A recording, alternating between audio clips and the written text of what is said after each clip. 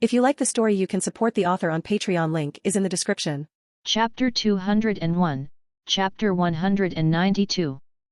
I don't know how long I stood there, holding her tight as if she would disappear if I let up for even a second. She didn't speak, nor begrudge me for this, and she made no effort to move out of my embrace. If anything, I could have sworn she pulled herself just a little bit more into my arms. I hope you remember who I am, otherwise this is going to be really awkward. It almost came out unconsciously. A sometimes default reaction when I'm uncertain or otherwise nervous. To make light of the situation, she shifted in my arms enough that she could look me in the eyes. It was only another moment before her lips were pressed softly against mine. I didn't realize how much I wanted this again until I got lost in her touch. It was quick, but I could feel the emotions delivered through the kiss, only lasting another couple seconds before she pulled away. Her head lightly pushed against mine, our noses almost touching and our breath tickling each other's faces. Does that answer your question? She gave me a smile that made my heart thump loud in my chest. I think I need to be persuaded some more, I replied without a hint of shame. Her little giggle met my ears and I couldn't help but squeeze her just a little tighter. It seems you have grown more bold in my absence. I stiffened a little, looking away from her eyes at the mention of our time apart. I missed you. A barely audible whisper left my throat. You sweet boy. She went in for another kiss, just enough to dismiss the melancholic feelings. You went through the trouble of summoning an old witch like me. She gave me another little peck to make sure she had my full attention. This Skadic won't leave your side again. I made a mumbled grunt as I buried my head back into her chest. You're not allowed to leave again. Phew phew phew. I felt a hand run through my hair. Did this Skadic not promise you already? Her breath tickled my ear. I'm yours, am I not? Mine. I repeated quietly, a possessiveness that sprouted in my heart. Hearing her giggle again, it just continued to make my heart flutter. Now. She poked me once more. Introduce me to your companions. I believe we had made a spectacle enough of ourselves. For the first time since her summoning, we broke apart. Oh no, don't mind us. Gramps spoke up with obvious amusement on his face. I was just enjoying the show. Skadic looked mildly amused as well, opting to adopt a little smirk on her face. With a glance back, she began to chide me. Wilhelm, should I teach you a lesson on proper manners? She nudged me. Honestly, I missed this aggressive attitude of hers just as much as her gentle side that usually stayed hidden. Skadic, this is Kisker Zelretch Chwinorg, my grandfather. I gestured towards him. Queen of the Land of Shadows. Zelretch decided to be a little more grandiose with his greeting. I am honored to meet you, immortal witch. He did a slight bow in her direction. I remember, between the various lessons I taught him, he would mention you at length. Skadic tone turned slightly more polite. Lesson? You mean beatings? I tried to clarify. She turned to me with a smile on her face. Do you require another lesson so soon? I cleared my throat. Proceed. I took a step back. She's still got it. Drake began to laugh in my soul. Scathatch clasped her hands respectively. Master of the Second, Slayer of the Crimson Moon, the honor is mine. She also did a bow, practically mimicking his actions. I suppose the Grail's information is filling some blanks. I muttered at her apparent knowledge. Indeed. Zelretch stroked his beard. Now that the stiff formalities are out of the way, shall I call you granddaughter? He said with a mirthful grin. Skadic let out a laugh. I can see where my student gained his attitude. And I would welcome the new title to my name. Well, that was easy enough. Then again, they're both the type not to sweat the small stuff. He called her granddaughter, and she accepted it without any fuss. Taking the break in the conversation as a K, it was my servant's turn for introduction. And my servant who fought with me during the war that retrieved the grail I used to summon you. I pointed over to Raya who was, not the most pleased right now. Yet, she did a good job of keeping her face even, but I could practically feel the annoyance radiating off her. I am Minamoto no Raya, leader of the 4 heavenly kings. She said almost, challengingly. Skathuk raised an eyebrow.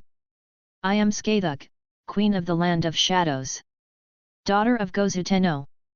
Raya stood proudly, which is odd considering she didn't like to speak of her Oni heritage much. Godslayer. Skathuk didn't back down either. Raya twitched, a visible look of anger flashed across her face. And suddenly, this was taking a turn for the worse. I wish I had the mental link with Skathuk at this point. No, I don't even have command seals for her despite the fact that she's a servant. You merely had to look at her own hand to figure out what happened. It wasn't a mere summon, otherwise that would have wasted the grail in such a way I would be ashamed in myself. No, it also incarnated her upon her summons, while also layering several other versions of herself on top one another to make her vessel perhaps one of the most absurd in existence. Frankly, I think only a grand servant could beat her in that respect. A side effect: no mental link to communicate with her. Raya. I tried to speak softly through our link, soothing her. Please calm down. She perked up, eyes darting to me. Master. She sounded indignant.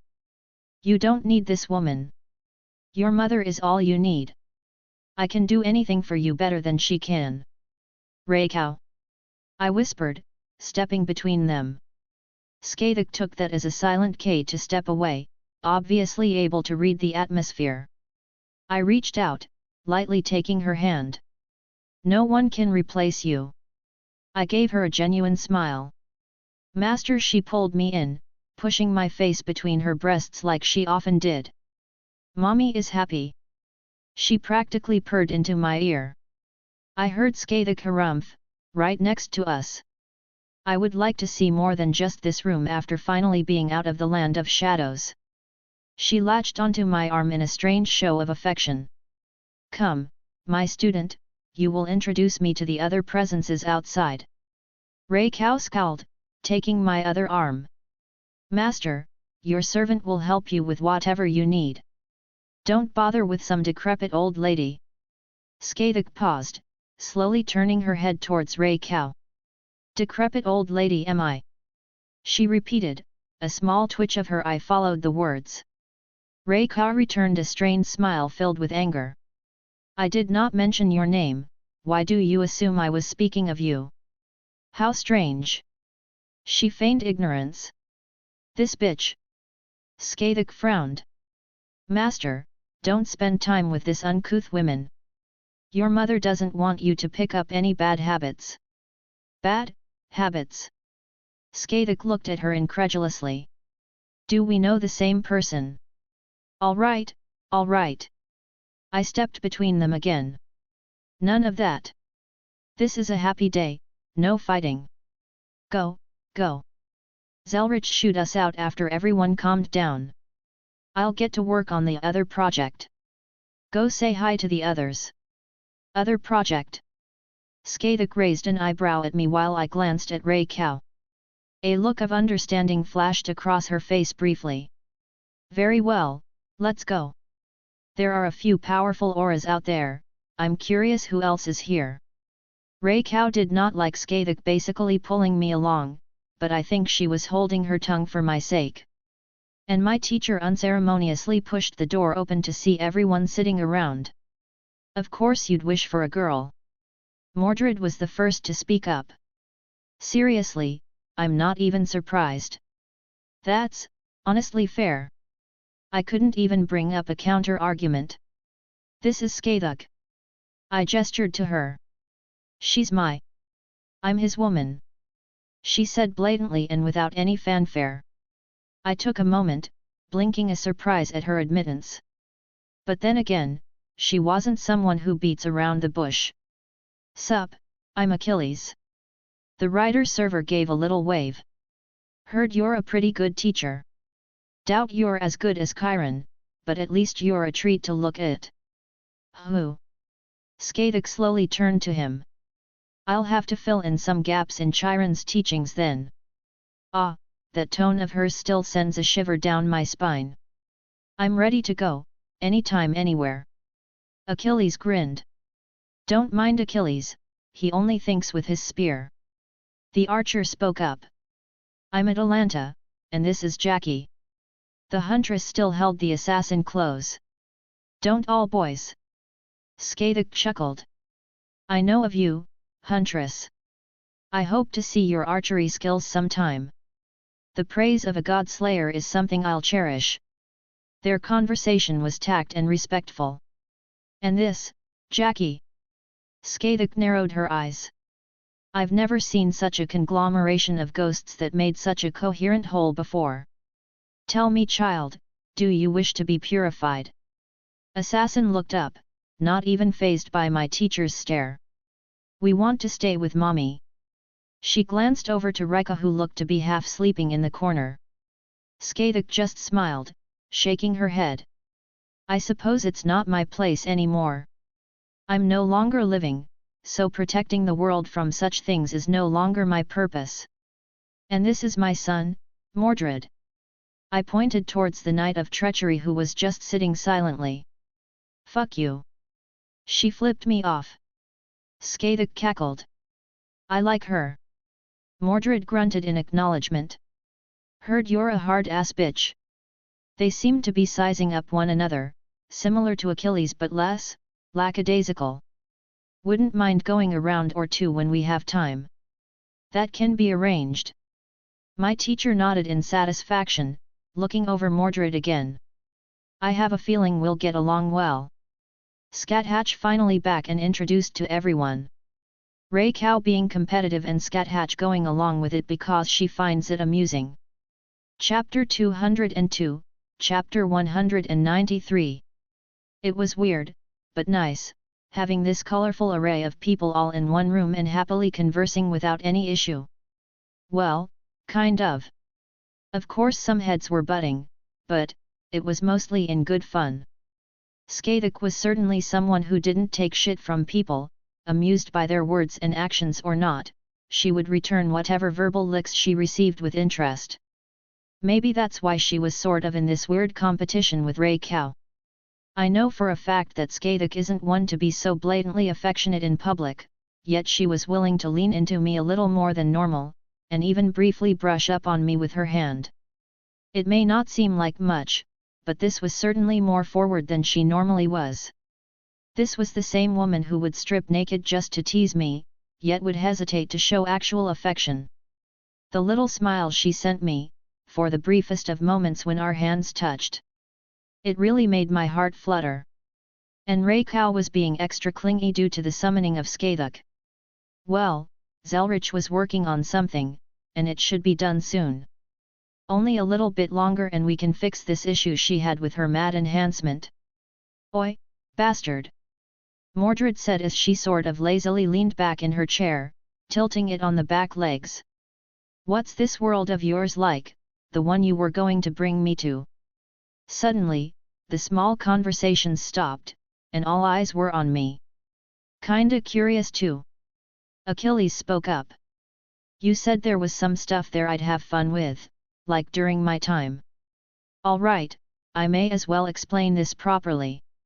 I paused for a moment, mulling over how I should begin. To start off, basically, the age of gods never ended. That isn't a perfect explanation for my birth world, but it should give you an idea of what's going on. Everyone's still around, even my mom. Achilles asked. Honestly, I don't know about your mom. I do know there was a long period of warring that happening between the supernatural communities of the world, and many factions lost some or most of their numbers. How is the world even standing? If the Olympians went to war, I can't picture humanity still surviving.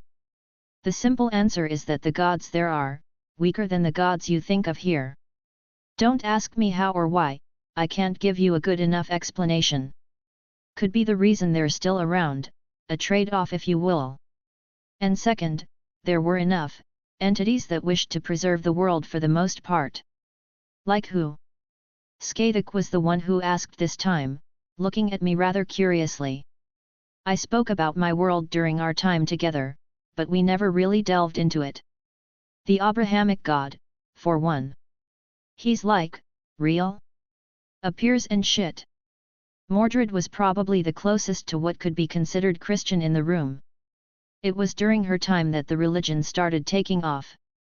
Even Artoria believed in that specific worldview, despite never voicing her beliefs. Yup. I said simply. His angels appear on Earth all the time. If you really wanted, it wouldn't be hard to meet some of them. Hell, they'd probably love to sponsor you or something if you were inclined.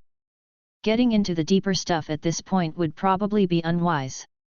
I'd let her settle down first before dropping any of those huge revelations on her. Will process that later. Mordred wisely decided not to think too deeply on it. So yeah, supernatural factions, everyone you could think of is up and about. I nodded before realizing something. Oh. I turned towards Achilles and Atalanta, the latter of whom still had assassin in her lap. I forgot to mention, I'm not entirely human. I fucking knew it. Achilles perked up. So what are you? The Grail gave me info on yokai, you something like that. Half-devil. I corrected. It was weird admitting it so blatantly and not being flamboyant about to ease the tension. Achilles just blinked. Hey. Yeah, my old man is actually Lucifer. Though, not the Lucifer you probably think about that the Grail told you. No, the original died way back when and it's now used as a title like president or something. Sounds weird. Mordred looked uncaring, which made me smile slightly. Alright, so everything exists, God, devils, other gods, yokai. And somehow, it's not complete and utter fucking chaos. It sounds strange when you word it like that, but yes. The supernatural is hidden from the greater world, though they're less bloodthirsty about it there. If you want to tell someone about the secret, no one's really going to bat an eye. You go into the middle of the city and start shouting about everything going on behind the curtains, and you're going to get people pissed. They needed at least a minimal rundown. So you're saying there's plenty of strong people to fight? Achilles grinned. Oh, hell yes. Mordred slammed her chair down. Yup. I actually fought Okada Tsuji over there. He was reincarnated into a devil. I blinked in realization that I hadn't explained that shit. And stay away from devils trying to use something called evil pieces on you. It turns you into a devil, and you become slaves under them. Got it, tell devils to fuck off. Mordred seemed uncaring. So, where are you taking us? A small dimension overlaid atop Kyoto over there that houses a good portion of Japan's yokai. It's ruled by a nine-tailed fox by the name of Yasaka, whom I am acquainted with. God, how many women are you fucking? Mordred huffed. Language, there are children here. Atalanta chided. Please, she's probably older than I am. Mordred rolled her eyes, clearing speaking about assassin. I was speaking of Achilles. She smiled. Hey! The Greek hero exclaimed. Tell me of this fox. Skathik interrupted, looking at me intently. Oh shit! Mordred whistled with a laugh. I'm more curious about the Greek gods. Is my teacher still kicking around over there? How about Herc? I always wanted to fight him. Achilles seemed to start speaking his mind. Anyone I would know still around? I would bet a lot of fucking money that the flowery bastard is still alive and doing shit. Mordred added on. Is Lady Artemis alive as well? I couldn't imagine her dying. Atalanta joined in. I wonder if she would welcome me. My student, my question has not been answered. Skathik placed her hand gently on my arm.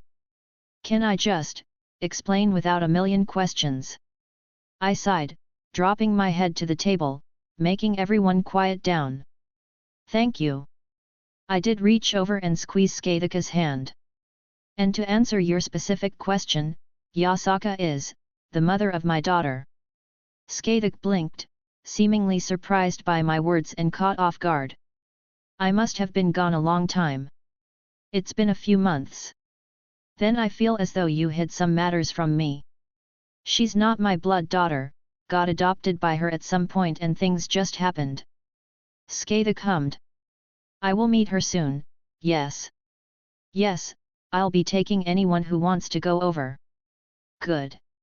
She nodded simply. Now. I clapped my hands. Important matters, and no more interruptions. I eyed everyone in the room. So, I know Yasaka, one of 2 people who rule over Japan's yokai. I have a home in Kyoto, which she rules, that is anchored to several worlds so you can use it to come and go to various places. If you want to stay over there, I can set you up with the needed stuff like identities and money. I paused to allow everyone a chance to now ask questions. Alright, so do you care what we do? You're not going to hold this over our heads or anything, right? Achilles questioned. No. I shook my head. Well, I'd like to say this is conditioned on you not becoming my enemy, but I think we both know how that'll end. I gave him a smirk. Really, want to test that out right now? I would be more than happy to in his place. Skadak glared over at him. Surprising me how defensive she was being of my person. Achilles clicked his tongue. Fine, whatever. I just wanna check the place out and see what's what. Good. And I understand you all probably don't want to stay with me, so setting you up with your own places won't be hard, and finding work that you would like. That is to say, hunt down monsters or strays and stuff like that is always in demand. Damn, that sounds awesome. Where do I sign up? Mordred immediately perked up. I'll talk to Yasaka. Funnily enough, there's actually a descendant of that world's Arthur working under her due to some circumstances. Mordred blinked. Really? Yeah, the dumbasses there name themselves after you all every generation for some reason. His actual name is Arthur Pendragon. His sister is Le Fay Pendragon, and their father's name is Dash. Can you guess it? I sighed. That's fucking stupid. Mordred scowled. Is someone named after me? Not that I know of. And I have the sudden urge to go beat some idiots up. Hey, I'll happily join in. I think Artoria would like to have some words with them too, so it can be a bonding experience. Mordred paused for a moment. Is father over there? She's in another world at the moment, but she lives at my house, which you can visit. I eyed her reaction. And I assumed you would like your own place and be able to come over at your own pace. Mordred nodded slightly, but opted not to speak her mind, so I didn't push it. Alright, so, I already told Assassin and her master their options. They're going to live over there and enjoy a somewhat peaceful life. What you lot do is up to you, but if you act stupid, I'm going to get pissed. And that also means no telling anyone where you came from. I don't want to have to deal with people coming after me because of that. I have no problems as long as you don't restrict my freedom. Atalanta still rubbed Assassin's head. The latter of whom seemed to accept her new place in life. But what about Medea? You said she was here. She is in this world we're in at the moment. I confirmed. And I plan on anchoring my home over in the city she lives in at some point. That being said, she is expecting you, but I didn't give her an exact time or date. I thought both of you would like a heads up before one or the other just decided to drop in. That's considerate. Atalanta accepted my intentions. Thank you. She sent a nod my way, one of appreciation. It would probably be best that Medea knows specifically when we will meet. Yet, dropping in on the Witch of Betrayal abruptly with a not-so-great history for dealing with surprises may not be the best of ideas. Carrie, Rika. I glanced towards the 2 quietest people in the room. They were off in their own respective corners, trying to appear as small as possible. Anything you both want to add? Any issues you want to bring up, or any questions? I couldn't fault them at how hesitant they were being, seeing as they were both regular humans as such. It was probably a bit intimidating to even hold a conversation with these people. Yet, Carrie stood straighter. When am I getting paid? Mordred snorted and let out a laugh. I cracked a smile, and the mood in the room lightened up a little bit. Whenever you want. But, you wanna come on over with Mordred, or do you want me to send you back to your own world line? The chance to see another world with phantasmals still walking around? I may not be much of a magus anymore, but that's not an opportunity I can pass up. Carrie for his part actually seemed genuinely interested and not just going with the flow. Yeah, Master. Mordred cheered. This is gonna be awesome. I have no complaints if you are still fulfilling your end of the bargain. Rika's words were straight to the point. I am, I just need to make sure everything is settled with Yasaka and then you're in the clear. Thank you. She said quietly, and I took that as a key to stop pressuring her with responses. Zelretch chose that moment to walk in, grabbing everyone's attention. Ah, Wilhelm. He turned towards me. I have the issue settled and we can manage that when you have some time. Also, when you get back from dropping everyone off, I have some personal matters I wish to speak to you about. Personal matters? That sounded odd. I don't think I've ever talked to him about his own personal matters. The way he worded it meant that I didn't have knowledge of them, which meant it's something I'd not gotten when receiving his memories. No problem, Gramps. I replied. It sounded like it was something important, so I wouldn't waste too much time. Alright kids, anything else before we go? I think you're the youngest in the room. Achilles deadpanned. Hey. I blinked at the realization. Anyways. I flipped my hand over, letting Mirage drop into my grip. With a quick swipe, a portal opened up. Off we go. Chop chop. I clapped my hands. They all unceremoniously walked through the portal until it was just Raya, Skaduk, and I left. Ready? I offered my arms to both of them. Phew phew. Skaduk let out a small chuckle. How interesting. All manner of beasts, gods, and demons still about? I'm a little excited for this world of yours. Raya glared at her but took my arm happily. Master, I look forward to seeing my home again. She beamed at me happily. Skaduk was the one to send a small glare her way before lightly reaching out for my empty arm. Well, it seems like you have things well in hand. Zelretch just chuckled at my predicament. See you soon. He waved us off as we stepped through. Stepping through, I heard Mordred whistle, looking out across the town. Seeing is really different than hearing. She muttered as there were probably hundreds of different yokai several blocks down, all going about their daily lives.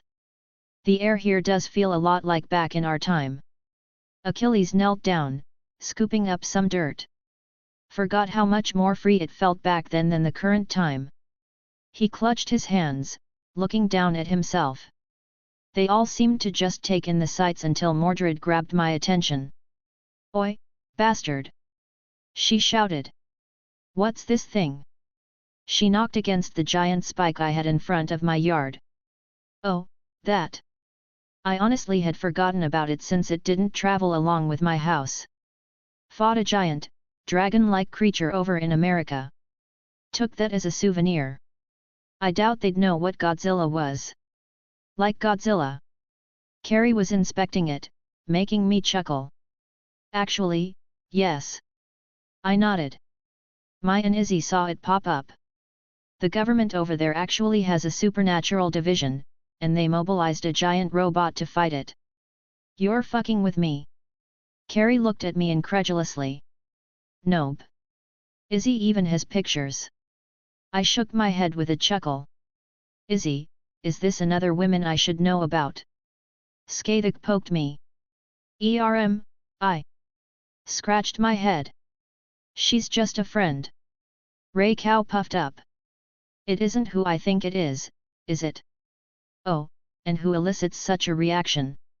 Scathach seemed interested. I may or may not be friends with Izanami no Mikoto, I said quietly. Interesting. Scathach gained a strange gleam in her eye. Your life is weird. Mordred just blinked. Well, not one of my gods, was Achilles' response. Anyways. I clapped my hands, changing the subject. Alright, so I need to go talk to Yasaka. I doubt you lot want to tag along. Boring. Nat, I wanna go explore. I need to keep this idiot out of trouble. Atalanta jabbed her hand at Achilles. I would like to walk around. Rika's low voice reached my ears. I should keep Saber from doing anything to cause problems. Carrie scratched his cheek. We wanna go with mommy. The assassin servant pouted. Herding fucking cats. Is this how Artoria felt all the time with her knights? Right. I sighed. Alrighty then. I went into my ring and took out a large amount of currency for this time and place. Thankfully, money wasn't really a factor. Rika. I walked over to her. Just to tie you over until I settle everything. I handed her a big stack of bills. Thank you. She actually smiled. Come along, Jackie. I'll treat you to some ice cream. Ice cream? The little girl asked in confusion. It's a little treat for being such a good girl. Her master leaned down, giving her a little kiss on the forehead. Ooh. The little murderer practically had stars in her eyes. Use my name if you get into trouble. I raised my voice so she could see. It at least has some weight here right now. And at the very least, I'm connected to Yasaka, so that should give them some safety in the legal sense if anything arises. She raised her hand up in acknowledgement before disappearing down the street. Carry. I hand out a good chunk of money to him as well. Consider it a gift. She did good, treat her to whatever. Hey, I'm right here. Mordred huffed in annoyance, but that little twitch at the corner of her lips really removed any thoughts of her being truly upset. Alright, if you see things on fire, assume we're in trouble. He nodded happily, almost eager to explore the area. Let's get something to eat, I'm starving. Mordred happily followed behind. I smiled watching them leave. Alright, here you go, Atalanta. I handed her quite a bit as well. I suggest getting some modern clothes. That's a good idea. She looked down at her armored gauntlets and current attire. Thanks, man. Achilles shifted slightly. You didn't have to do all this. I paused and couldn't help but smile. Nah, you deserve something good. I held out my hand to him. He smirked, grabbing it. Just don't go soft. I want a rematch eventually. The two Greek heroes sauntered off somewhere, but I knew that Atalanta would at least keep him out of significant trouble. Now, ladies. I looked up at both Raikau and Scathach. Am I to assume you both wish to follow me? Scathach poked me with an eye roll. You ask questions with obvious answers. Mommy will go wherever her son goes. Raikau said without hesitation. And I didn't miss the way she shifted to her normal clothes, those that showed off her amazing legs. And I think Raikau sent Scathach a smug smile when she noticed my gaze. Scathach snorted, but didn't respond even as we began our walk towards Yasaka's manor. Are you okay, being out here like this, Raikau? I asked my servant. She had been taking many glances here and there, some scowls appearing as she eyed certain yokai that walked down the street. It's strange. Even back in my era, when there are a few yokai that did live among humans, it wasn't like this. She's right. Scathach spoke up, agreeing with my servant. Even over in Ireland, with all the fae folk, and other monsters that walked about. There were some that did live among humans without issues, but this place has a different air about it. I feel no need to draw my blade. Reiko muttered, almost in defeat. Skada hummed. It's peaceful. It's strange that their little rivalry was kind of put on hold. A shared culture shock that both of them were experiencing. It's nice. Skadik finally muttered. Yes, it's a welcome sight. Reiko seemingly agreed. They looked happy. Content maybe. It was a hard expression to describe. This should be her manner up ahead. I lightly pulled on their arms, grabbing their attention. A heads up, I plan on revealing to her our origins in this meeting. I wanted to do so soon regardless, but the time feels right. I have no issue with such a course of action. If this woman means anything to you, then having her in your confidence will not bother me. Skadik seemed unconcerned. I will follow Master's wishes. Reiko smiled. It was as simple as that. Hey? There are many guards. Skadik eyed the surroundings. And they all have their eyes on us. Tengu. Reiko said quietly. I have never seen so many in one place. Their clans mostly stayed away from me before. Don't worry, they're friendlies. I smiled towards them. Young Lord. A familiar Tengu appeared in front of us with a burst of speed. Welcome back, young Lord. Soma, it's good to see you again. I eyed him. And it looks like you got stronger since we last met. It's my honor to be remembered by the young lord. He bowed his head. This one has made some gains on his training in your absence. Well done. I praised him. Is Yasaka in? Yes, she is awaiting you at the same place. He stood up, head still bowed as he gestured towards the gates. She has also already been informed of your companions. Thank you, Soma. I nodded. I will head over then. Young lord, I wouldn't dare allow you to go without someone leading. Please allow me to show you the way again. He quickly tried to explain himself as he walked forward. Ah, proper manners. Very well, let's go. All these guards, they seem to be just the basic lot, yet they're all at least this level. It is impressive in its own way. Skadik looked around. Your words honor me, madam. We are in fact the weakest unit. As you enter deeper, the strength increases as well. He didn't shy away from my teacher's blunt comment. I may not be at their level now, but I will work hard to reach such heights. Makes sense. They wouldn't want their strongest shown around at the gates every day. You have a good attitude. She smiled. I have a feeling I'll have some free time soon. Maybe I should inspect these guards of hers. Why did I feel a chill down my spine? Are all of the guards here Tengu?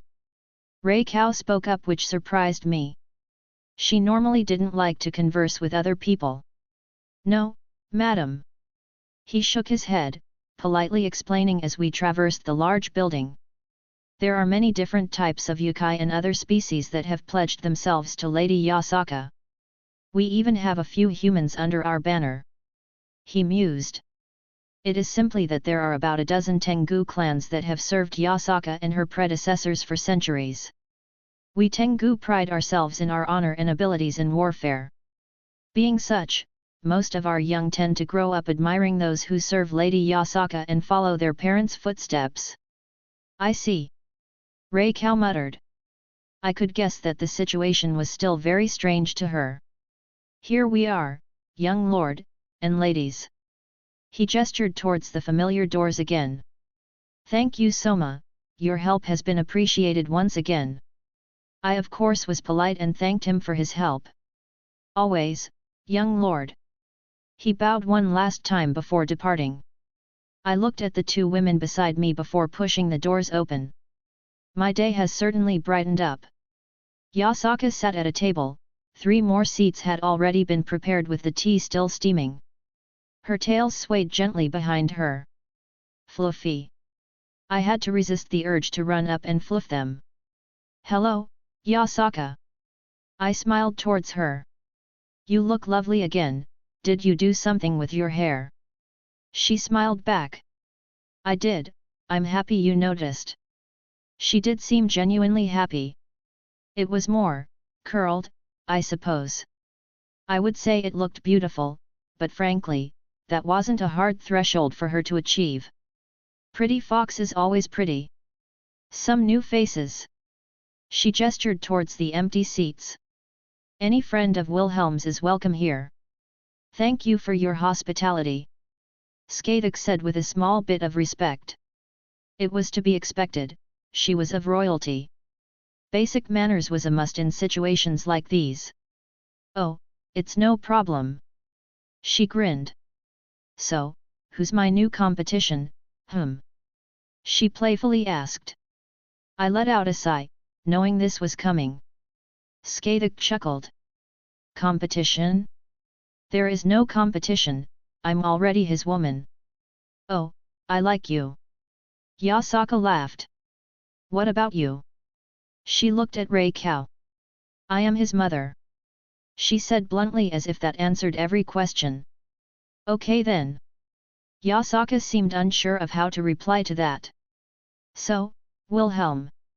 What brings you over to my little neighborhood? Can I not just come to see you? I asked. I will always welcome you in my home. She gave a gentle smile. But I can see that look on your face, that you're holding something back. I'm able to separate business from personal if it's an issue of that kind. No, it's not like that. I let out a sigh, biting my lip. It was hard, being forthcoming like this.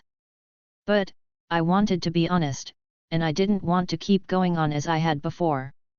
I trusted her, I genuinely would trust her with my life, why couldn't I trust her with my secrets? I knew it was ridiculous, but it was one of the hangovers I still had. I wanted to tell you some of the secrets I've been keeping. You deserve to know if you're going to be in my life. Yasaka perked up, that little mischievous smile she had on her face turned to something more natural. Girls, can you introduce yourselves? I asked my companions. Yasaka looked confused but didn't interrupt. I am Skadik, Queen of the Land of Shadows. My teacher did not even hesitate to reveal her true identity. Reiko stiffened, sitting up a bit straighter, probably due to some competitiveness she was having with Skadik. I am Minamoto no Reiko, leader of the 4 heavenly kings. She stated. Yasaka stared, barely blinking before slowly turning to me with a questioning gaze. I have a lot of things to talk to you about, I said with a wry smile. And chaos has been let loose onto the world. So, I should be somewhat back on my normal posting schedule as I'm feeling close to normal now.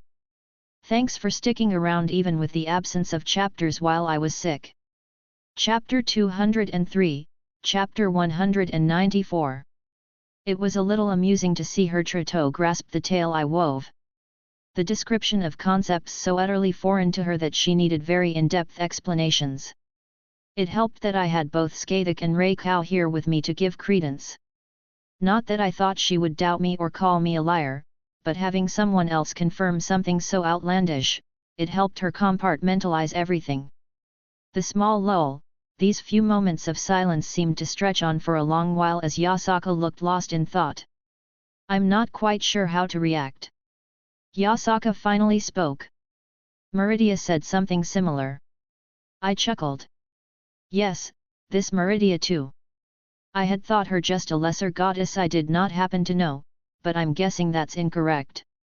She looked at me expectantly. Oh yes. Frankly, I would have the confidence to go into the dimensional gap and slap the Great Red with her at my side. Yasaka opened her mouth and closed it again slowly. That is another conversation for later. She seemed to push that aside for now. And dare I ask about Artoria? I'm assuming. She glanced at Reiko and I could guess her thought process. She's also not from this version of Earth, but anything else I would like to have her reveal. I replied. And Jin? Yasaka asked again.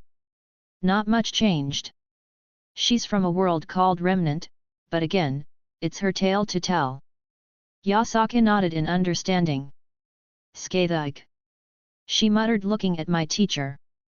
The God-slayer smiled happily as Yasaka turned her attention onto her. I'm surprised that such concepts are not widely known. Even during my era, the concept of parallel worlds was not something untouchable. Perhaps it was more ambiguous in understanding, but still known regardless. I've only heard of the idea from human sciences and their theories. Yasaka shook her head. If it is known, then it's kept at the highest level of secrecy among the more powerful. I doubt it's a completely unknown idea. I interjected. It's how scrying the future works, or other variations of such. Looking at many possibilities along other world lines. Yasaka tilted her head, slowly adopting a look of contemplation.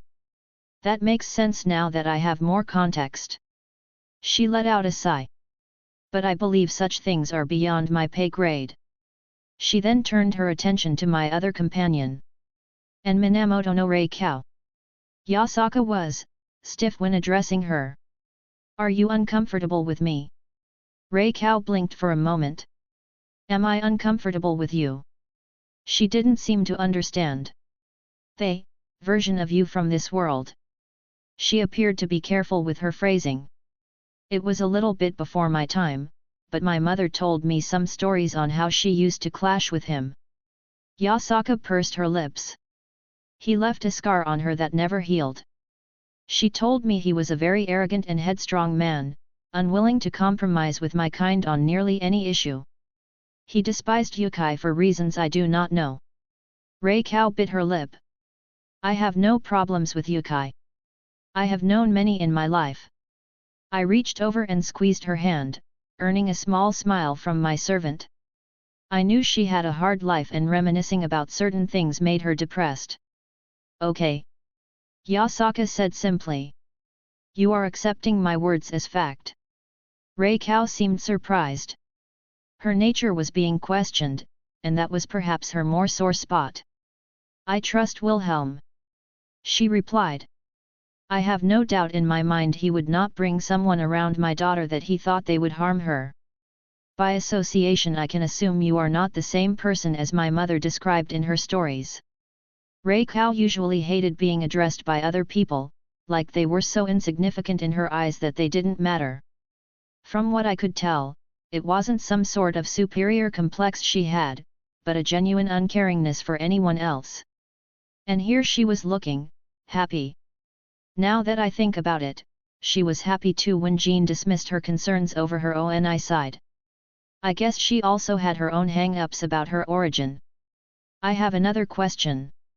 Yasaka decided to speak up again. Your grandfather? Yes, that was my home world. I replied, knowing what she was going to ask.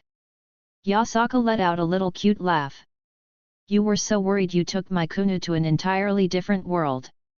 I panicked. I huffed. I knew my grandfather would take good care of her. That's adorable. Scathik went to pinch my cheek with a little laugh as I took the abuse. My little student, all grown up. Oh my, I didn't even think to ask.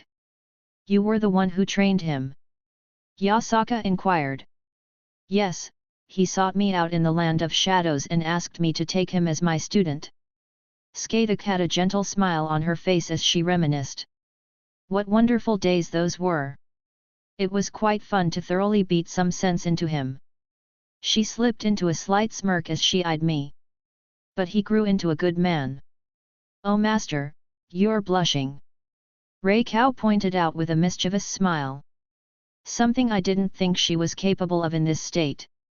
Though I guess it was her focusing on me more so than the others. I groaned, letting my head fall to the table. I knew letting you all meet would be a bad idea. I believe this is the perfect moment for some stories when he was under my tutelage. Scathik had that tone in her voice, the one that I remembered when she wanted to mess with me. I recall the first time I had him on the ground, my foot on his chest. Can you guess what his words were? Nia. Let out a sound I didn't know I could make as I tried to silence her. She just laughed, holding me back. There was a good while of them talking, basically around me, but I didn't fault them for that. They were getting to know one another, for lack of a better term. Reiko was still sort of outside the conversation, merely paying attention when I was involved. And I'm really hoping Gramps is done with the issue soon. And I'll definitely have to properly thank him when it's done. Yeah, and some of my more embarrassing stories being told by Skaidic to Yasaka, who of course will never let me live them down. Oh well. I wouldn't mind the teasing if it meant they bonded over it. But I will find Skaidic's weakness and exploit it ruthlessly. Unfortunately, I did have a matter to bring up, disrupting their idle chatting. I forgot about a semi-important matter before. I interjected. And this isn't an attempt to shift the subject. I don't believe you, but continue. Yasaka replied without missing a beat. So, Skaidic and Reiko aren't the only ones here. Probably should have led with this, but I was distracted. Yasaka blinked. A more thorough explanation, please. Well. I scratched my cheek. Mordred is here, checking out the area. As are Achilles and Atalanta and Jack the Ripper. Wilhelm. Yasaka's tone turned dry. Did you say you just released a serial killer unto my city? One whom I am even aware of as a technically reclusive fox spirit that lives on the complete opposite side of the world and doesn't interact much with human society outside of my immediate vicinity. Spot me here, sweetie. I turned to Skaidic. She gently reached her hand up and patted me cheek. Dig yourself out of your own hole, sweetie. She repeated with a little sarcasm in her tone. Reiko. I wished to remove the conglomeration of specters at our first meeting, Master. Want to try again? Yasaka raised an eyebrow. Yes. I sighed. All right, so it's more like a big group of ghosts all pushed together into a vessel that could be called Jack the Ripper, but not actually Jack the Ripper because their identity was never known. So more like the idea behind their legend, if that makes sense. Yasaka looked thoughtful. I can understand the gist of what you're saying. But I follow up with, why did you bring them to my city? It's actually a little girl that wants to live quietly with their mom. I offered. I hesitantly accept this explanation for now. Yasaka sighed. But, perhaps I'm not the best person to host such a creature. Well, if you don't want them around, I can find somewhere else to set them up. They just wanted a quiet place to live without disrupting normal humans. No. She waved off my response. I meant, I believe there is someone better. She clarified. You are aware I rule only over of Japan's yokai, yes? She asked, though it was more rhetorical, so she continued. Well, I guess there are technically some autonomous clans still up and about, but more or less, I rule over half of Japan's yokai. And on the other end there's that old man who deals with many more, aggressive yokai, ghosts, and demons. Honestly, I think he just likes taking in the troublemakers. It's probably why most ONI clans tend to migrate towards his territory. ONI. Reiko perked up, now paying rapt attention. Yasaka paused. Yes, though they don't get up to much trouble like in the past. That old man keeps everything contained these days. Well, it's obvious Yasaka caught on to Reiko's situation, even if she probably didn't know the details. Nurarihayan, hey. I rubbed my chin. Nurarihayan. Reiko's eyes shot open. Do you know him? Yasaka asked in confusion. I did not think he was that old. I remember he was around during my mother's later years, but I hadn't heard anything before that. Reiko shook her head. I had several run-ins with that man. She huffed. And he doesn't have an age. His ability to go undetected isn't constrained to living beings. He was able to slip out of the perception of the timeline if he wished. Such there is no point of speaking about age when he could be unperceivable to the passing of the years as well. Well, isn't that a frightening thought? Sounds more like a true ancestor than a mere yokai. Yasaka blinked at that. That sounds very different than the one I am used to. As strong as he is, I don't believe he's capable of a feat like that. Honestly, I don't think most gods are capable of messing around with time unless it lays within their domain. Yes, Wilhelm informed us that the deities of this world are weaker than the ones we're used to. Skathik spoke up. If I had to guess, I would say their natures are different enough that they are not allowed certain permissions to the world's underlying concepts as custodians. That was my initial thought. The trade-off being their sustainability away from the world's control. I nodded along. I'm lost, but I fear I don't want to know. Yasaka commented. Going back on topic, these people you have running around my territory. Oh, yeah. Well, my house is connected to several different worlds, and they seemed like a bunch that wouldn't mind getting their hands dirty minus Jack the Ripper, so, if you have some monsters or strays that need killed. Yasaka seemed surprised. Actually, that would be helpful. There had been an influx of stray devils, roaming yokai and other unsavory elements popping up after what happened before. So, in the immediate time frame, I just wanted to set them up with homes somewhere. I have the money to pay and everything, but I felt it appropriate to wait for your blessing due to their status and strength. I appreciate the thought. Yasaka smiled. And while their identities could be potentially politically hazardous, I do believe their presence may outweigh any negatives. She reassured me. I have some properties here or there that are unoccupied. I'll have someone fetch the documents for them. Thank you. I replied with sincerity. Oh, think nothing of it. Her tails swayed happily. I can do something this easy for the father of my daughter without a second thought. She grinned, watching both Skathika's and Reiko's reactions. The mischievous fox. Speaking of our daughter. As if right on K, the door opened and a little kitsune walked in. I turned to look, and she appeared just as surprised to see me as I was her. Daddy! She shouted, rocketing towards me. I was already out of my seat, sweeping her up in my arms. My little fox! I hugged her tight. Always going straight for Daddy. Yasaka giggled, still seated. Kusanagi finally pulled away, but still tugged on my shirt as she pulled me towards Yasaka. Mohom! Why didn't you tell me Dad was back? She whined. I just found out earlier, sweetie. She lightly poked her daughter on the nose. And behave, we have guests. Kusanagi blinked, looking around as her eyes landed on my companions. She looked a little sheepish as she tucked her head down a little. Hi, I'm Kusanagi. She said quietly. Skathik stood up, walking the few steps over before lowering herself down to Kunagi's eye level. Hello, little one. My teacher was astonishingly gentle as she introduced herself to my daughter. Now that I think about it, I had never seen her interact with children before, so this was entirely new ground I was treading. Are you another one of my aunties? She hesitantly asked, seemingly accepting the idea quite easily. Skathik eyed me for a moment before looking back down at Kusanagi. Yes. Yes, I am.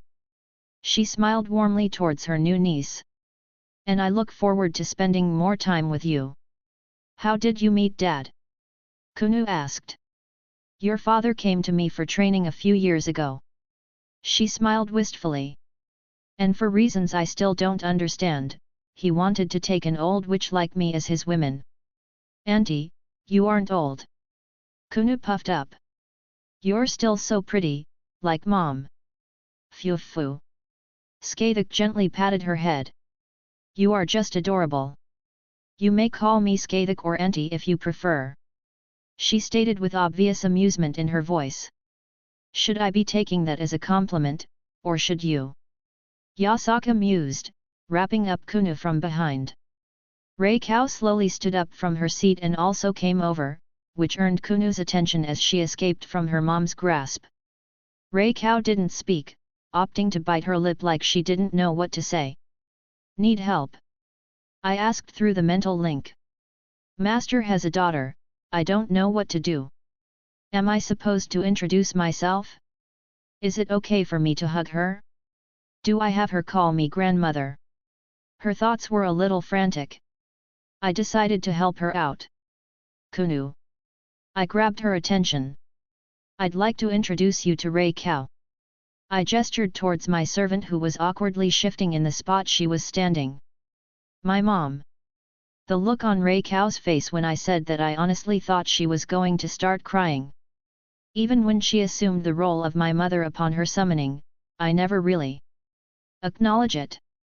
It felt weird to say, but it was simple words for me, and even in her madness, it seemed like a big thing for her. So why not? I have no idea what's going to happen once we fixed her, for lack of a better word, but in this moment, I can't say I've ever seen her happier since we've met. Ray Cow basically swept up little Kunu into her bosom. Such a cute girl. Ray Cow cooed. My granddaughter is so sweet. Well, that was easy enough for her to accept the relationship. I have no idea what mental gymnastics she went through when she was having trouble even speaking to Kunu a moment before.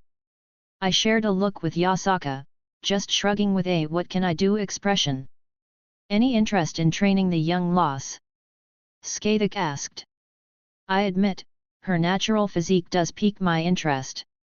Ray Cow harumphed. My sweet granddaughter doesn't need lessons from such a brute. If she wishes to learn to fight, I can teach her my clan's techniques. Brute. Skaitic scowled. Perhaps we should settle with this spar. How surprising that you wish to resort to violence. Ray Cow's sarcastic tone was obvious to all that could hear. Funnily enough, it seemed like this didn't even faze Kunu, who was watching them with unrestrained interest. I turned towards Yasaka, who looked at me and let out a sigh with a smile on her face. I couldn't help but chuckle at their antics. My smile only grew when I felt a fluffy appendage wrap around my waist. Ray Cow and Skaitic meet the little fox. Sorry for the late chapter, I took a nap and accidentally set my alarm to AM instead of PM. Chapter 204, Chapter 195. You know, I'm almost jealous. I admitted, leaning my head on Ray Cow's shoulder. I also had a furry tail in my lap as I gently ran my hand through the softness. Of which one? Yasaka asked with a little chuckle. Yes. I said with a cheeky little smile. Keep your feet facing forward. Skaitic knelt next to Kunu, raising her arm up as she held a spear aloft. Though, it was more a wooden stick given the lack of a spearhead. Good, now adjust your grip like this. She helped Kunu move her hands to the correct spot. Well done. Skaitic stood up, looking very proud. Cute teacher is cute. I of course took several pictures when she wasn't looking. Mom, look. Kunu called out, thrusting the spear under Skaidic's directions. I wonder how CU would react if he saw her acting like this. Funnily enough, I could easily guess this was Skaidic playing with Kunu. I doubted she has much experience with children, so this was probably how she defaulted when interacting with others. Mommy is watching. Yasaka waved to her daughter, who had a bright smile on her face. Where was this gentle teacher when I was training? If I did something wrong, it was followed up with me getting my ass beat. I chuckled. For good reason. Skaitic huffed, clearly in hearing range. Your sadism isn't a good reason. I deadpanned. Her head snapped to me. It seems you are in need of remedial lessons. Normally those words would have filled me with dread, but looking at her, I couldn't help but smile. I missed you. Skaitic blinked and deflated, like all the wind had been let out of her sails. If I didn't know any better, I think she pouted briefly. She kind of fumbled a response, just huffing and turning back to Kunu. Curious. I didn't dwell on it, instead bringing up the fluffy tail and pushing my face into it. I didn't want this to end, but I knew I was pushing it time-wise. Zelretch had asked me to come back after settling the others' issues. So, should we tell Kusanagi? I looked up at Yasaka. Yasaka didn't show any discomfort as I played with her tail. Perhaps she even enjoyed it if her expression was anything to go by. If you wished to, I would not object, she said calmly. But maybe we should wait a little bit. It's a valid train of thought. Don't want to give her an existential crisis or anything. Maybe best to wait until she's a little bit older? I'll trust your judgment, I replied without a second thought. Gods know I have no idea what I'm doing half the time. I shifted in my spot, sitting up and doing a little stretch. Is it that time already? Yasaka eyed me. Am I that easy to read? I frowned, still holding her tail. You have this look whenever you have to leave. She gave a soft smile. It's very cute. I ducked my head to avoid her eyes as her teasing tends to get an unconscious reaction out of me. I don't know how, but she could easily get me flustered, even when I had other women literally throwing their naked bodies at me. Gramps wanted to talk to me about something after the others were taken care of. It seemed like something pretty important, so I don't want him to wait too long.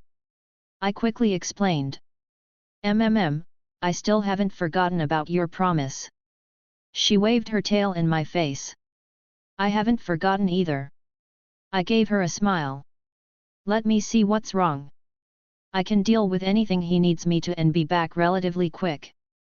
Then, I don't think I'll be going anywhere for a while. I'll hold you to that. Her tail slowly moved back behind her. I would also like to ask something of you. Sure, you need something. Need? No, but I would very much want it.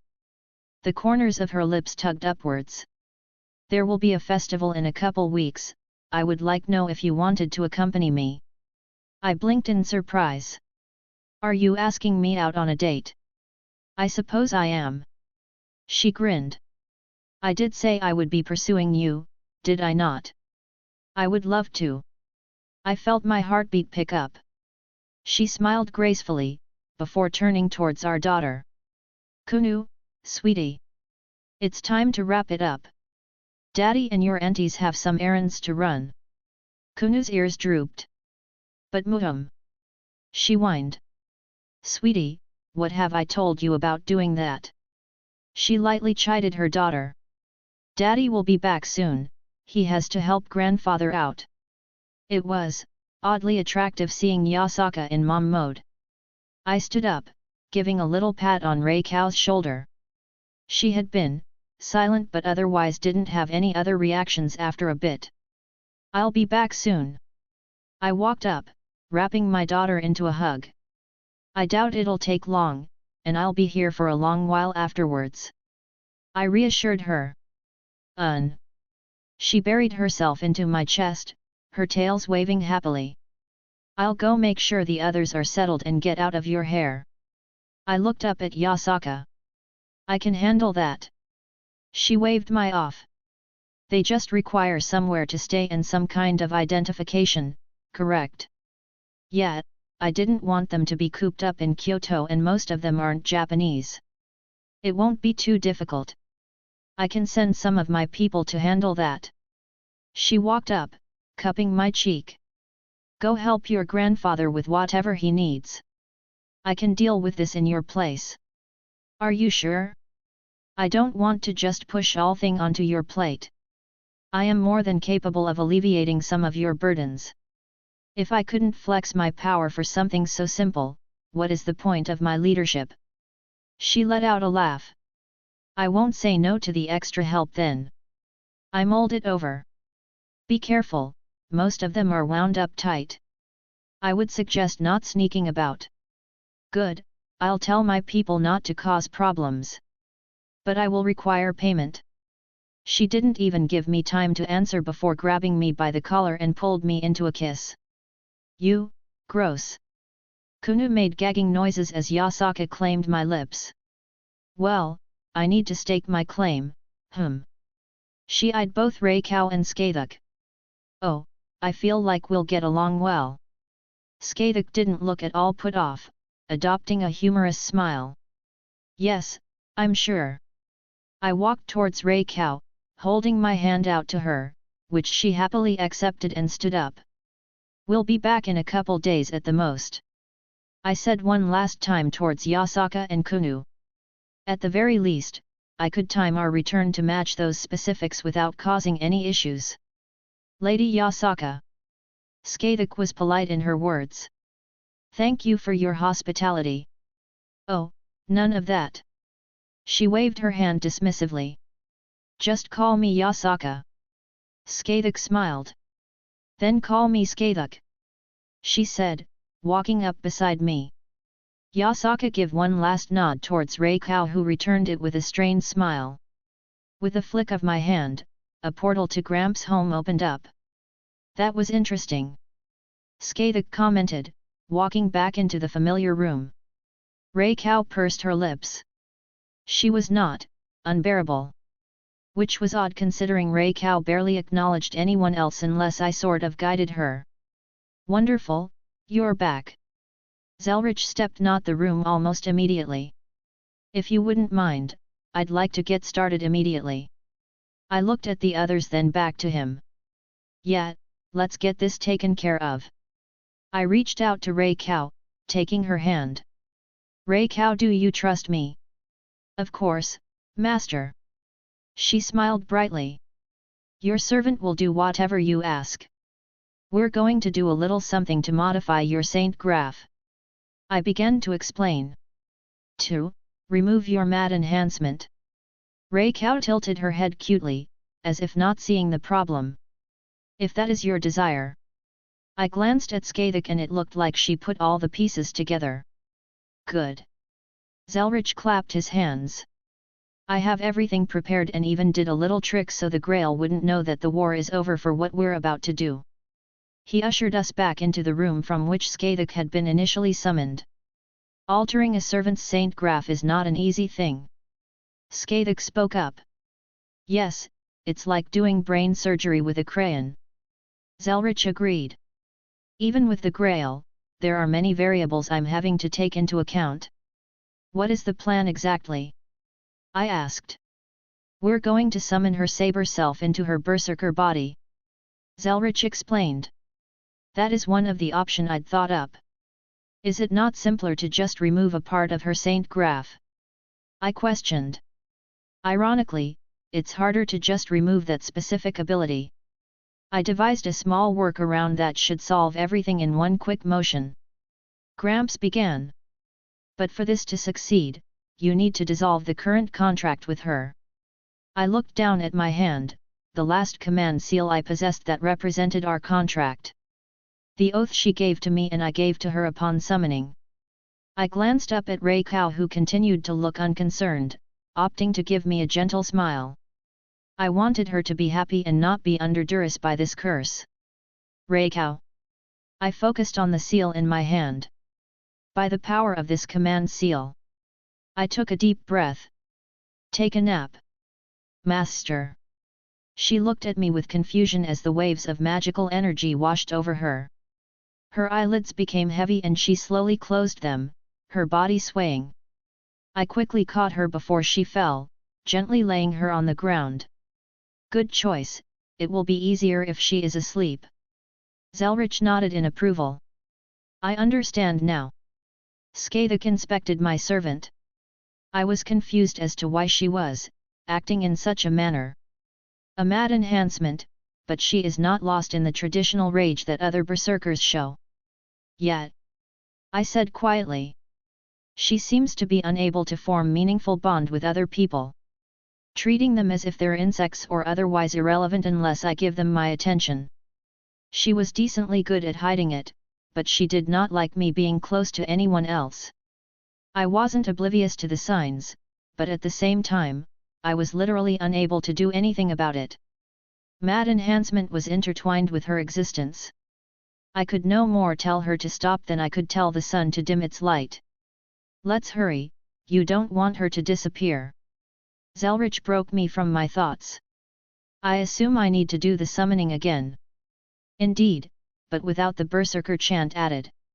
I nodded, holding my hand forward. The path that connected us is still open, so it should be easier. I said quietly, flaring my magic circuits. Let silver and steel be to the essence. Let stone and the Archduke of Contracts be the foundation. Let red be the color I pay tribute to. Let rise a wall against the wind that shall fall. Let the 4 cardinal gates close. Let the 3 forked road from the crown reaching unto the kingdom rotate. I hereby declare. Your body shall service under me, but my fate shall be in thy sword. Submit to the beckoning of the Holy Grail.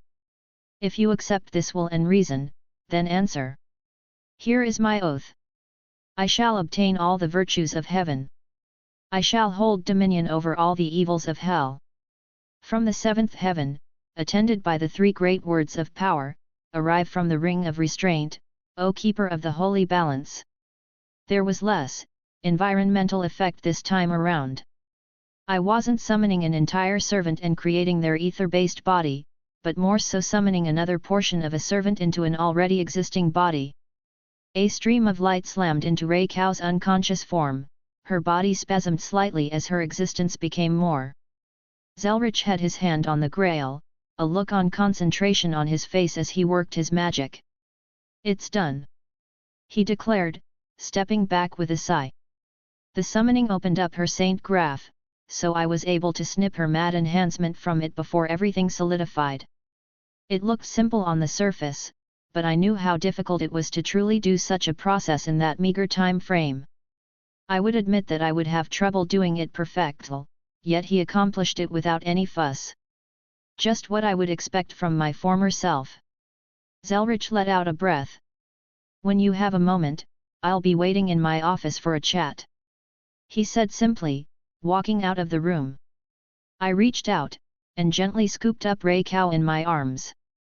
Skathik was silent as she followed behind me. I walked through Zelretch's home, finding my own room and laying her onto my bed. Let's hope there are no more issues. I brushed my hand against her head, moving her bangs out of her face. I felt a pair of arms wrap around me. You tend to overthink many things. Skathik put her chin on my shoulder. Even during my teachings, you would worry over the smallest details. I felt her breath tickling my ear. It's not hard to guess that your grandfather is quite skilled at any endeavor he partakes in. If he was unconcerned, you can take that as confidence that there will be no issues. I know, I said quietly, still looking over Reikau's sleeping form. I just worry when it involves people I care about. She let out a small giggle. Still that same sweet boy I met all those years ago. She ran a hand through my hair before I felt her lips land on my cheek. Should you make your grandfather wait? No, it seemed important. I shook my head. I reached out, taking her hand in mine before turning around. Those red eyes of hers, they were just as beautiful as the first time I saw them. My free hand reached up, brushing against her cheek. I finally got you back, but I feel like I keep having things pop up that take my attention away. This Skathik is not going anywhere, she whispered, her fingers interlocking with mine.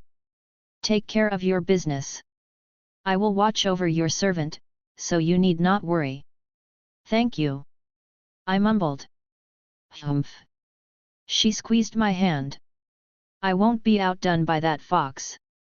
At that she basically mirrored Yasaka's actions, pulling me down and placing her lips to mine. Just as quickly as she kissed me, she pulled back. Now, depart. Lest this witch decides to take more from you, she teased, giving me a go-ahead to leave. Well, I wouldn't say no.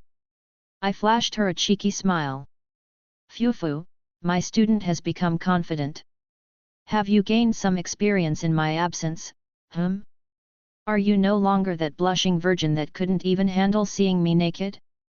I will make sure to thoroughly test you, you best be prepared. Again, I couldn't help but smile, being on the receiving end of her sharp tongue. One more time before I left, I quickly wrapped my arms around her. I'm glad you're back, I said softly. Foolish boy. She huffed, but leaned in unexpectedly. I am also glad to be here. Hey Gramps.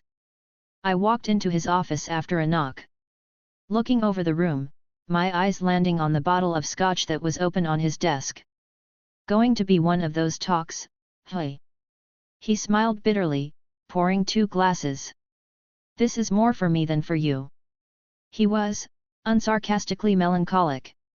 I took the seat in front, reaching out for the glass, I brought it up to my nose. Good scent, well aged. I gave it a light twirl before taking a sip. There was the pleasant burning sensation as the liquid ran down my throat. I would like to ask you if you're okay. Zelretch started off. I let out a sigh. Despite everything, having Skadik back is a huge relief.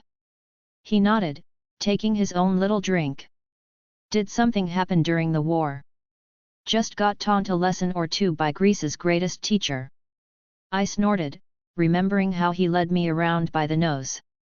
But, what really kicked me in the balls was Caster of Red's noble phantasm. A caster, Which caster could give you such trouble? Shakespeare. I could feel a little bit of venom in my voice. Now that's surprising. Not a tradition magus then, so he probably had some quirk that made him difficult to deal with. His noble phantasm, it wasn't something I could fight off. I want to say it targeted my heart. It didn't allow any kind of outside interference, and I couldn't even hear Drake while it was active.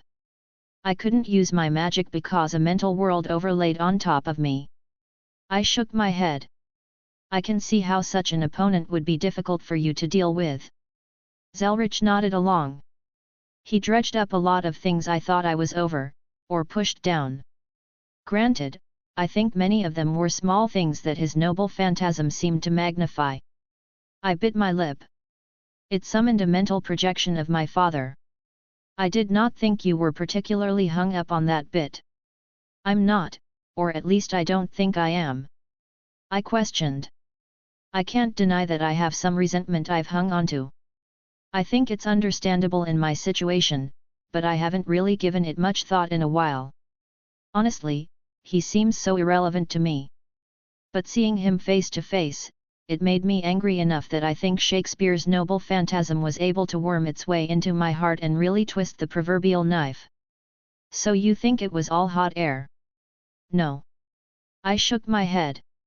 I feel like there were things I had to confront about myself. While I don't think they were as blown up as his noble phantasm made them to be, they were still things I needed to acknowledge.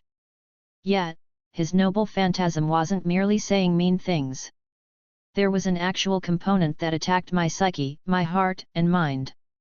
If I had to guess, it made me slightly irrational in my responses. Where I would have opted to not engage and just ignore him while figuring out my situation, I chose to start arguing and saying things I would usually keep to myself. I'm good though. I fingered the rim of my glass. I accept that I'm not perfect, that I still have things I need to work through. I have my faults, and I don't deny them. That's a mature way to handle it. Zelretch seemed to give his approval. And if we're sharing, I do have my own confession to make. He held up his glass, watching it briefly before down it all in one gulp. It's unlikely that you remember, but I had many paramours myself in my younger years. I blinked at his sudden words. Yet, I remember nothing of that. Now that I think about it, I don't recall me ever having even a simple girlfriend, much less a lover. Well, that's to be expected. He hummed. If you were to pass your memories on, would you want your intimate moments to be included? That's a fair point. I accepted. Go on. I gestured for him to continue. Most of those I knew are long gone. He sighed, and the age really showed on his face. I was foolish in my younger years. I thought I knew best, that I had to cut off all else to pursue my role, to uphold my existence. Maybe I would have never considered this if you hadn't come into my life. A small smile formed on his face. If possible, I would like you to bring a letter to a woman I used to know. She was someone I cared for deeply that I had wronged. She deserved better than what I left her with. She's still around? I questioned. Immortality or extending lifespans isn't something too difficult to achieve. But for most people, it was out of their grasp. She discovered her own way to obtain eternal youth. He chuckled. That old witch. Most people think she's a mere century or two old, but she's actually well over 1,000. He reminisced with a gentle smile on his face. Lucretia Zola. The name rolled off his tongue with a surprising amount of warmth. So you want me to just drop off the letter? I would appreciate it immensely. And perhaps if she doesn't kick you out immediately, ask her how she's been doing. Zelretch muttered. I'll of course give you payment for doing this, I think. Old man. I interrupted him. You don't have to pay me for something like this. You've helped me so much, I would be more than happy to help you in return. Thank you, Wilhelm. The look in his eyes really conveyed how much this meant to him. Now, let me tell you about this world she lives in. I listened aptly as he regaled me with the strange world she resided in. So, Rei-Cow getting settled and next arc is shaping up. If you haven't seen me spoil it or haven't guessed based on clues, it's Campione. It won't be long, like less than 15 chapters, then we're on to DxD for a while. Chapter 205, Chapter 196. I sat on the edge of my bed, watching as Rei-Cow finally stirred in her sleep. She slightly turned and her eyes lazily opened, a content look like she had gotten a nice rest. It was cute enough that I had to hold myself back from booping her. Master? She questioned, sitting up next to me. She blinked in confusion, looking around until it looked like a bolt of lightning jutted down her spine. Her tired expression shifted several times from confusion to embarrassment, until landing on something resembling horror. She trembled slightly, looking down at her hands. It's okay. I pulled her in. You're okay. We just got rid of the mad enhancement. I couldn't imagine what she truly feeling right now, having such a huge shift in her mentality due to the curse being removed. I could feel her trembling in my arms. I was. She bit her lip. Thinking about doing horrible things. She said quietly. How easy it would be to just kill them all, so then I would be the only. She cut herself off. I blinked at her confession, not realizing how bad it actually was. I thought she merely had trouble acknowledging anyone and despised those that got close to me. But to think she had thoughts about killing those around me, even if she didn't act on them. Well, it's not like I could blame her. She had literally been in a cursed mental state. There was no harm done and everything's okay now. I reassured her. You must despise me. She muttered. Nonsense. I lightly poked her in the cheek in an attempt to get her eyes back on me. I always knew my Rei-Cow was a kind and gentle woman. My opinion of you does not change due to matters beyond your control. I had seen some of her memories through the link we had shared. I knew that her previous self was not her true self. The Rei-Cow in my dreams was a woman who did not enjoy conflict and was more passive in nature. I could see her lips quivering as she pulled me into her chest again. My son is so kind. Hey, I guess that's just a quirk of her personality, not that I mind. But it felt less zealous as she once spoke it. But master. Her whisper reached my ears. Do you truly wish an ONI like me at your side? My mind is clear, and I question this selfishness of mine. My existence is one that can only bring misfortune. I pulled myself away, staring at the uncertainty all over her face. She must still feel guilty about everything. The secondary summoning that was used to alter your Saint Graph, it left a certain something out. The method used was more brute force than a normal way of summoning, it basically contracted a secondary version of yourself to your own body. Master. She tilted her head in confusion. You must have not noticed since you were understandably preoccupied with your new state. I held my hand out, the palm of it facing towards her, giving her a gentle smile. There were no command seals on the back of my hand. I hereby declare, I said softly as magical energy gathered around my hand. Her eyes widened in understanding. Your body shall serve under me, but my fate shall be in thy sword. Reiko reached out, touching her hand to mine as new command seals manifested. The entire chant was not needed, it was simply a way to establish a link rather than an actual spell chant. If you accept this will and reason, then answer. Reiko smiled bright, that warm smile of hers capable of melting ice. I, Minamoto no Reiko, accept this contract. For as long as you desire, this servant will be yours. Another faint burst of magical energy flowed out in every direction, and my new command seals pulsed, indicating the sealing of the contract. I reached out, pulling her into another hug. Walking out of the bedroom, I gently pulled Reiko along. She seemed intent on not letting me go for now, so I obliged her. Not that I really had any complaints to raise about the situation. About time. Skadik sat on the couch, flicking through the TV in the corner. I noticed she was wearing some modern clothes, making my eyes linger for a few extra moments. She perked up looking at us, a little knowing smirk on her face. You two finally fuck. The bluntness took me by surprise, and I felt Reiko's hand tighten, her strength is definitely still there. Ara Reiko smiled towards my teacher. Is someone jealous? Despite the verbal retort, I honestly didn't feel the same venom in her tone that she used previously. Honestly, it sounded more like harmless bickering. Skadik quirked an eyebrow at her response. Well, it seems you have a proper bite to you, not like before. She seemingly accepted the new situation easily enough.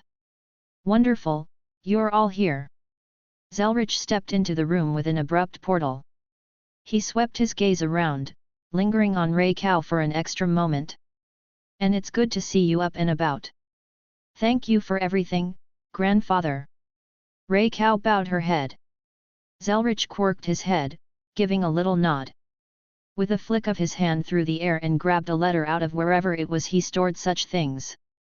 He held it up for me to take, and I admired the elegance in his handwriting on the cover. I took the liberty of making all the proper calculations and deciding the point to send you to. He explained. She should be in Italy still. Italy, hey. I rubbed my chin. Oh, yes. Zelretch snapped his fingers. I suppose you hadn't the time yet to visit there in this life. Why, I dare say it's a wonderful place to take a couple women on a wonderful day of sightseeing. He sent me a wink. I glanced at both Reiko and Skadik. I do love that ancient Roman architecture. I admitted. And I don't actually have any memories of visiting the big landmarks like the Colosseum and Pantheon, among others. Interesting. Skadik spoke up.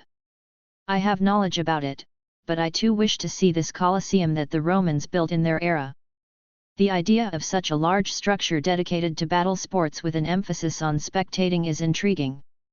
Not too surprising that she wanted to see that. Frankly, anything fighting would catch her interest.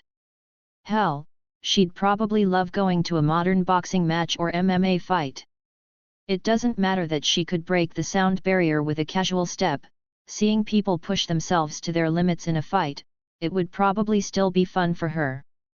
A mental note for later. What about you, Reiko? I would love to walk around with you, Master. She gave a warm smile. Excellent. Zelretch clapped his hands. I checked up on Rin and Artoria when you were busy. They were a little preoccupied at the moment, so there was no issue on that end. I let out a sigh.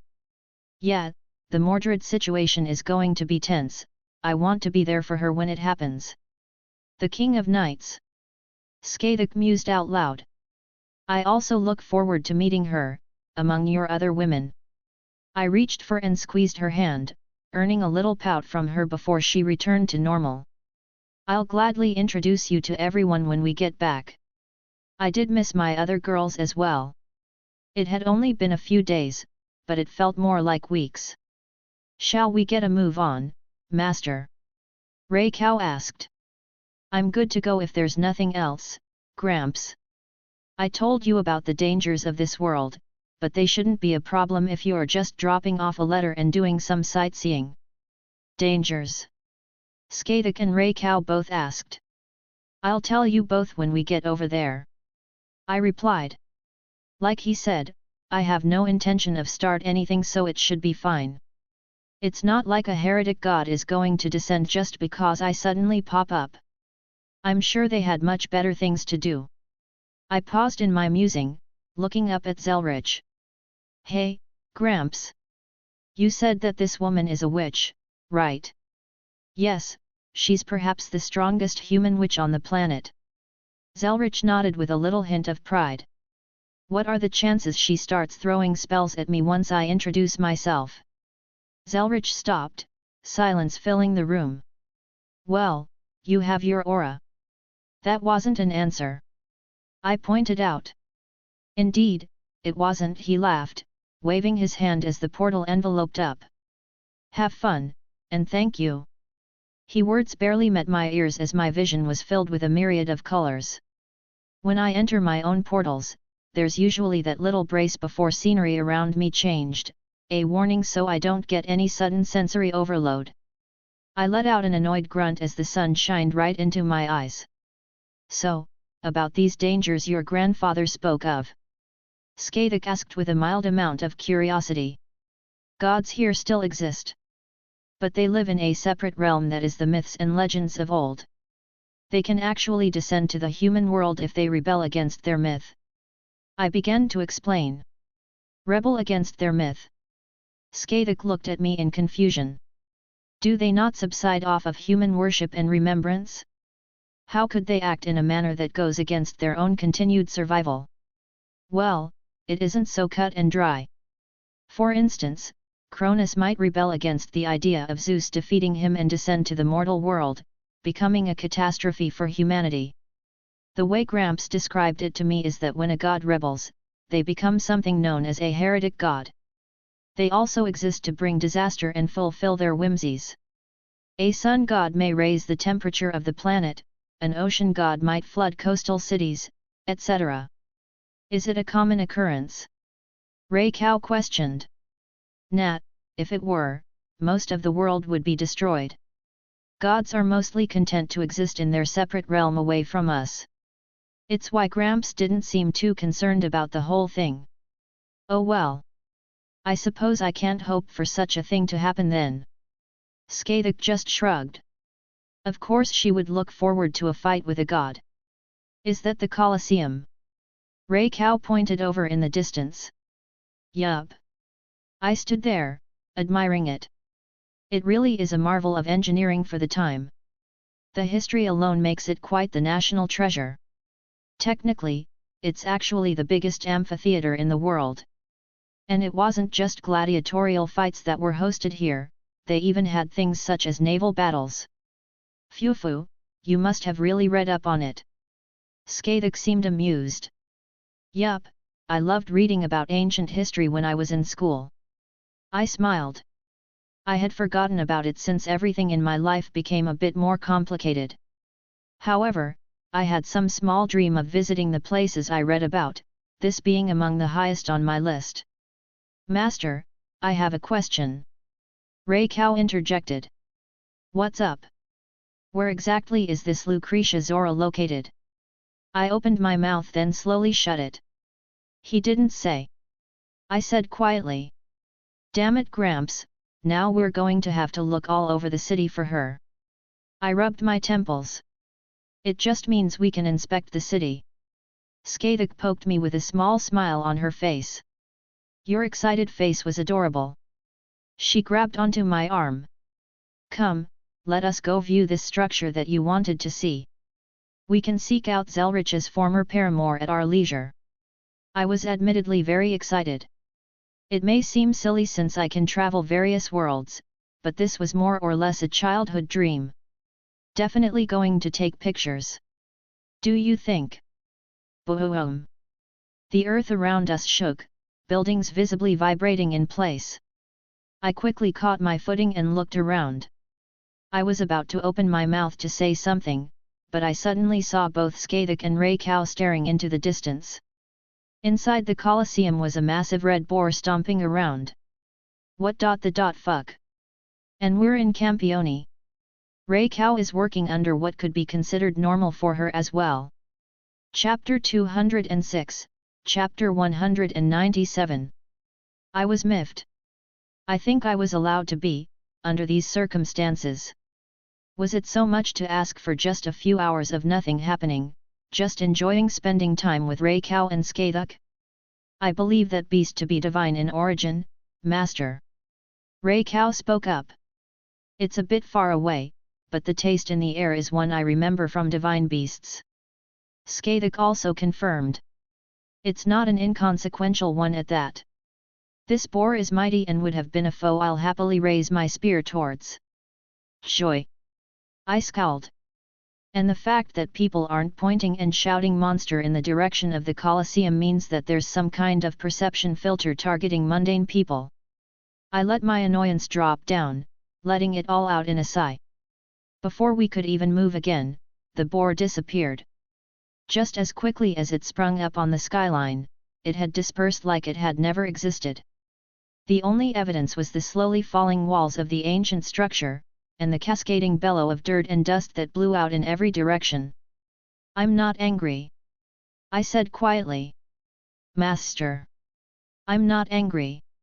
I'm not angry. I hummed to myself. I'm a little angry. Skathik reached out and pinched my cheek, breaking me from my internal seething. Do you want to go search for the culprit? Kinda. I admitted. Very well. Skathik accepted it easily enough. Perhaps we may find a clue to this Lucretia women as well if there are some individuals who are aware of the hidden side of the world. Good point. Is it petty that I'm willing to go after the person responsible for this? Technically, we have an infinite number of alternatives available to peruse and I could simply ignore this. But at the same time, I wanted to slap whatever dumbass was responsible for doing this. It's the principle of the matter. Approaching the half-destroyed historical monument wasn't particularly difficult. People were still freaking out over the sudden earthquake that we were able to sneak in without having to resort to any other means. Though when we got close, we immediately noticed something out of place. Yeah, there were dozens upon dozens of people running around the area, and they were by no means mundane.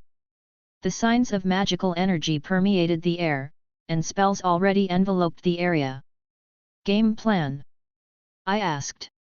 Grab one of the people on the outskirts. Raikau spoke up. Such a position would mean they are low enough that their disappearance for several minutes will not raise suspicion. Works for me. I shrugged, noticing a man in a suit walking towards a tree line. Thankfully, it didn't look like he was going to pee, but rather he took out a pack of cigarettes from his pocket and was stealthily lighting one up. He seemed utterly relaxed and completely off guard, so may as well do it now.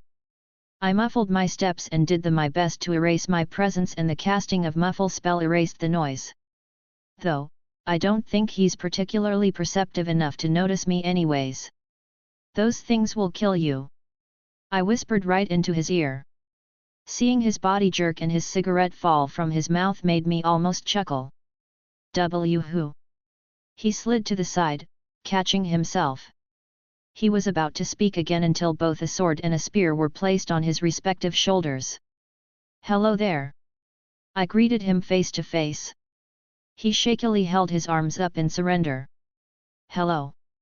So, I hope you don't mind if I ask you some questions. I smiled innocently. His eyes darted towards Raikau and Skathik, clearly understanding the situation. I would be happy to answer any questions. Well, someone's not an idiot at least. Not that I had the intention to actually kill him, I'm not a monster. Good. I clapped my hands. So, you see, I was taking these two lovely ladies on a little bit of a tour, if you will. Never been to the city before, heard great things. I casually paced back and forth.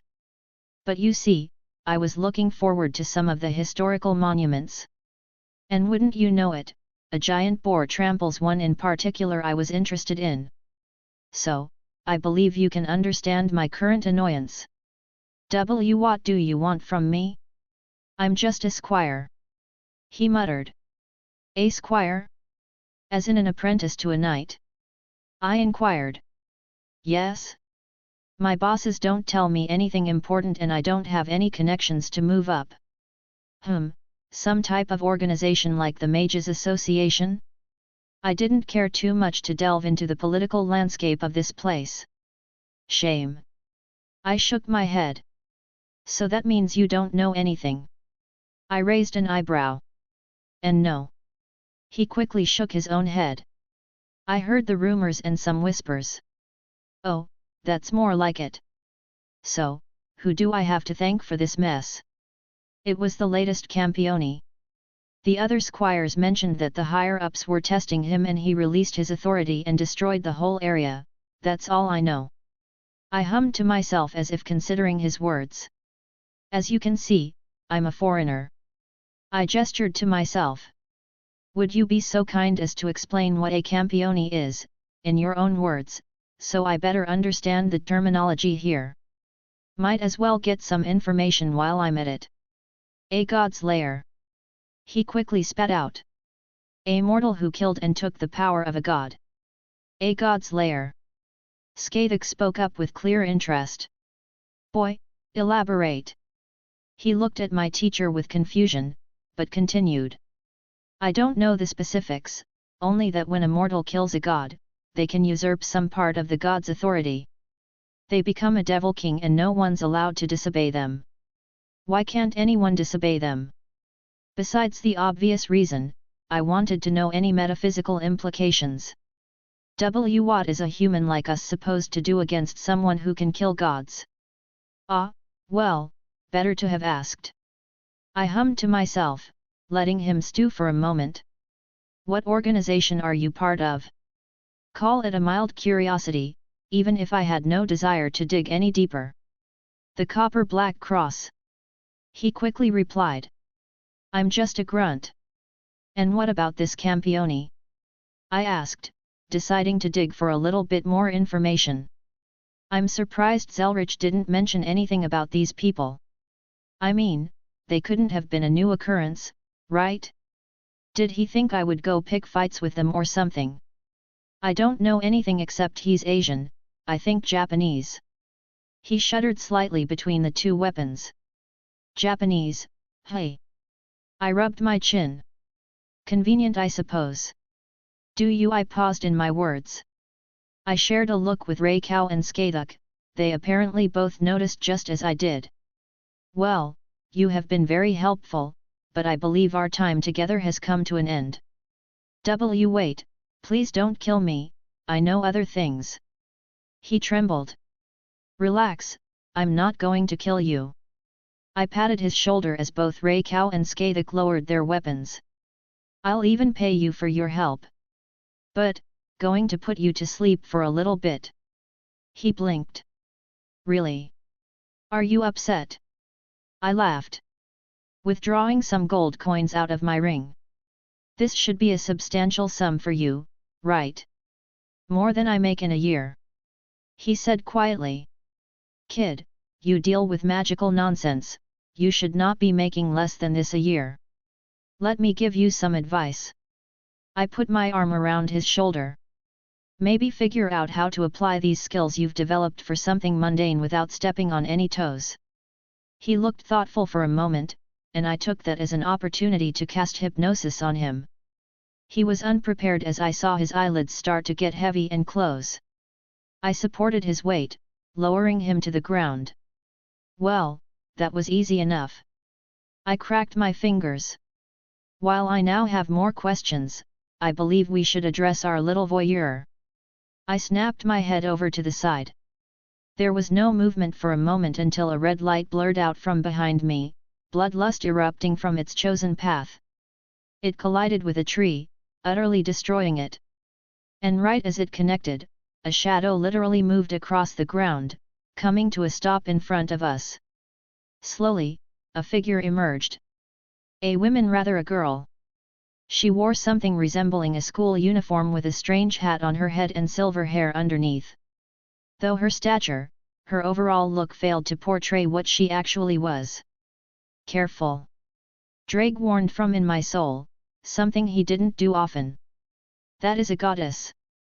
I knew that, but the confirmation was always welcomed. I stood next to enough divine beings at this point to be able to recognize the feeling of divinity. There was a beat of silence before the wind around us whipped up, another red beam shot right by the strange girl's head. She didn't budge, nor even react as Skathika's spear returned to her hand from whence she had thrown it previously. No, her eyes were still transfixed on me as if she was trying to pull out some kind of secret from within. Who art thou? The woman goddess spoke. Where I come from, it's polite to introduce yourself first. I countered. Where this one comes from, mortals prostrate and accept mine questions with reverence. She sounded annoyed. Where I come from, gods tread carefully in my presence. Skathik slammed her spear on the ground, making her displeasure known. Was she getting angry on my behalf? That was oddly heartwarming. The goddess slowly turned her heads towards Skathik, eyes taking in every moment of it. Thy nature, mine skin feels as if it shall be pierced by thy mere existence. It is as if mine divinity means nothing before thou spear, yet I sense not the dreaded repulsion of mine hated foes. Her eyes glowed, her gaze trying to peer into Skathika's nature before turning towards Raya. Another strange sight these eyes of mine see. She continued. Divinity like mine kin, yet a mortal soul. More than the mortals who descend from the weakened remnants of mine fellows. Thou's nature differs from thy woman who perpetuates a constant bloodlust, thou feels of lightning. Finally she turned back to me. Thy own nature is one that confuses me. I sense the touch of other gods and with the taste of draconic power. But mine knowledge is unable to penetrate further. Mortals, thou may hear this one's sacred name. She declared. I am Athena, goddess of wisdom. Through the memories of the void, there lies no falsehood nor secrets hidden from mine gaze. Her divine power pulsed at the utterance. Her eyes narrowed down at me. Who art thou? Why can this one not see through thyself and thine companions? Just a heads up, I'm taking Tuesday off instead of Wednesday this week.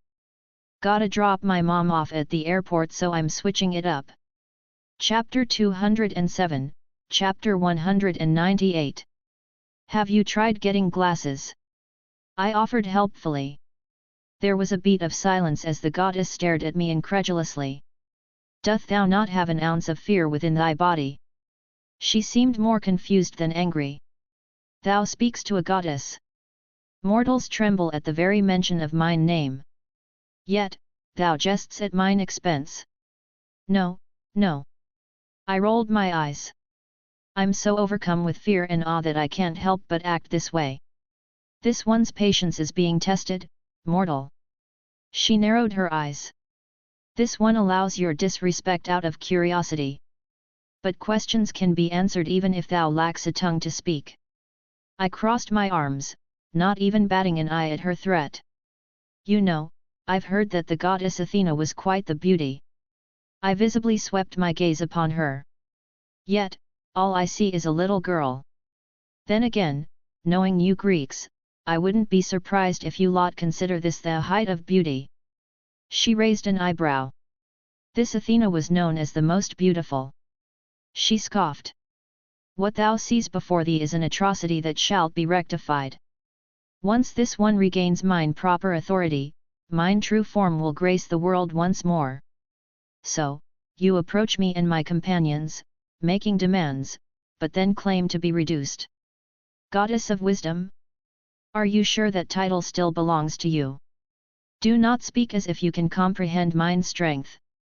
Reduced as this one may be, mine power is beyond thy mortal comprehension. She slowly raised her hand.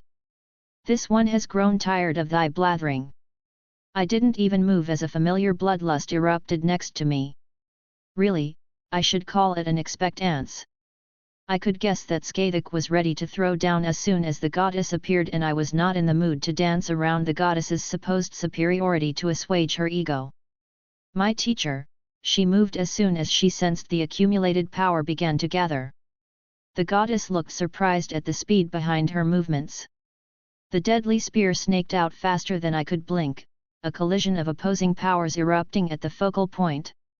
With but a straight thrust, the goddess was sent hurling into the forest, trees felling in her wake. Truthfully, it was nothing more than a greeting. It didn't seem like either side had committed to this fight in any meaningful way. The goddess had been rather lackadaisical, and Skaitik hadn't even followed up the blow. "Thou managed to harm me." A pair of eyes glowed under the shadowed canopy of the forest. The crunching of leaves echoing out as a small figure walked back towards us. "Mortal? Nay. Thou art no mortal." There was a slight trail of blood down the corner of her lip. A small finger of hers wiping it away. "It has been quite some time since I've slain a god." Skaitik twirled her spear. "Are you going to be added to their number, goddess of wisdom?" Gods, this side of hers was sexy. The goddess paused in her thoughts as recognition of the threat just given sunk in. "Thou speaks of the taboo so easily. Mine essence does not scream for thy existence to cease, yet mine heart beats in fear. Thou art no foolish child of Pandora. State thy name, supposed god's lair." "Humph." Skaitik spun her spear around again, slamming the butt of it into the ground. "Make me," she said almost playfully. Athena's eyes widened at the proclamation. "Thou did not descend as a heretic god, nor art thou a divine ancestor." She spoke softly, yet her words carried regardless. "How, what are thee?" This Athena does not understand. Mine wisdom should see through such trivial knowledge, but thy existence is shrouded from mine sight. If nothing else, your arrogance is that of a god." Skaitik snorted. "The assumption that you are entitled to anything you want. The very idea that you were denied still confuses you, does it not? Does it anger you that these lesser beings do not conform to your whims?" She let out a laugh. "Why don't you come and force me to bend my knee to your desires?" For the first time Athena scowled. "Thou art confident thou can protect thy companions as well." She sent a glare towards me and Raya. Skaitik just laughed again, almost casually leaning against her spear. "Why don't you give it a try? Bring it on, bitch." I summoned Mirage to my hand, meeting her gaze head on. The amount of fucks I gave right now was a staggeringly low amount. "I do not wish to fight," Raya said softly, hefting her sword up. "But I am more than capable." Athena stared at us with surprise. I guess she wasn't used to mortals showing her such blatant disregard. "Thou three." She stared at both me and Raya for another moment before glancing at Skaitik, who stood to the side. "This one will return once mine power is restored, and mine questions will receive answers." She began to sink back into the shadows. "Maybe ask nicely next time, you trollop." I scoffed as her eyes glowed briefly before disappearing. Well, that was certainly a new experience. Skaitik dismissed her spear, walking back to my side. I did not expect such excitement so soon. She hummed happily. "Do you suppose she will keep her promise? I find your bloodthirst both scary and cute." Skaitik leaned in, kissing me on the cheek. "You have gotten better with your compliments," she whispered. Master Raya wrapped me up from behind. "Your mother is going to chastise you." She pouted cutely, pushing her cheek against mine. "It is unwise to speak such a way to a goddess. Even if such words are well deserved. While I disagree, I do think you should be more careful with how you approach one of their kind," Skaitik stated. "I will not begrudge you, my student. I do not like their supposed superiority, and their arrogance often grates on my nerves. But you must be prepared for the consequences of your actions. Normally, I have a bit more decorum. But at the moment, I am so far gone from caring." I sighed. It just irked me the wrong way how she came in demanding answers like that. Obviously, I'm not so quick to disregard my own safety, but I felt confident after feeling her presence. Indeed. Skaitik nodded in approval. I believe her words held true. She was severely weakened from what could be considered her peak. She claimed to be one of the Greek Olympians, the weight of her name alone should have brought about more power behind her words, yet she felt like a candlelight, wafting in the wind. It's strange, we confronted a legitimate goddess, yet, she was severely lacking in the sense of danger one would expect. Then again, despite her apparent weakness, she hadn't really seemed all that interested in actual conflict. You curious about her? I questioned. I admit a mild interest. Skaitik did not deny it. If you would not deny me, I perhaps would wish to investigate once we have performed our duty given by Zelretch. Sure. I smiled towards her. Kinda curious about these campioni myself. I hummed thoughtfully. On a side note, what you think Athena meant by unable to see through us? I guess it was some manner of clairvoyance. I wouldn't be surprised. Such types of methods to glean knowledge from the world require that the target of your search is also part of the world. Skaitik nodded. True, and that was my thought as well. Outside context problems and her usual methods of information gathering aren't working. What about you, Raya? I leaned my head against hers as she was happily still draping herself over me. I am content as long as I am with Master. She smiled brightly. I nodded and didn't argue. Though, I would hope to help her find some hobbies of her own sooner or later. I didn't want her only want in life to wait on me hand and foot. I wanted her to be happy, with everything that came with a fulfilling life. Well, I don't believe there's anything worth seeing here any longer. I looked around. The squire was still sleeping off to the side and apparently no one came over to check the commotion. I guess they were more focused on the historical monument that was in the midst of collapsing. All right, let's go find Gramps EX. I had a thought on how to find her. I admit, this isn't what I expected. I commented as we stood outside of a strange little shop. This looks so fake. I sighed, staring at the sign. Madame Zola's psychic readings.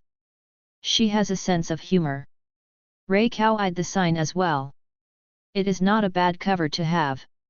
I just shook my head. Luckily we found a library in our random walk around the city. Getting on one of the computers and actually searching her name turned up this result, and well, here we are. May as well get this over with. I put a hand on the door and I could feel all the magics woven into this building. They were subtle, but powerful. There was no obvious barrier on the outside, but I could practically taste it now. Old witch indeed. Guests. A lazy voice drifted throughout the room as we walked inside. All eyes fell on a woman who was laying down on a nearby sofa. Some interesting ones at that. Her gaze swept over us before landing on me. Hey there, cutie. You want your palm read? She sent me a wink. Wow, she was stunning. I could easily see why the old man had some infatuation with her.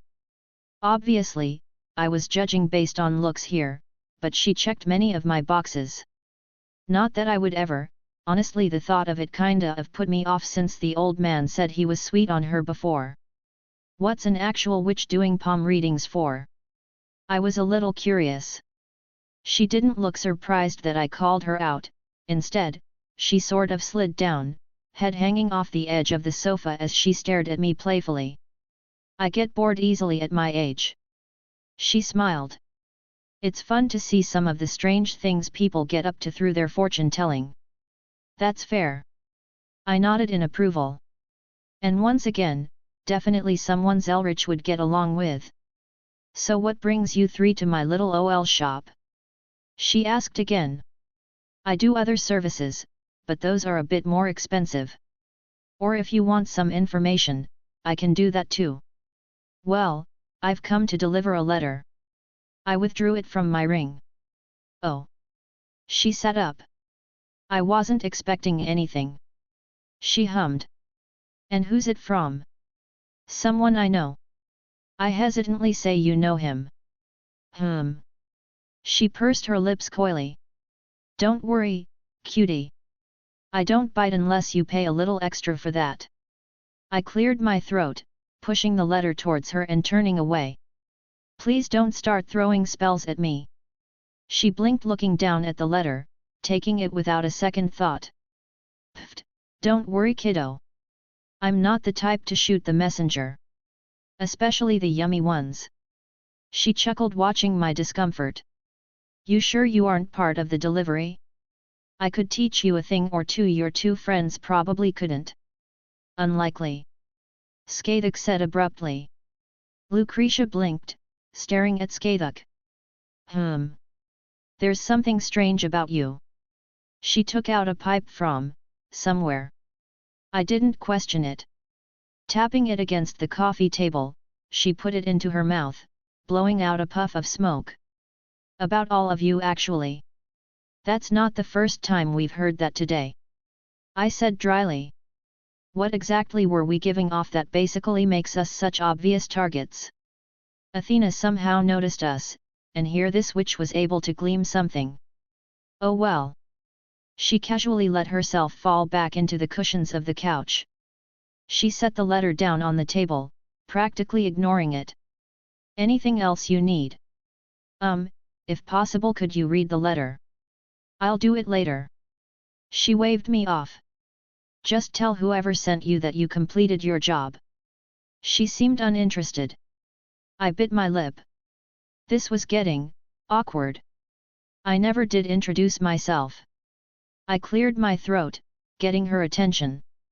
Wilhelm Henry Schweinorg, at your service. Why was I being so nervous? I winced slightly as realization dawned on her. Mouthing off to a goddess?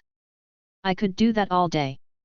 Being on the receiving end of anger from Zelretch's old flame, for some reason that gave me anxiety. There was a sudden stillness as her playful expression completely evaporated. Slowly, she set herself up properly. A strained smile made its way onto her face. Did you say Schweinorg? As I said before, Wednesday's chapter instead of Tuesday. Just a heads up, next chapter is Allude. Chapter 208, Chapter 199 Lude included. Lucretia Zola stared at me for what felt like forever. Her eyes barred down intently on my every feature, as if scanning me for any kind of deceit. The only time her gaze left me was to flicker down at the letter she had previously haphazardly tossed to the side. Child, come here. She finally spoke, holding her hands out towards me. I hesitantly walked forward, letting her palms rest on my cheeks as she inspected me closer. You look nothing like Zelli. She commented, lightly guiding my head to the side so she could get a better look. Did that bastard finally settle down, or is it something else? Zelli? Never going to let the old man live that one down. We're not related by blood. I replied as she withdrew her touch. Of course, why did I expect any different? She sighed, leaning back. You believe me about being related to him then? I questioned. She let out a small laugh. I'm the only one in this world who probably knew his last name. Not to mention how few people even knew of his existence. Interesting phrasing. I pointed out, probing her slightly. Lucretia snorted with an eye roll. No need for that. He told me where he came from before. Well, that makes things easier then. She was able to guess my thoughts easily enough. She tapped the end of her pipe on the coffee table, looking deep in thought. She hummed to herself. No wonder you gave off such a strange feeling. It was the same the first time I met him. Is it that obvious? I was seriously annoyed how easily people were noticing discrepancies on me. It would take a powerful Himiko to see the oddities around you all. Or a witch on my level, which there are very few in this world. What about a goddess? She blinked. A god is more intertwined with the world. Even without a corresponding authority, they would know there is something strange about you. She paused for a moment.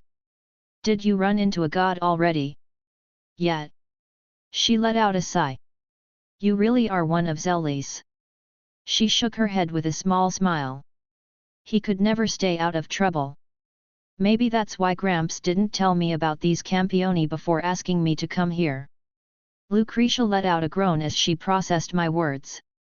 Of course he wouldn't. That man. She pinched the bridge of her nose. You ran into a god, did you happen to get their name? There are many that like to go around revealing their identities. Athena. There was no point in hiding it. The goddess of wisdom. Yes, I can see why she would single you lot out even if you didn't go causing trouble. She's most likely able to read the flow of the world from the void, seeking out information she desires. So a form of clairvoyance then. I hummed. If you want to be simplistic about it, sure. She nodded. The goddess left you alone then? I find it hard to believe a heretic god with wisdom as their moniker would not obsess about knowledge out of their reach. Kinda. I shrugged. Kinda. She questioned. More like I paused. I forgot to introduce everyone. I clapped my hands. This is Skathuk, and Minamoto no Reikau. I gestured to both of them. A pleasure. Skathuk said evenly. Greetings. Reikau gave a small wave. Lucretia stared at them then back to me. I think I remember Zelli telling me something about spirits. Heroic spirits. Those who became worshipped after death and ascended to a higher state and were moved out of time and space to the metaphysical realm known as the Throne of Heroes. I replied. Yes, that. She pursed her lips. She put her pipe back in her mouth, taking a moment and blew out a puff of smoke. Both of your names are known to me, at least within the confines of this place. She leaned back again. I can see why the goddess would be forced to back off, but that may only be a temporary matter. I wouldn't be surprised, I don't think she was particularly happy when she left. I chuckled. Perhaps you should not have called her a trollop, master. Reikau lightly chided. Lucretia Zola shook her head. It's not my place, but please do be careful. We don't need another heretic god rampaging around here. We barely survived the last two when the seventh campione was born. Oh, that reminds me. I snapped my fingers. Heard this campione destroyed the Colosseum. So that's what the commotion was about. She pursed her lips. Oh well, nothing we can do about it. That's it. No anger or annoyance. What am I supposed to do?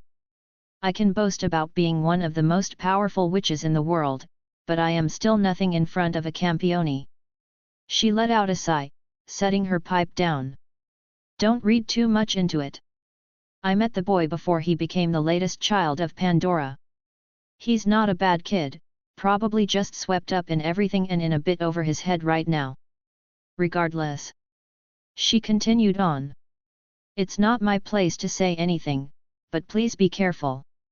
At the very least, I'm confident in being able to run away. I grinned. Of course. She smiled. Zelli always boasted about the same thing.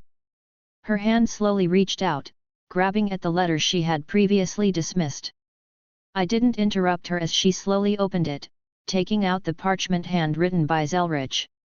She was silent as she meticulously read over each and every word, her expression changing several times over the course of a single sentence. Eventually, she slowly put the latter down and let her head fall into her hands. I need some time. She said quietly. Would you please come back later tomorrow morning? I'll have myself sorted by then. I had no idea what was written, but it was clearly giving her some kind of heartache. I know Gramps wouldn't intentionally do anything to hurt her if he truly did have feelings in the past. Sure, take as long as you need. There was no rush, I was here to fulfill Zelretch's request, and I would see it through to the end. Loot ahead. Heya. I let out a long breath, letting the warm water fall on my face. It felt like forever since I had time to relax.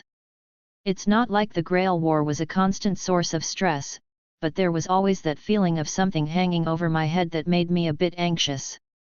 I turned off the water, and stepped out of the shower. It was nice that there was a good hotel so close by. Of course we had to fib our identities a little bit through magic to rent a room, but it was well worth it. I grabbed at the hair binding that sat on the counter. I couldn't help but smile, taking an appreciative look at it. My Skadek was finally back, perhaps I was finally taking the time to let that sink in. It'll be nice to get a good night's sleep between both Raikau and Skadek.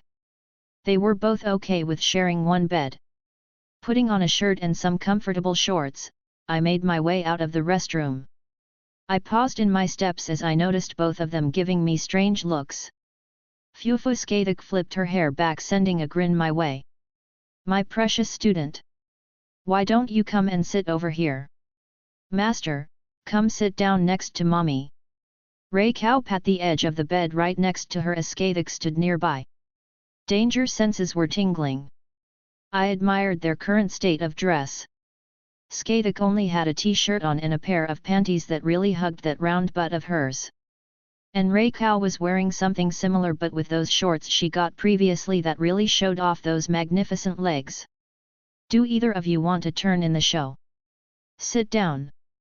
Skadek crossed her arms, with a more authoritative tone. "Yes, ma'am." I walked over, sliding next to Raikau. "Master." Raikau whispered into my ear. "We've noticed you've been a little stressed." Skadek finished for her, casting a glance at the servant. "She told me what happened during the war and you have yet to properly rest." She sauntered up and dropped to her knees right in front of me. "Oh." I blinked in realization. "Ooh." My eyes widened and I found a certain part of me twitch in excitement. Skadek let out a little laugh, reaching for my waistband. "Don't get the wrong idea." She slowly slid my shorts down. "Neither of us are the kind of woman who would share with the other when first bedding our partner. You will properly make love to me when we have time to ourselves." She always was one to be so blatant in her desires. Raikau leaned in, breath tickling my ear. "Master can consider this a sneak peek." The sultry tone made my heart beat faster. She gently moved her fingers down my arm, taking hold of my hand as she placed it on her own breast. I couldn't help but give it a squeeze. "Ara ara," Raikau cooed. "Boys love boobs no matter their age. You constantly tease me with these things." I breathed out, taking them both in my hands. I pushed them up, feeling the weight as they dropped back down. I had no remorse about taking them at this point. "I'm not going to hold back anymore," I whispered to my servant. "Ah." She let a little noise as I gently squeezed her nipples through the fabric of her shirt. Play with mommy's boobs as much as you want." The only thing that stopped me from following her suggestion was Skadek pulling my shorts all the way off. My manhood sprung loose for both of them to see. My student was already so expectant. Skadek giggled, her fingers brushing along my length. I felt a shiver down my spine as she finally took hold of it. A few casual strokes were all that was needed to get my heart truly racing. "Oh my, look how grown my son is." Raikau's own hand reached down, running a finger along my shaft. "Did mommy's boobs make you this hard? What a naughty son I have." She pulled me in, placing her lips against mine for the first time. The first time tasting Raikau, her tongue slipping into my mouth and intertwined with my own. She was aggressive about it, invading each and every part of my mouth, yet she was oddly gentle in her movements. "When was the last time you took care of this, HMM? I can feel how heavy your balls are." Skadeka's fingers gripped around my balls, gently rolling them before moving onto my cock. With just the right amount of force she squeezed down. "Should I have words with your other women about taking care of your needs?" "Well, it doesn't matter." She licked her hand, then slowly started moving it up and down along my erection. As your teacher and woman, it's my duty to make sure you're well taken care of. My lips parted from Ray Cow's, a groan escaping my throat as Skathik picked up the pace. Master! Ray Cow's hand sneaked between my legs again, gripping the base as Skathik moved and started rubbing the head of my cock in all the right places. Do you want to put this big thing of yours inside your mother? She leaned in, placing kisses on my neck. The curve on this cock will hit all of mommy's sensitive places. Phew, look at him twitching in our hands. Skathika's fingers squeezed around my tip as she continuously pumped at my length. Are you close already, my student? It seems you will need much more training in the future. I let out several quick breaths, my fingers digging into the bedding and my toes curling. I'm going to. Shhh. Skathik soothed, her pace picking up. Just enjoy the feeling of letting it out. Master, just spurt it all out. Ray Cow let go of my cock, arms wrapping around me instead. You don't have to worry about anything except coming. I was already past the point I could hold it back, feeling my cock engorge in her grasp. I felt the first bit spray out. There you go. Skathik pumped perfectly in tune with my own orgasm. She didn't reel back even as my first rope of cum landed on her face. This Skathik will take all of your seed, spray it on my face. I shuddered in her grasp as she continued to milk me for everything I had. Every last bit was let out and accumulated to her being covered completely with my seed. As I finally settled, completely spent, her eyes didn't leave mine. A smirk on her face as she licked the corners of her lips, my cum dripping down her face. Oh my, look at all of that! Ray Cow cooed in my ear. I wonder, did the thought of debasing your teacher make you let out even more? Phew, boys love this sort of thing. Skathik didn't seem to care at all at her current messy state. I felt limp as I fell back onto the bed, utterly content, and words failing to leave my mouth. I think Skathik got up and went to the restroom to wash up, but I was still seeing stars. I don't know why that took so much out of me considering I've had actual sex, with multiple rounds in a row. Maybe I was really backed up? Regardless, I felt at ease. I turned my head towards Ray Cow who was laying down, head propped up next to mine. Master. Ray Cow let out a surprised giggle as I started playing with her boobs again. I couldn't help it, these huge tits of hers were just way too good, and they were all mine. But more than that. Ray Cow. Another kiss. I mumbled out. Her little giggle would always be pleasant to hear.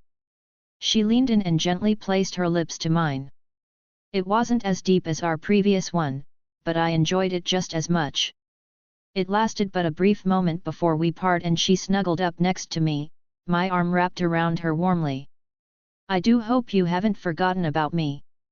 Skathik walked on over, freshly clean.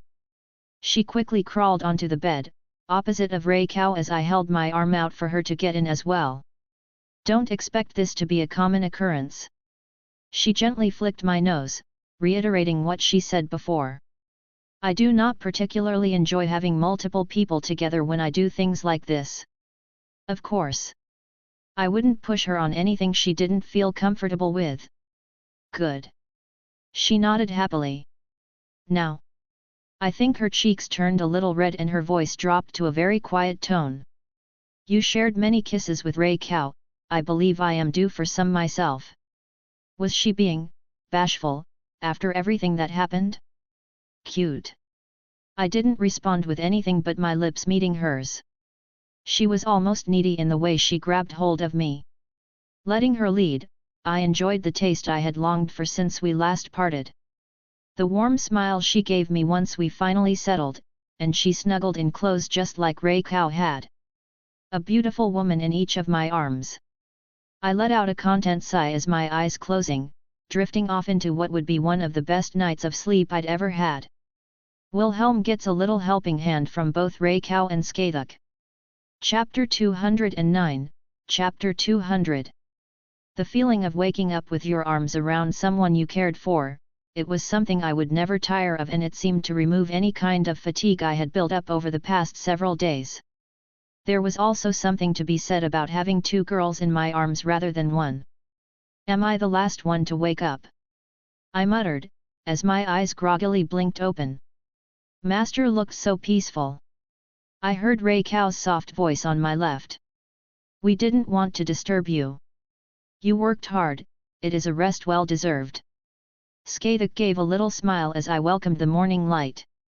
One of the best sleeps I've ever had. I fully opened my eyes with a sigh, knowing this moment had to end. I suspect that Lucretia is waiting for us, so we can't be lazy for too long. If I had to guess, I would say she hadn't any peaceful sleep herself. The way she reacted, there were definitely some unresolved feelings between Gramps and her. Speaking of another woman when you have 2 beauties laying next to you. Skathak gave me a little poke in the cheek. Whatever will we do with you, HMM? I can think of a couple things. I was not subtle in my insinuation, and my hands started to roam over their voluptuous bodies. My son has turned into a deviant. Rei Cao gave a faux cry as I gave her butt a squeeze. Turned into a deviant. Skathak laughed even as my other hand was down her shirt. This is merely his true appearance. I make no arguments to the contrary. I happily replied, enjoying the last few moments of peace. Both of them didn't seem to fuss as I molested their bodies, content to still be cuddled up. Who wants to shower first? Warm water spraying down on my body. It was annoying to procure such things in the land of shadows. Skathak hummed softly. It is such a wonderful invention of this era. I can't help but look forward to it whenever I get the chance. Rei Cao happily chatted, which still made me raise an eyebrow. Before she would barely even scowl towards Skathak, now she was willing to even exchange pleasantries without being forced. Though, I fear these lecherous paws won't let me go in peace. She wiggled her backside, emphasizing my hand that was enjoying the bounce of her rear. I'm open to bribes. Ara, Rei Cao leaned in. What can your mother give you? It was strange how smoothly we both stepped over that imaginary line. I had been pretty conscious about not pushing anything while she was cursed, even when she was openly flirting. Hell, I felt bad about enjoying my face getting pushed between those huge boobs. But now, neither of us seemed to care that we had escalated. I felt no remorse taking liberties, and we even had our first kiss. Speaking of, I leaned in and she realized what I wanted as our lips met. Payment received. I whispered, staring into her beautiful purple eyes as we parted. Hearing her giggle would never cease to bring a smile to my face. Then I shall claim my prize. She half rolled out of my embrace, climbing to her feet off the side of the bed. Again, it was odd seeing how easy she would abandon me in a situation like this. Before, there was no way she would leave me alone with another woman, even for a moment. And I certainly enjoyed watching her walk away. Did you not enjoy the breadth of her body enough, my horny student? Skathak gave me a light pinch on the cheek again. Well, she has become more pleasant after fixing her illness. Funnily enough, she didn't comment that I still had a hand down her shirt. Should I put all my attention on you then, my jealous teacher? I couldn't help but give her a cheeky smile. Jealous? She pursed her lips. How bold you have become. Do you think this Skathak is jealous of any woman? She reached out and yanked me closer to the point that I was practically on top of her. I still recall the little boy who couldn't even look at my nude body without blushing. Could you blame me? An amazing woman like you teasing the unexperienced brat I was back then. I lowered my head down, our noses practically touching. How could I not get flustered? I see you've improved that tongue of yours. She teased, a beautiful smile on her face. This warm feeling that beats in my chest.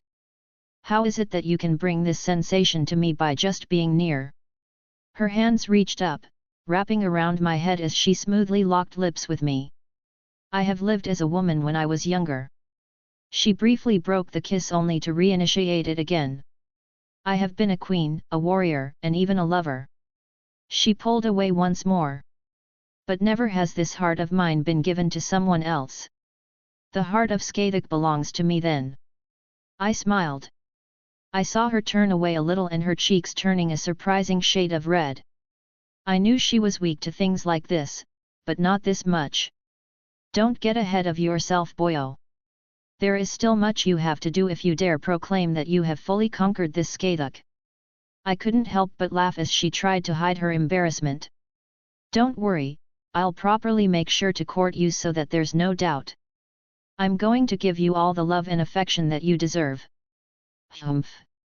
She scowled, but it didn't seem to really do much since her cheeks still sported a healthy red. I didn't ask for such a thing, but if you must then I will accept. How cute the way her pride came about in situations like these. She won't openly come out and say she wants to be romanced. As long as you are able to make time for me, I will be content. I will always have time for you. I moved a few stray strands of hair from her face. Fighting in the Grail War was not even close to the extremes I would have gone to get you back. Your honeyed words. She puffed up. I am a brutish woman who relishes in bloodshed. I do not have experience in these matters of love, and I do not believe myself capable of that gentleness your other servant can so easily give. But there is a warmth that swells up inside of me when you say such things. Too cute. You are certainly a brute. I grinned much to her annoyance. You have a sharp tongue and take pleasure in the pain you inflict. You are ruthless and pretty much always open for a death fight. But you're definitely wrong about yourself. You have a gentle side that I also fell for, just like your bloodthirsty one. Every part of you is something I adore and cherish. The warrior queen who has no qualms about stabbing someone through the heart. And the elegant and charming women who would try to sneak in some cuddles because she's too shy to speak her heart. I don't think she knew how to react to what I said, opting to switch through several quick emotions before settling down. Calling a woman a brute. She puffed up again, giving my cheek another pinch, blatantly ignoring she was the one who said it first. I will need to give you remedial lessons on etiquette. She tried to look indignant, perhaps because she didn't have a proper response to my honest confession. But, that was also a side of her that I couldn't help but love. Not to mention I will have to re-evaluate your current abilities. Who knows how far you have regressed in my absence. Her smile quickly turned more vicious. Always thinking with your little spear, no doubt. Well, you will only have thoughts of my spear for the foreseeable future while I get you back up to a proper place. No man of mine will be slacking in his training. I will have many thoughts about you, but it's unlikely that your spear will count for many of them. I smirked, trying to get a little reaction out of her. Oh yes, I've often heard that virgin boys can't control their thoughts around beautiful women. She countered. Oi, I'm not a virgin. I huffed. My precious student, shall you regale me with stories of your conquests? How many should I put a number to your experience? Shall I remove some of my fingers to better help you count the number of your beddings? She laughed as the barbed tongue of hers so easily was released. Yes, well, multiple it by 2000 and it still doesn't equal your age. You little shite. She reached out, grabbing my cheeks and pulled. MMMPHHFPH. Speaking of a woman's age like that. If it were somewhere else my spear would be coming out. She continued to punish me, though the little smile on her face portrayed her true feelings well enough. Master, are you well? You look flushed. Ray Cow seemed to start hovering over me. Did something happen? Skathak is a bully. She of course raised her fist in the air, menacingly, yet oddly cute. I of course responded with an equally intimidating action. I stuck my tongue out. Shall we go see my possibly new grandmother? I flicked my hand, opening up a new portal. I don't think either Skathak or I felt like wasting time for a shower at this point. And there were plenty of magics to clean oneself. Are you really going to call her that? Skathak questioned, taking a step through the portal. As Reiko walked through the portal, I gave a flick to the hair ornament that she had hanging down from her long hair. Seeing her start giggling with a little swat of her hand towards me, it was impossible not to smile back. I took a step forward, dismissing the tear in time and space as I was the last one through. I don't know. Depending on how this goes, I was thinking of trying out a few different terms. See what fits, you know. I'm skeptical. My teacher didn't quite agree. Yet, it doesn't really roll of the tongue when I think of her. I shrugged. But, it may not be even a consideration, we'll see what happens. I walked up to the door to her little shop again, having appeared right outside. Before I could even knock, the door flung open and the familiar figure of Lucretia Zola was laying down on her couch again. She gave off an air of aloofness, but there were little signs that showed the hard night she had. Her eyes drooped ever so slightly, and they were perhaps the tiniest bit red. "You're back." She tried to sound uninterested. "You know, you don't have to put this act up for us. I can't claim to know what you're going through, but I want to help you best I can." I offered her my help. Her lips twitched as she leaned back up. "You're a good kid." She sighed, dropping her head into her hands. "I must look like a mess. I'm not usually this." She didn't finish, but I could easily glean what she was trying to say. "Did Zelli tell you what he wrote to me?" "He did not, and I didn't pry." He seemed rather melancholic the entire time the letter was the object of talk. "Melancholic?" she repeated. "That stupid man. He swooped in here when I was so young. Literally sweeping me off my feet, protecting me from the anger of a heretic god. I did something I wasn't supposed to, looked at something beyond my station and angered a god. I was young and foolish, thinking myself powerful." She shook her head. "I was smitten the moment I met his eyes. Oh, we were both so young back then and full of love, until he left me. Damn it, Gramps." I sighed. She picked up the letter and tossed it to the side with a scowl. "And now he finally writes me, asking if I wanted to meet with him and catch up. She scoffed. "Kick him in the balls is what I should do. Curse off his hair and make him impotent." The anger that had swelled up in her seemed to dissipate as easily as it had come. What's the use in bemoaning the past? It was so long ago, maybe I should just forget it and finally move on. "That's your right. But you also have the alternative." She huffed, turning back towards me. "Are you going to convince me?" He asked me if I wanted to see him again. As much as I care for my Gramps, he was in the wrong. This isn't about him, it's about you and what you want. She pursed her lips. "No wonder you have multiple women by your side, able to say the right things at the right time. He does have quite the tongue on him." Skathak laughed. "It's too bad I won't be able to experience it properly." She smirked towards Skathak. "As beautiful as she is, I just can't think of her that way, knowing the old man was sweet on her in the past." "What do you want to do?" I asked, changing the subject. "I'm tired." She sighed again. "I'm tired, I'm lonely, and I miss that bastard in my life. It was so long ago, yet I still remember those fond days." She suddenly stood up. "But he wanted to start a conversation." "Humph!" Lucretia snorted. "That bastard should know that's not my style." She started walking around. "I'm going to need a few things first." She paused, turning towards me. "You have his same magic, right?" "I do." I hesitantly answered. "Good, you're going to give me a path right to him." She gave no room for argument. "I'm going to walk right in there and give him a piece of my mind." "I don't think." She snapped her head, meeting me in the eyes. "I will be marching in there. This is not up for debate." "Yes, ma'am." I nodded.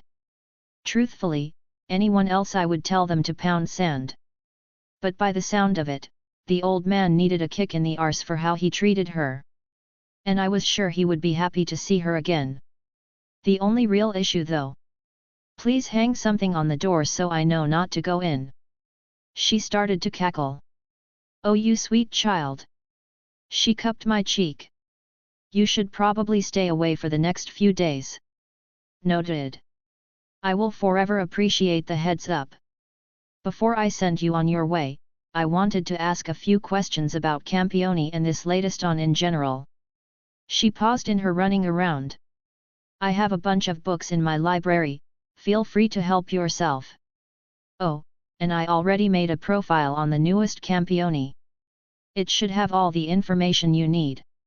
She spoke, running from room to room grabbing things.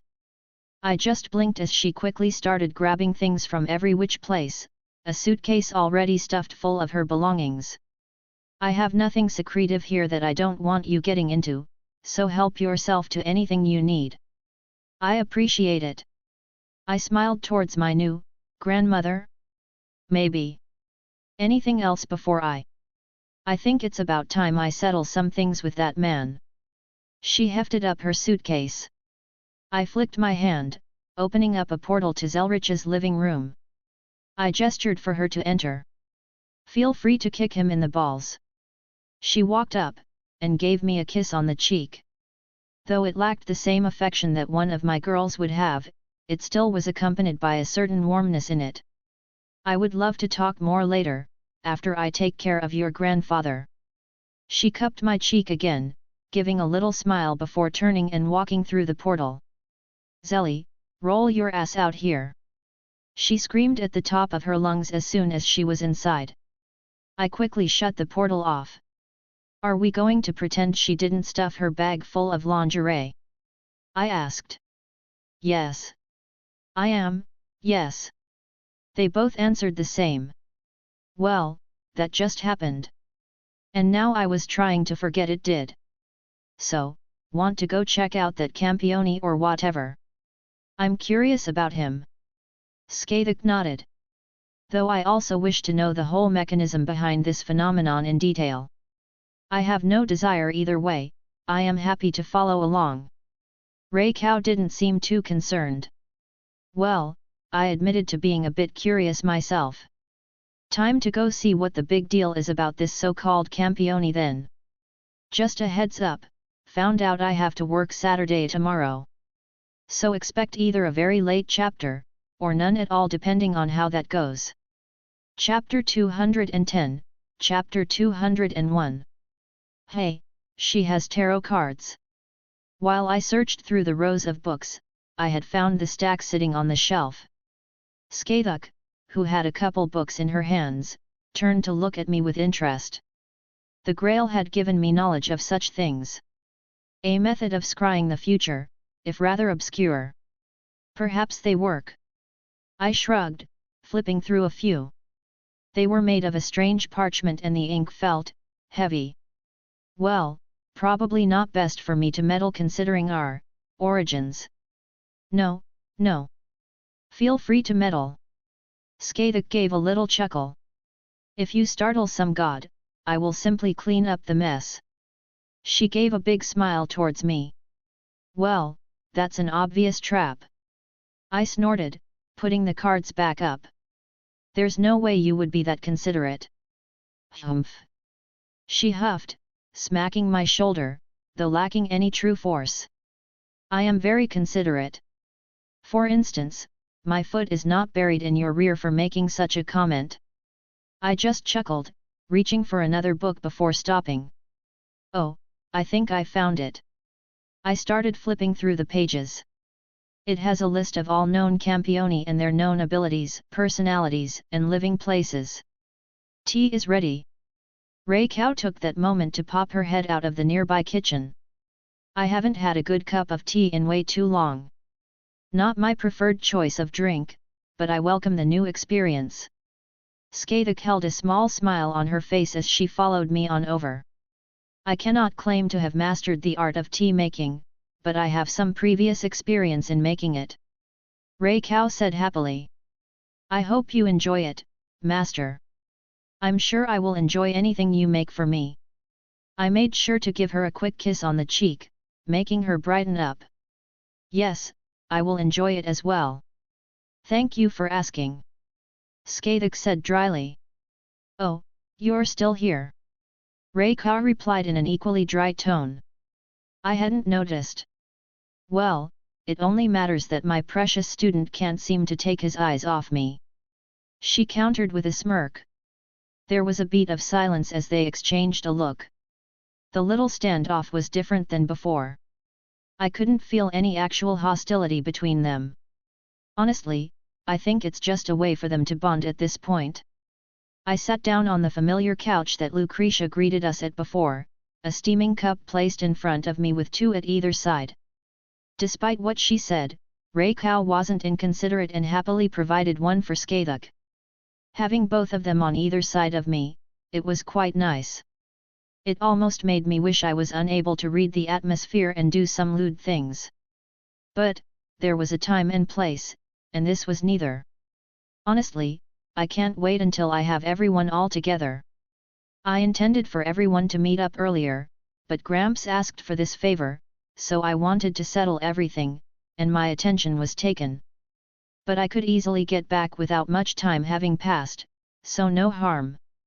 Artoria, Jin, and Meridia, I did miss them even if it hadn't been that long. Letting out a long breath, I placed the book flat open on the table, opting to take a sip of my tea first. This is good. I made sure to praise Reikau's efforts. It is pleasant. Skaidic said evenly. I thank you for your praise. Reikau didn't bat an eye at the compliment and responded accordingly. Them getting along made me really happy. Putting my cup down, I started skimming the book. Let's see, a total of 7 campioni exist after this newest one. And it looks like he's also the youngest, whereas the oldest is a few centuries. They basically just take rulership over parts of the world. Skaidic reached over quickly, grabbing the book off the table.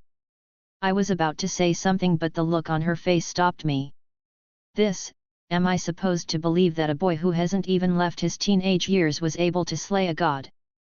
She looked upset. I sighed. Kusanagi Godou. I spoke the name of the supposed youngest god slayer. He's still in high school over in Japan.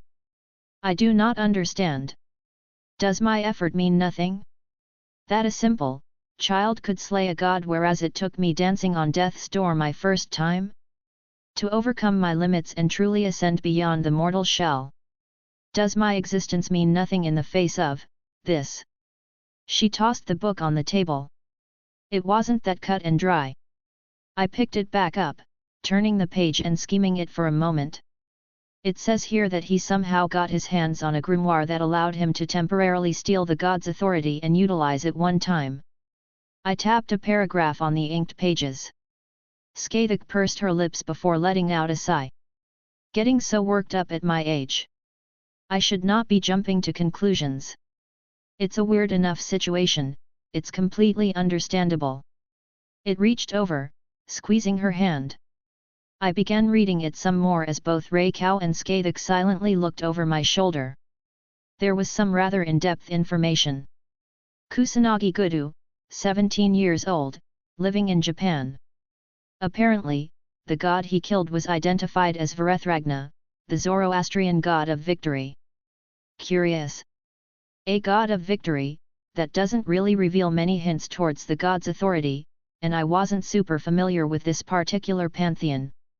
If I recalled correctly, there was something about different incarnations, as he was heavily corresponded with Indra, who was also known to take on many incarnations. Reikau being a perfect example of this. Ah, here we go, a list of his known abilities. I mused out loud as there was a rather detailed account of his authorities. I was right, something about incarnations, as his power was divided between many different aspects that this Godou could apparently bring forth based on conditions. The giant boar was one of these, as its power is to trample anything in its path. This is much more different than I thought. Reikau spoke up. I am forced to agree. I had thought someone who shared my title would be more impressive. Enhanced physical abilities, magic resistance, extended lifespan, among other things. Are these not just the natural abilities of the children of gods back home? It wouldn't be wrong to call him a demigod now. Yet, the only real difference is his ability to use the authority of the god he killed. I nodded. Even such a thing is not unheard of. There had been demigods in the past who could call upon their parents' authority over the world. Raya held out her hand, purple lightning crackled.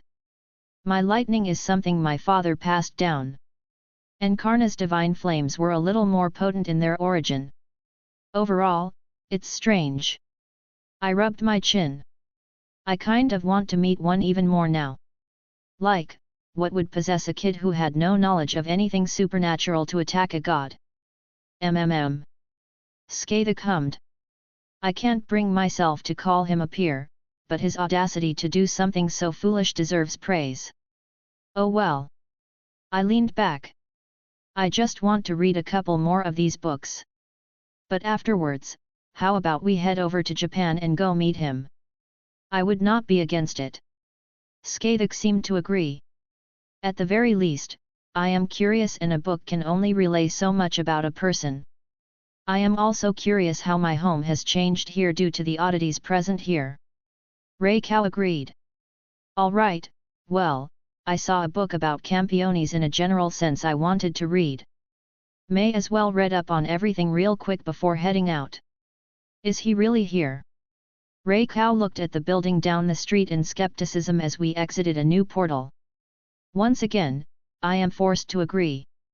Skadek replied with a look of contempt.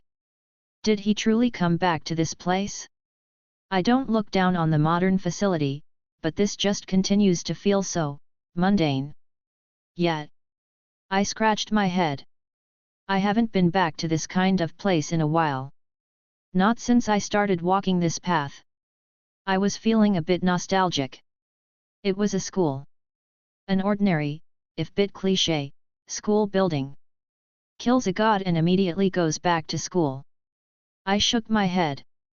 It seems like Grams was able to keep detailed information even when she was mentally preoccupied. He should have just returned yesterday, yet she already knew everything. Where he left to, his home address, and his notable hangouts. Her abilities were quite good. Her information gathering skills are impressive. Skadek nodded. And Grams? She questioned. Not a good one either. Skadek looked thoughtful. It's not bad. I'll shelf that one for now. Still trying to figure out what to call her. I'm sure I'll figure it out eventually. Is it appropriate to just walk in? I do not wish to make a mess in a place dedicated to children learning. Skadek muttered. You know a spell to make a perception filter. I can easily string some runes together for such an effect, but my point stands. My presence will still be noticeable and out of place that they will see through it unless I take more drastic measures. Well, I could go in. I don't look much different than I did in my school days, I could easily fit in without an issue. Perhaps that is for the best. Skadek nodded in approval. Raya, how about you? I asked her. I am sure I will not fit in as well, Master. She let out a small laugh. I have not the magical knowledge to shield myself nor the experience to play any roles that might be appropriate. I was thinking more along the lines of making her invisible or something, but oh well. On a side note, school uniform. I could picture her buttons straining to keep those large breasts from bursting out. And a short skirt that would ride up over her butt with every step she took. Surprisingly, I don't think it would work as well with Skadek, though dressing her up like a teacher. Reluctantly, I pushed those thoughts to the side for now. I felt a little poke in my side as Skadek looked at me strangely. Do I wish to know what you were thinking with that foolish smile on your face? Hee. You'll find out later. I straightened my tie, realizing how out of place I would look. With a snap of my fingers, I overlaid a simple illusion to match the school uniform I saw some students walking around with. Well, how do I look? If I couldn't tell you had cast an illusion, I would say you could fit in. But I believe your foreign looks may draw some attention. Yeah, they did back home too. I let out a sigh. My heritage made me seem like a foreigner in most people's eyes, even if my Japanese heritage was obvious in some features. I do remember getting a little bullied when I was younger. Oh well, I can bullshit my way through most situations. I wasn't in the theater club for nothing. Truthfully, I could hide my looks even more, but I didn't want to feel ashamed of who I was. It was a little petty of me in this circumstance, but it was something I was trying to work on in general. I knew I was a bit touchy about my devil heritage, so baby steps in that direction. We shall wait nearby, Master. Reiko assured me. If needed, please do not hesitate to use a command seal. Don't sound so dour. I don't plan on starting a fight, and I doubt the kid is bloodthirsty. I reassured her. Just going for a chat. You have a way of bringing out the fighting spirit in people. Skathik said dryly. Is that a compliment? No. I will take it as a compliment. It isn't. I shared a look with Skathik as we both smiled at the banter. With one last nod, I began walking towards the school. It might seem strange that I chose this moment to try and meet him, during school, but it felt like the best moment. I didn't want to intrude on his home life, and I felt like he would be the most reasonable in this circumstance. Not that I was planning on interrupting class or anything, just finding him while he wasn't busy. Maybe even catch him while he's leaving would work. The gate was open for some reason, but I couldn't claim to know the policy of every school in existence. And no one even stopped me as I walked inside. I pursed my lips as I saw where the shoes were kept. I didn't want to walk around in slippers, so I adjusted my illusion a tad. Well, I chose an awkward time because there were plenty of students walking around with what looked like their lunches. Some of them gave me glances and I could hear the whispers directed at me, but so far no one made any fuss. Now, if I was a god's lair, where would I be? The roof. I blinked. Hey there Drake, I haven't heard from you in a while. I've been watching. This place is interesting, and that goddess got my blood pumping. I was hoping you would start fighting. Well, I don't particularly want to fight a god if I can help it. With such beings, the decision isn't always up to you. But this campione you are looking for, I believe he should be on the roof. I feel something strange from up there. Really? Why was I not picking up on anything? Interesting question.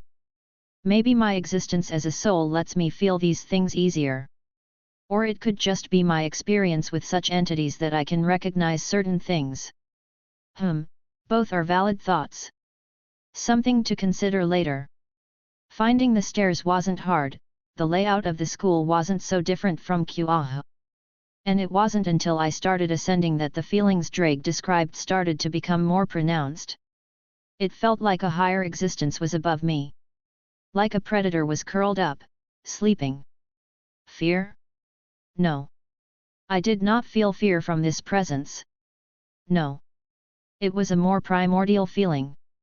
I could shake it off easily enough without any effort, but the fact that I felt it at all only served to exasperate the ridiculous existence that is a supposed campione. There was no hesitation as I pushed the roof door open. Two sets of eyes stared at me as I walked through the threshold. Well, this is rather interesting. I commented, sweeping my gaze around both of them. This campione that I saw a picture of, he matched it perfectly. Honestly, he could be called painfully normal in appearance, perhaps objectively handsome if you were into men. In a normal circumstance I wouldn't pick him out of a crowd for any reason. Yet, there was a well of power bubbling beneath the surface. The lazy look on his face made me think he was unaware of how he was perceived to those with even an inkling of greater senses. Next to him was a foreign woman with blonde hair who was giving me a death stare. Who are you? She narrowed her eyes, seemingly able to notice some irregularities with me. Wilhelm Henry Schweinorg. I introduced myself, eyes landing on the young man. And you must be Kusanagi Godou. It was polite to use his name in the correct manner even if I wasn't doing so for myself. It's a pleasure to meet the person who thought summoning a divine boar and trampling a historical monument was a good idea.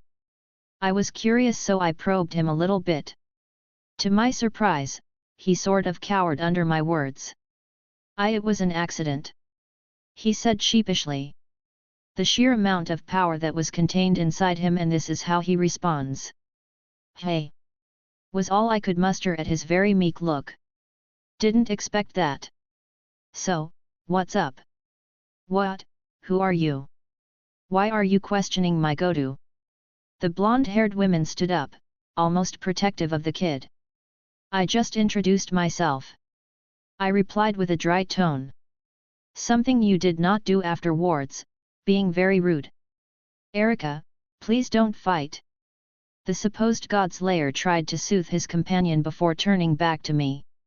"Can I ask why you're here?" "I don't really want to fight. Just curiosity." I eyed him. "And you really are new to this, aren't you?" I spoke, even if I wasn't looking for a reply. "You somehow managed to kill a god and now you've been swept up into this whole mess of magic and monsters." This kid was like an open book. "I just want to live a normal life." His shoulders slumped. And I blinked again at his honest words.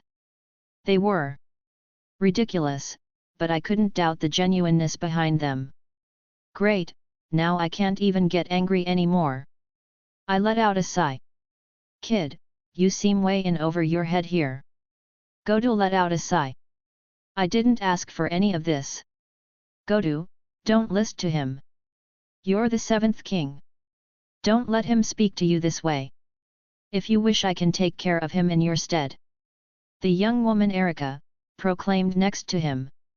Well, she had a sharp aura about her, so perhaps she wasn't all bluster? "I don't want any fighting." He slumped his shoulders even more. This was odd. Not at all how I pictured this going. Honestly, I thought someone his age would be drunk off his own power. Or at least a bit cocky or arrogant. But, he's so timid and afraid. "All right, I've decided." I clapped my hands. "I'm going to take you under my wing." I nodded to myself. What?" he sputtered out. Honestly, his attitude just made me depressed. And I kind of feel a little bit of kinship with him due to his circumstances. My life was suddenly flipped upside down, albeit to my own betterment. Yet, he looked like he didn't want any of this and was having a hard time adapting. May as well do a good deed and gather some data while I'm at it. "Don't you worry." I walked up, wrapping my arm around him, much to his companion's chagrin.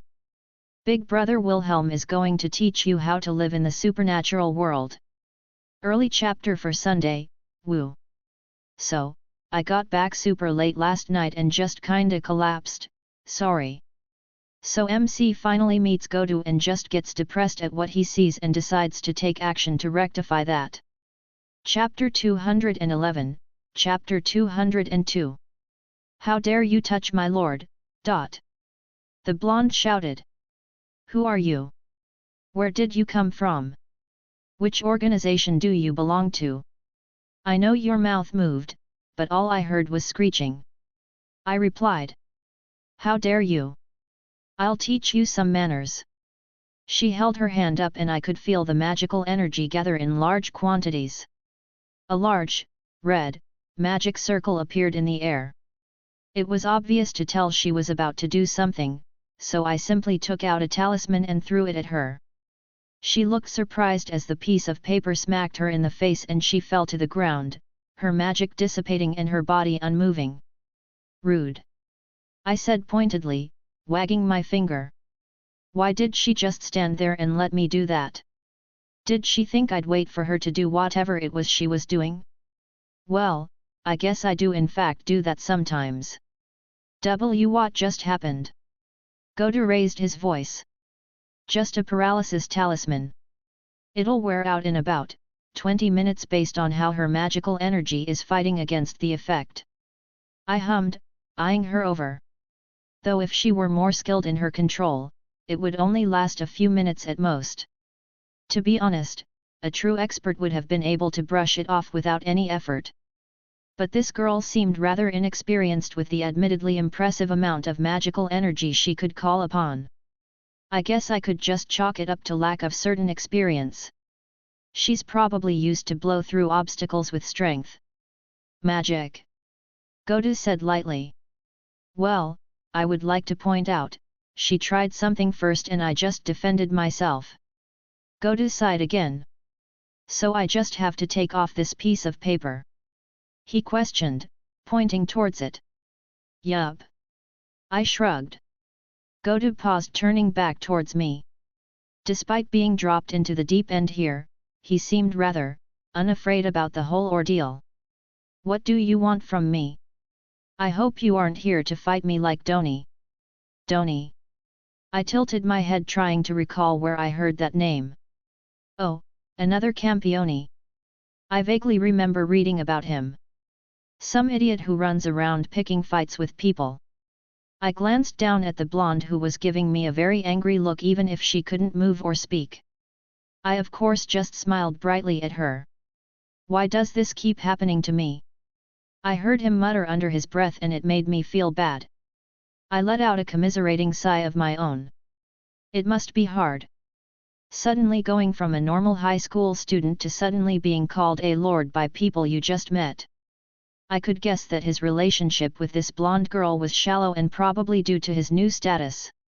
He turned towards me, a weary look on his face. I remember when I first discovered the supernatural. I unconsciously ran a hand through my hair. I was just a normal high schooler like you. I walked up on an exorcist killing a stray monster. He was a bit unhinged and decided to run me through with his sword. He just tried to kill you. Godou looked aghast as I now grabbed his full attention. Yup, he didn't even blink an eye as he tried to kill me. I was lucky, a few latent magical abilities of mine were brought to the surface and I managed to survive. Actually, when was the last time I even talked about this? I wasn't in a good place at the time, so I was pretty eager to throw away everything I was before the incident and embrace this new path. I shook my head, remember how I was so quick to discard my previous life. Never did finish high school either. I let out a small laugh. I'm perhaps one of the most brilliant mages in the world, and I'm also a high school dropout. I was just delivering a package for my grandfather to Lucretia Zola. Godou said quietly. I didn't know it was magical and next thing I know, I'm being threatened by Erika because I was carrying it. Then a god attacked and I got caught up in everything. Small world. I chuckled. Lucretia Zola is something like a grandmother to me. Well, that's a guess, but I'm pretty sure it'll be made into a reality soon. His eyes widened a little. You're related to her. Not by blood, but there is a relationship there. It's rather complicated, new, and tenuous and I didn't want to get into it. Honestly, I came here because I was annoyed that you destroyed the Colosseum. Ha! He let out a long breath. I didn't mean to. Erika and some old guys wanted to test me but they wouldn't listen and I just got caught up in it. Is that so? I said evenly as I stared down at the blonde. Well, the target of my ire has certainly changed. I locked eyes with the blonde. And I expect that such a tragedy will be rectified regardless of the cost to the perpetrators. I didn't think my subtle threat needed to be more spelt out than that. I turned back towards Godou. Hey, wanna skip for the rest of the day? What? School. Want to skip it and come hang out with me for a bit? You seem like you need some time to cope with everything and maybe an ear to listen. I just want a normal life. He repeated, almost like a mantra. What's more normal than a kid skipping school? I did it more than a handful of times when I still attended. I let out a laugh. He looked at me then back at Erika on the ground. It was a bit telling that he still hadn't helped her out yet. I don't think he was particularly enthused by her behavior. I could tell by the look in his eyes that he was considering it. She'll be fine? He questioned again, obviously referring to Erika. Yup. I promise that she'll be up and about in no time. I nodded. Fine. He sighed again. I guess I could use a day off. This the place? I asked Godou as we walked down the street. Yeah, I usually come here when I had some spare money. We walked up to a little ramen stall on the corner of a street. Well, it's been a while since I've had proper ramen. I would admit to being a glutton, and I always looked forward to food. I had already sent Raya a message through our mental link telling her of what I was up to. As much as I wanted to introduce the girls to him, he clearly needed someone to talk to. Ducking under the hanging curtains, we slid into the stool seated at the counter. Hey Kenta. Godou greeted rather familiarly. It was funny how I still perceived language in English undertones due to my heritage. I could see his lips move to include proper honorifics, but it just came out as Kenta. Godou. The man behind the counter exclaimed. You skipping school, brat? You know that's not good. You don't want to end up like me. It's just one day. Godou gave a small smile. All right. I know you're a good kid. The cook smiled right back. What a want, the usual. 2, please. He replied. Oh, can I get mine a little spicy? I'm in the mood for some kick. I spoke up. No problem. Kenta gave a thumbs up, setting down glasses of water in front of us before turning back towards his cooking. I dipped my finger into my water. I shared a look with Godou as I began to draw a few runes on the counter. Just a little cantrip I picked up. Godou looked at me. What did you do? To put it simply, it's a perception filter. Basically, the spell filters out anything we say and do so it sounds like we're just having a mundane conversation. Hey! Godou didn't seem too displeased with that. That's sorta neat. Magic is pretty neat. I grinned. Wanna see a little trick? Sure. I turned my hand over, taking out my hat. I had his full attention, so I reached inside and pulled out Sir Wiggles for a brief moment. He stared before letting out a laugh and I couldn't help but smile at his reaction. Magic isn't so bad, yet. No, that's great. I didn't expect that. Is that real magic or a trick? I let Sir Wiggles go back inside, he didn't seem to want to come out and play for the moment. I think Godou's presence was a bit intimidating to him. It's actual magic. I admitted. I'm not very good at stage magic yet, I'm sorta trying to learn how to do it. I saw a few shows with my mom when I was a kid. I wanted to learn how to do it and I had the free time, so I thought why not. I put my hat on my head. Ever think about picking up some magic yourself? Learning magic? He repeated as if the idea was completely foreign to him. I don't really want to mess with any of that stuff. I sympathize, I really do. But you're just burying your head in the sand and hoping everyone leave you alone. I honestly felt bad about his circumstances, but he was going to get hurt or get others hurt if he keeps this up. Why can't everyone just leave me alone? He threw his hands up. I didn't want any of this, why are people so focused on me? Kid, you killed a god and usurped its power.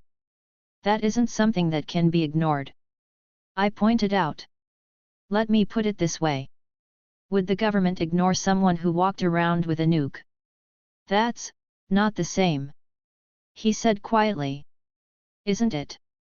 I questioned. You are pretty much inviolable to mundane means. A gun won't do anything to you, a regular person most likely can't subdue you unless you let them. Even most magic is completely worthless against your resistances. And to top that off, you can command divine power to lay waste to cities.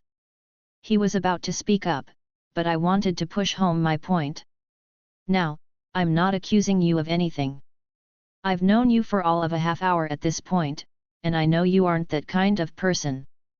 But you have to understand, it's the implication of what you can do. I saw him bite his lip and look down. Is there a way to get rid of it? He asked hopefully. Not that I know of. You're changed on a conceptual level, that isn't something that can simply be undone without something of equal power behind it. So I'm going to have to deal with people like Erika and you coming into my life, and there's nothing I can do about it. He sighed again. It's unfortunate, but you are elevated to one of the highest political spots in the world. Your words carry weight now. They aren't just blowing smoke up your butt, kid. They are legitimately in awe of your existence. I tapped the counter absent-mindedly. Did you know you have an aura about you that practically forces people to acknowledge your superiority? Granted, I don't believe normal people can feel it. But anyone with any sort of magical sense will unconsciously defer to you even if they don't want to. Really? He blinked in surprise. Is there a way to turn it off? I don't want people tripping over themselves to worship me. He smiled bitterly. You just gotta work on reigning in that presence of yours. Which means you can't keep denying your new status. Wait. He perked up. Why aren't you, falling over myself around you? Yeah, that. I should have clarified. If someone's strong enough, they can shrug that kind of thing off. I grinned. Another lesson, so you don't get a swollen head. I pointed out. You're not invincible. I'm not a campione, and I'll tell you this right now, you're not my match. He had a very impressive amount of power contained in his body, an absurd amount of it if I were to be honest. But I had complete confidence in beating him if it came to blows. I doubt I'd have to even be serious except avoiding his authorities. He blinked again at that, but didn't seem offended. Erika said that campioni can only be defeated by other campioni or gods. I would say that's the general rule. But there are always exceptions. I leaned my head into my hand. I told you before, I came over here because I was annoyed at what happened in Rome. Do you think someone who couldn't handle themselves would come to voice their discontent around someone like you? At least you aren't making me fight like Doni. Godou grumbled. He wouldn't take no for an answer. That's gonna keep happening, kid. I again felt a little bad for him. Power begets power, it's a universal truth. Others of similar strength are going to look for you. Hell, heretic gods are going to come after you just for existing. Can't I just convince them to leave me alone? I mean, you said I'm someone important, why won't they listen to me? You are basically a king without an actual crown. The normal people below you will bow to your whims. But the other kings won't recognize your commands. I shook my head. I'm sorry, but you're not going to be able to live a normal life anymore. Really? I can't just deal with all this when I'm not busy with other stuff. He looked like he was grasping at straws here. And what? Get a 9-to-5 job somewhere and play God's Lair at night? Reality isn't going to conform to your wants. I'm not telling you this to be mean, but you're going to get yourself or others hurt if you keep this up. You got a family. Yeah. He said quietly. I don't want them mixed up in all this stuff. I can't claim to see the future. But as cliché as it sounds, if you want to protect them, you're going to have to get stronger. So troublesome. His head fell down into his hands. Why did this happen to me? I'm not anyone special. Who knows? I shrugged. But it isn't all bad, you know. How isn't this bad? You said people are going to come after me. He looked at me with a sour expression. Reach out to the local supernatural organizations. It's a bit normal for the local ones to serve their resident campioni. And you won't ever have to want for anything again. People will literally fall over themselves catering to your wants and needs. Who do you think they'll turn to when an angry god descends on Japan? You won't have to worry about an office job anymore. I didn't quite catch him yet, so I continued. And that girl Erika was her name? She was cute, not my type, but I can't deny her beauty. What do you think about her? What do you mean? Well, you're a healthy young man, I don't want to assume anything. But, she's willing to serve you. And I doubt she'll be the last to try and come under your banner. Godou turned red and I couldn't help but laugh. That's not true, we're nothing like that. Well, it's up to you. I grinned at his reactions. Godou. I punctuated. You can literally choose which path you want to take and no mortal on the planet can stop you. I'm not here to pressure you into anything. I felt bad because of your circumstances, so I wanted you to understand the position you were in. Yes, it's pretty shitty that you'll have to probably fight for your life, but you also have many opportunities that people will literally kill for. I know. He grumbled. I had dreams and stuff like this when I was a kid. Playing with magic, who wouldn't want that? He looked at his hands. But after almost dying, I just wanted it to all go back to normal. The clinging to normalcy was his way of coping with what happened.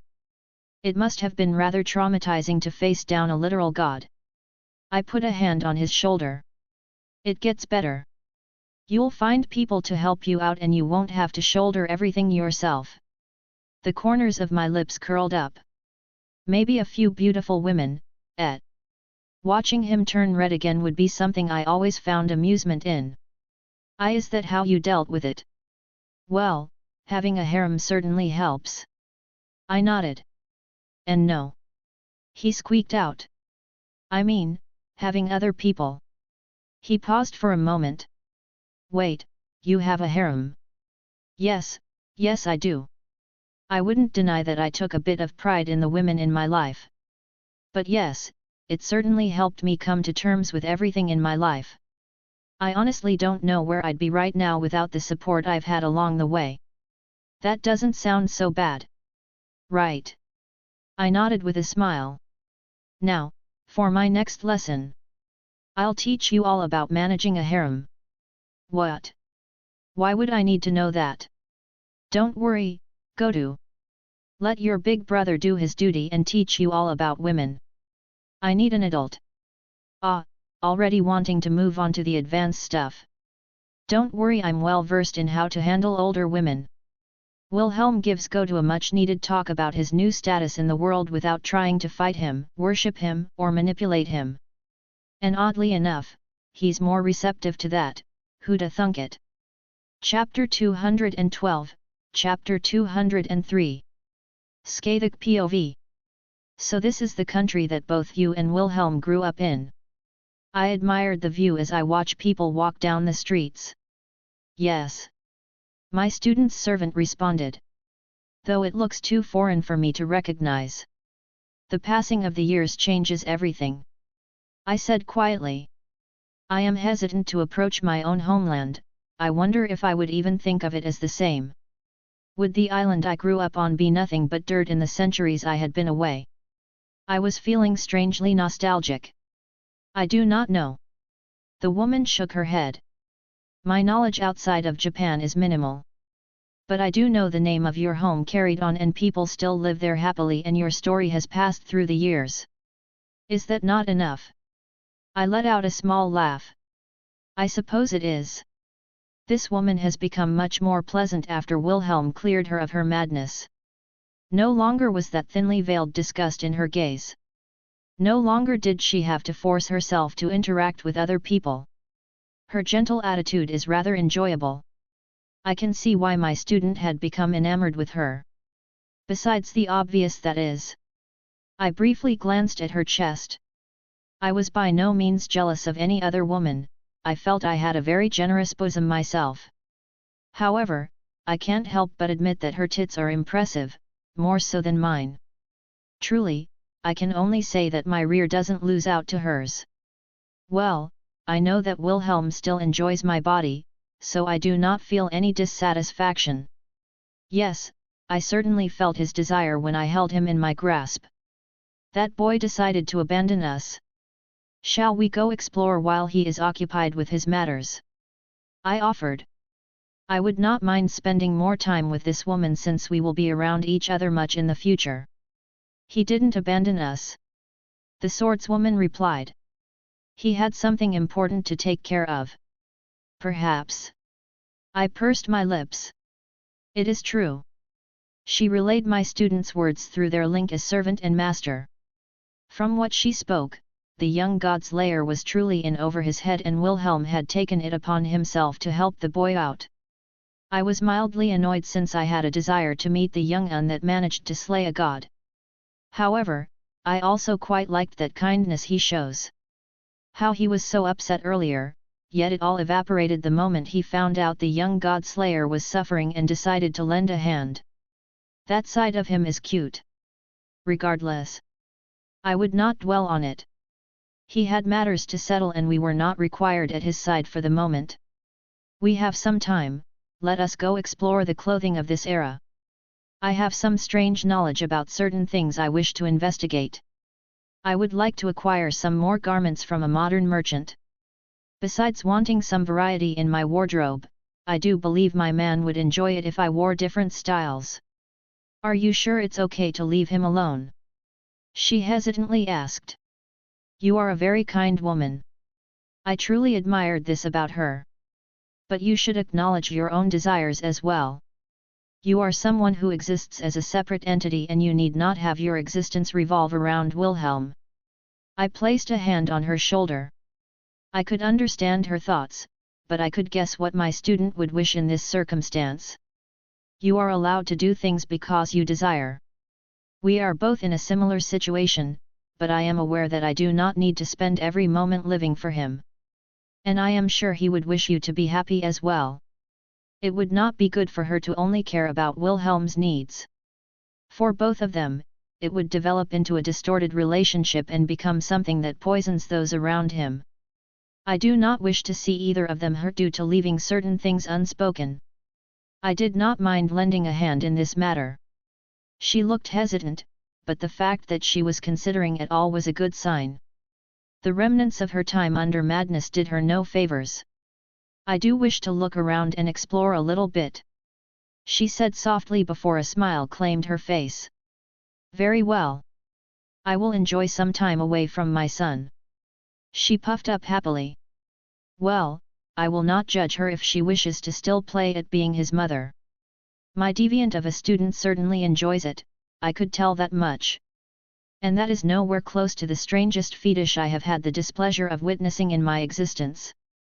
But, how will we pay for the goods? This era requires a certain method of payment. A good question, thankfully I had prepared. I withdrew a brown leather object from my own pocket. Something I was quite interested in is the methods of storing items on clothes that seemed so prevalent these days. I had taken this off of Wilhelm. I proudly proclaimed. He will be treating us to our fun since he abandoned us. Wilhelm POV. What the hell, where's my wallet? I started patting my pockets and couldn't find it anywhere. Are you trying to scam me? Godou asked. No, I keep money stored in other places on me. It's just my wallet. I sighed wondering what happened. Oh well. I shrugged. It sucks but it's not like I'm hurting for money in any way. I just like to keep it on me out of habit. Anyways, this is good. Oh yeah, I love this place. They really do have the best ramen in town. Godou and I happily enjoyed our meal. He seemed a little bit chipper.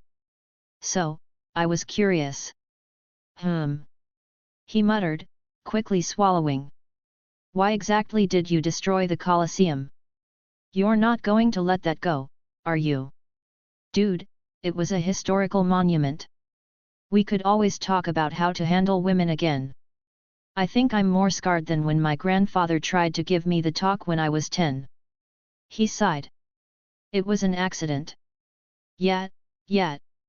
Tell it to the people of Rome. I snickered. But seriously, what happened?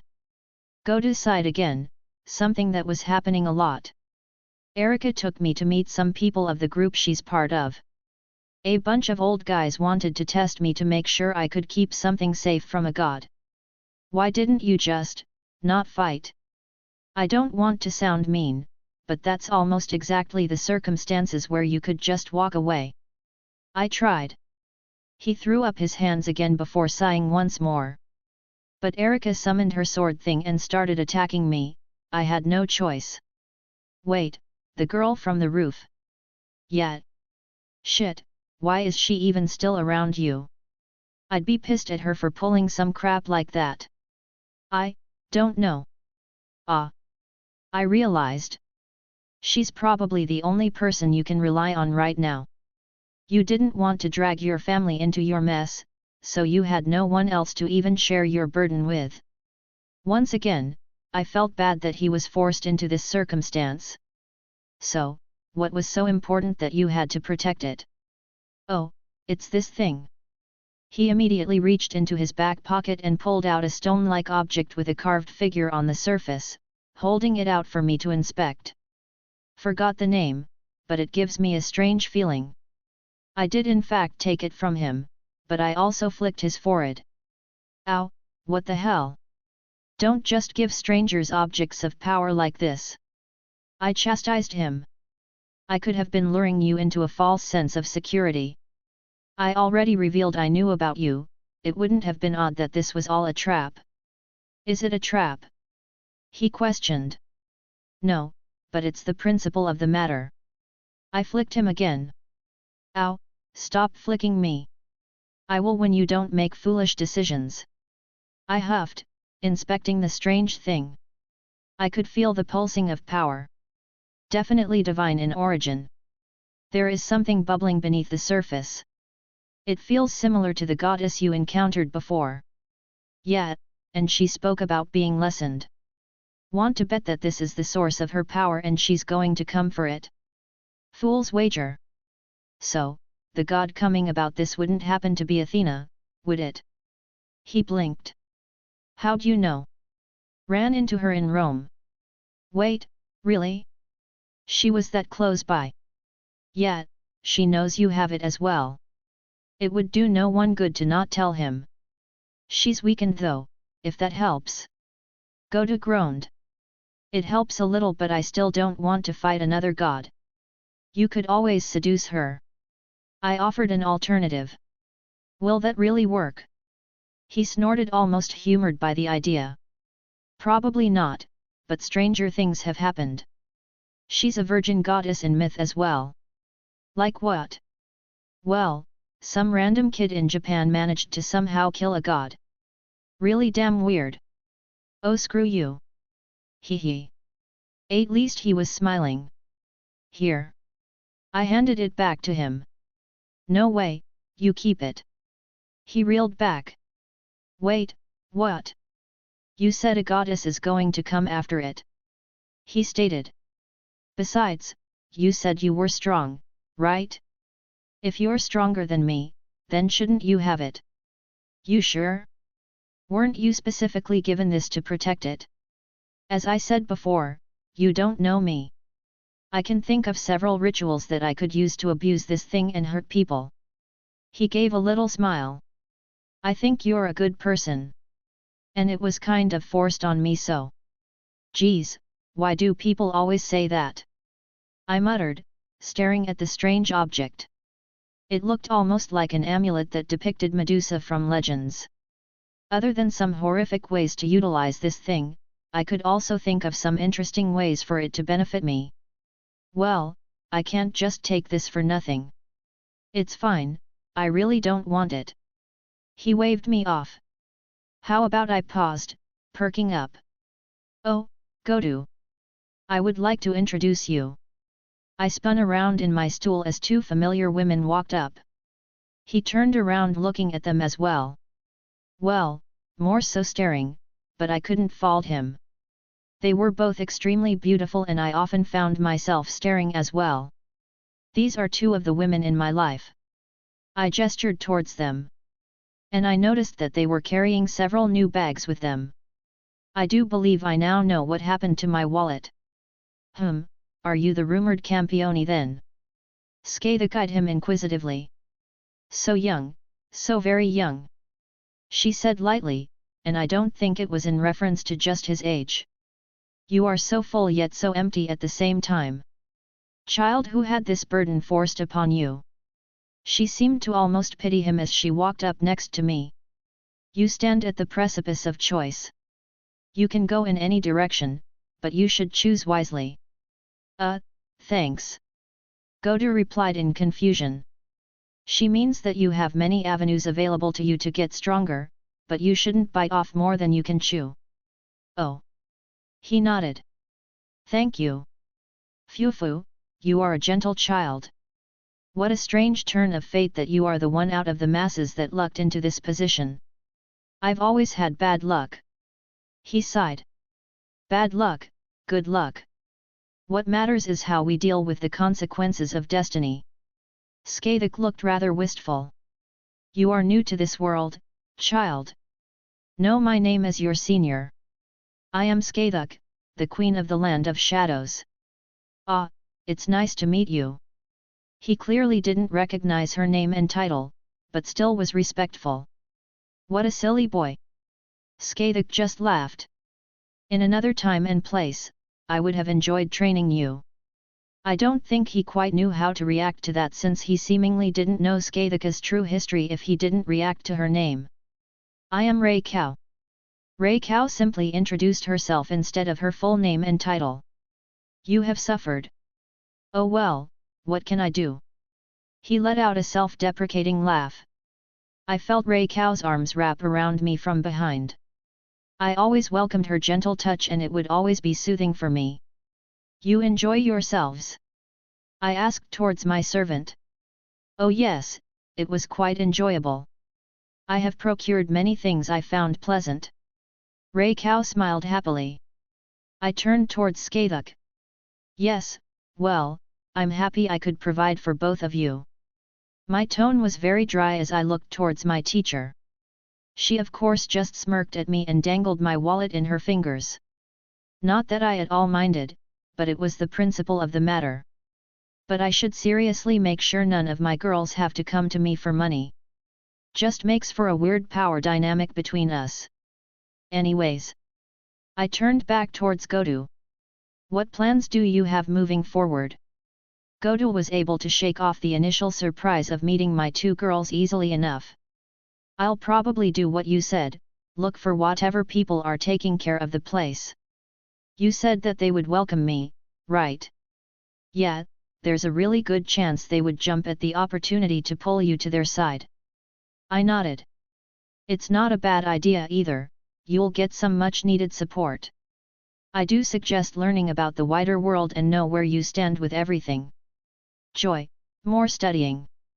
He groaned, but it was filled with a humorous undertone. Speaking of studying. I searched my ring for some things. Any particular weapon you're partial to? A weapon?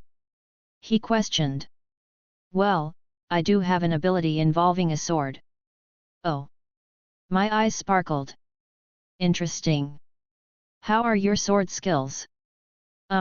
Stab with the pointy end. So, a master. I nodded. He let out an awkward laugh at my joke. I've never held a weapon before now. Understandable. I found a good sword and took it out, placing it in front of him. Fairly well balanced, enchanted to be extremely durable. I'm guessing you can't just take out whatever authority to practice with on a whim. No, I need to. I flicked him again. Information is valuable, don't give it out so easily unless you can deal with the consequences. Oh, right.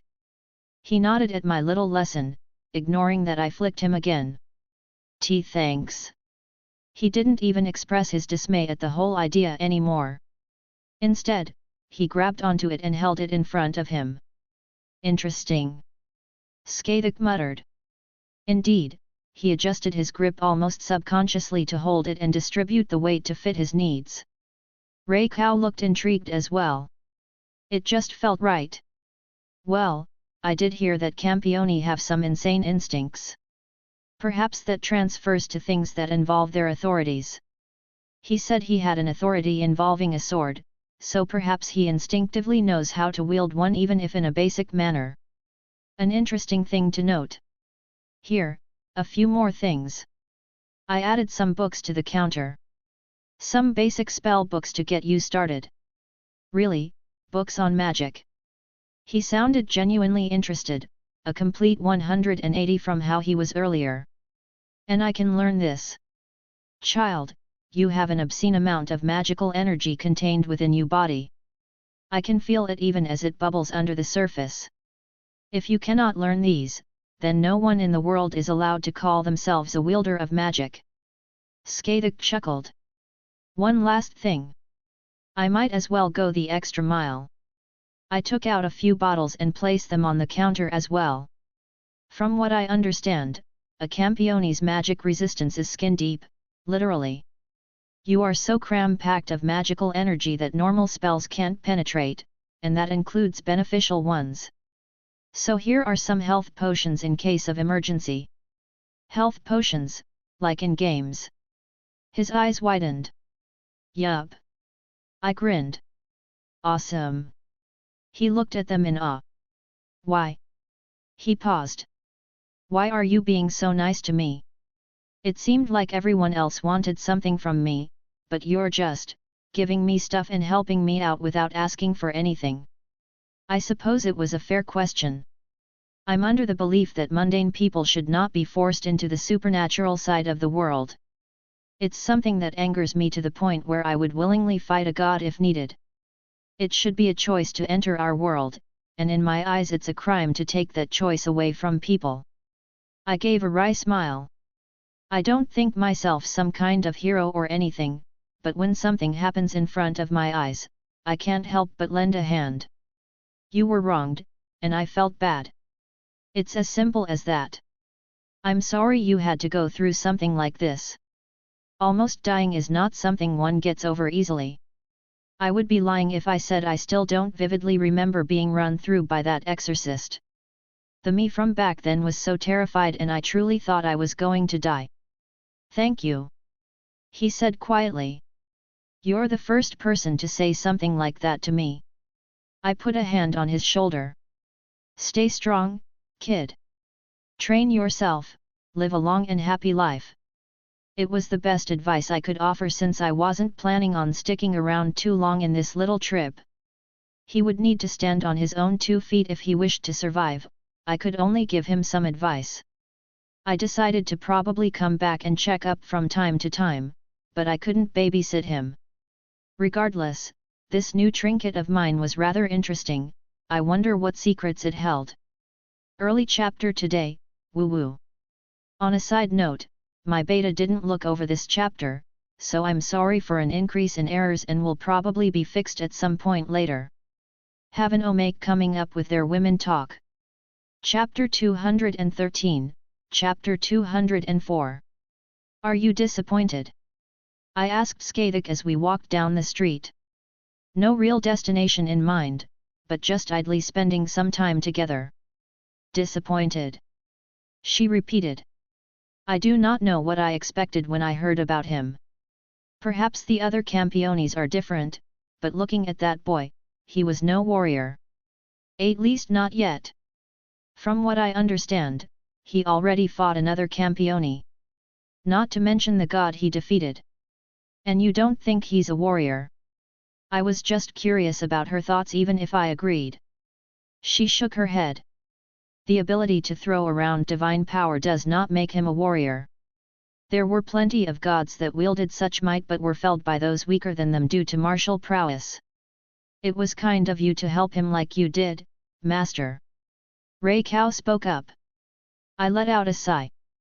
I think I was projecting my own circumstances too much on him. Self-reflection is important. Oh well. I shrugged. It's not like I handed him anything of extraordinary value. And I got this thing as well. I waved the stone medallion around. I would not say they were without value. You handed over several spell books that are the basis for most magi.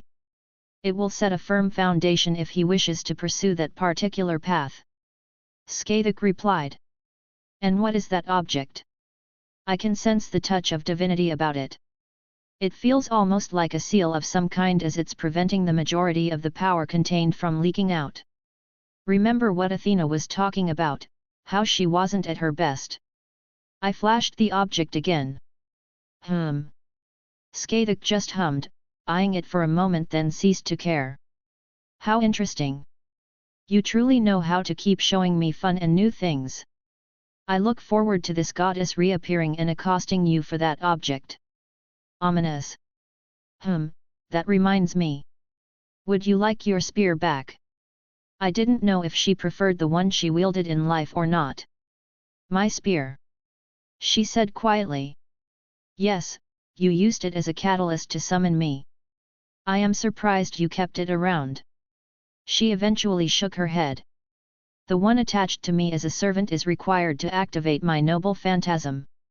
You may hold on to it, and I hope that it will serve you well at some point. Your spear isn't the only thing I took with me. I admitted. Did you raid my panty drawer? How'd you know? I said almost instantly with a deadpanned look. I see where your eyes wander to. She pursed her lips before breaking out into a smile. You are entitled to anything that you wish to have taken from that place. The painting above your mantel.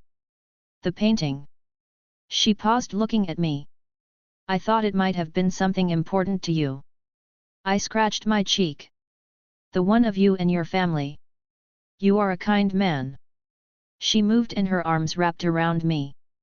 Thank you. She whispered into my ear. Hugs are nice. And I would have liked to truly show my appreciation, but I do not abide voyeurs. She whispered again. I was content to let them be since they weren't showing any intent to harm us, but now I'm annoyed. Master. Raya wrapped me up from behind, joining in the little hug. She lacked the toxic possessiveness she had before, but she's still quite clingy. Not that I'm one to talk nor do I dislike it. Would you like me to take care of the growing group spying on us? I yawned a little. May as well see what they want. It's not like we need to stay here much longer. Maybe they'll want to fight. Skadek said hopefully. You truly do love fighting. Raya commented. I'm Scottish. Skadek laughed. If you weren't fighting, you were either drunk or fucking. Sometimes all three at once. I grinned. You laugh, however. I have seen many things. How does that even work? I was stunned at her words. I do not believe it wise to seek answers, Master. Raya spoke up. You're not wrong. She laughed again. I will not deny that my people are a strange lot.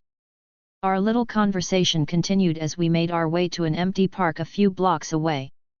It was a curious thought, why I didn't sense anyone spying on me until I left Godou. I highly doubt they didn't have people watching him. They'd have to be pretty incompetent to let a walking weapon of mass destruction go around without some kind of tail. Extending one's senses was really something I wasn't taught. Most people don't really learn to do it in a traditional sense.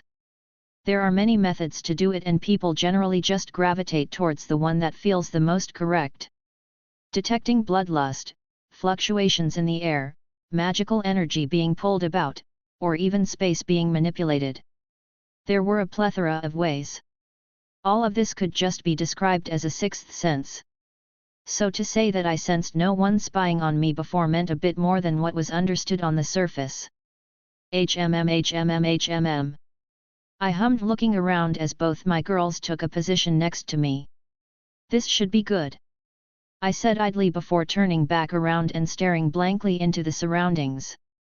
What do you lot think? No mundane people around here, you can come out, right? I raised my voice so those who decided to follow or spy could listen. I didn't really want to get involved in the politics here, but I had some time to spare.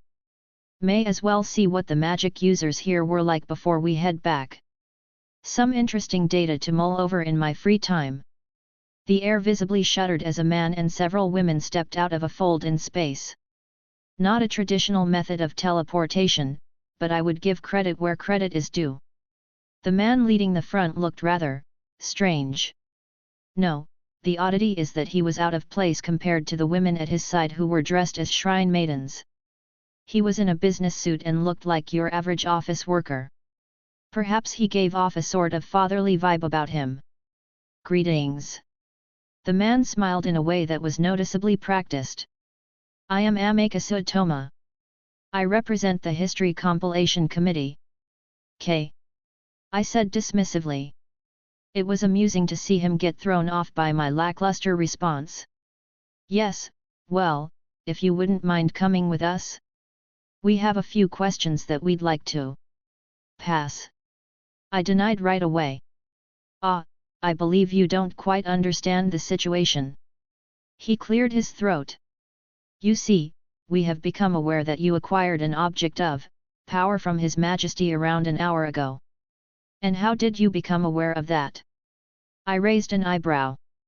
He grinned a little bit, pushing his glasses up. Our Heimikos are second to none. He replied with no small amount of pride in his voice. HOH. I muttered as I eyed the people around him. I see, you weren't tracing me so to speak, but the item using the Heimikos. Using their scrying ability to keep track of it at all times. I could imagine I turned up as a sort of blind spot for them, but the stone amulet would be a small light they could latch onto to gauge my movements. It's interesting that this thing was so easily traceable to them. I kinda wanted to look more into these Heimikos now. Their method of scrying might be worth the effort into understanding. Overall, impressive. Quite. He didn't deny it. While we could not raise any issue over His Majesty holding onto something so dangerous, we cannot allow others to walk around with the Gorgonian. We must quickly seal it away before the heretic god finds it. I fiddled with the stone amulet, the Gorgonian, they called it. Rolling it between my fingers, I stared at the man in the eyes. This was traded to me, it's mine now. I said simply. I didn't like to give up things that were mine. He frowned. Do you not understand? A heretic god isn't something we can prevent. Our only advantage is that we haven't been discovered. Are you sure about that? I raised an eyebrow. What do you? Isn't it about time you come out, Athena? She wasn't as stealthy as she thought she was. She left fluctuations in the stability of space when she covered distances with whatever her method was. While I couldn't say for certainty she was the only one who could do this, it was the same as what I felt at the Colosseum. The shadows in the area moved, conglomerating into the mass of the little girl I recognized from before. All eyes immediately turned to her, and the people from this History Compilation Committee look absolutely horrified to the point where it looked like they stopped breathing. She glanced at them, and I saw her gaze linger on one of the girls next to the man who was speaking. Interesting. A single word spoken before she turned back to us. Thou has acquired mine Gorgonian. Return it. It was a fairly easy guess to make that she was lurking around. My bet was on scoping out Godou and making a sort of threat assessment. No, it's mine now. Something about her attitude just grated on me. Cease thy nonsensical ramblings. Return mine property or I shall retrieve it by force. You are a passing interesting, but if thou stands in mine way, I shall remove thee. I looked at her, then looked down at the Gorgonian. I slowly brought it up to my face and licked it, not breaking eye contact with her. You still want it? Petty, thy name is Shwinorg. Die. I felt her gather divine power, but it was briefly halted. She paused because there was another force contesting her. Skathika's aura burst out. Her clothes changed to her servant armaments. Her deadly spear materialized into her hand. The sheer power she was pushing out, the magical energy that she was releasing was enough to make the others have to steady themselves. Who art thou? Athena's eyes widened. Thou art no god, thou art no human, nor beast, nor monster. Thy nature eludes mine wisdom, yet your presence brings this one hesitance. Skathik grinned. A bloodthirsty smile spread across her face. I have slain men. I have slain undead. I have slain monsters. I have killed fae, beasts, and even dragons. She slammed her spear into the ground. But most important, I have slain gods. A predatory feeling emanated out as she took a few slow steps. You wish to know my name? I will make you know through my spear. I am Skathuk, queen of the land of shadows. And I thought I saw the goddess visibly pale. Oh, make teaching, trolling, Godou on how to talk to women. Godou, this is important. How? How is this supposed to be important when I have gods coming to kill me? Godou. I put a hand on his shoulder. Trust me. Have I led you astray so far? I've only known you for like, an hour. And thus I have a perfect record. I said smugly. Just, can't you help me with other stuff? I have 10 incarnations that I need. Godou, I don't want to hear about your 10 incarnations. Sometimes, you need to use your 10 inches. What? He stuttered out with a growing red face. But.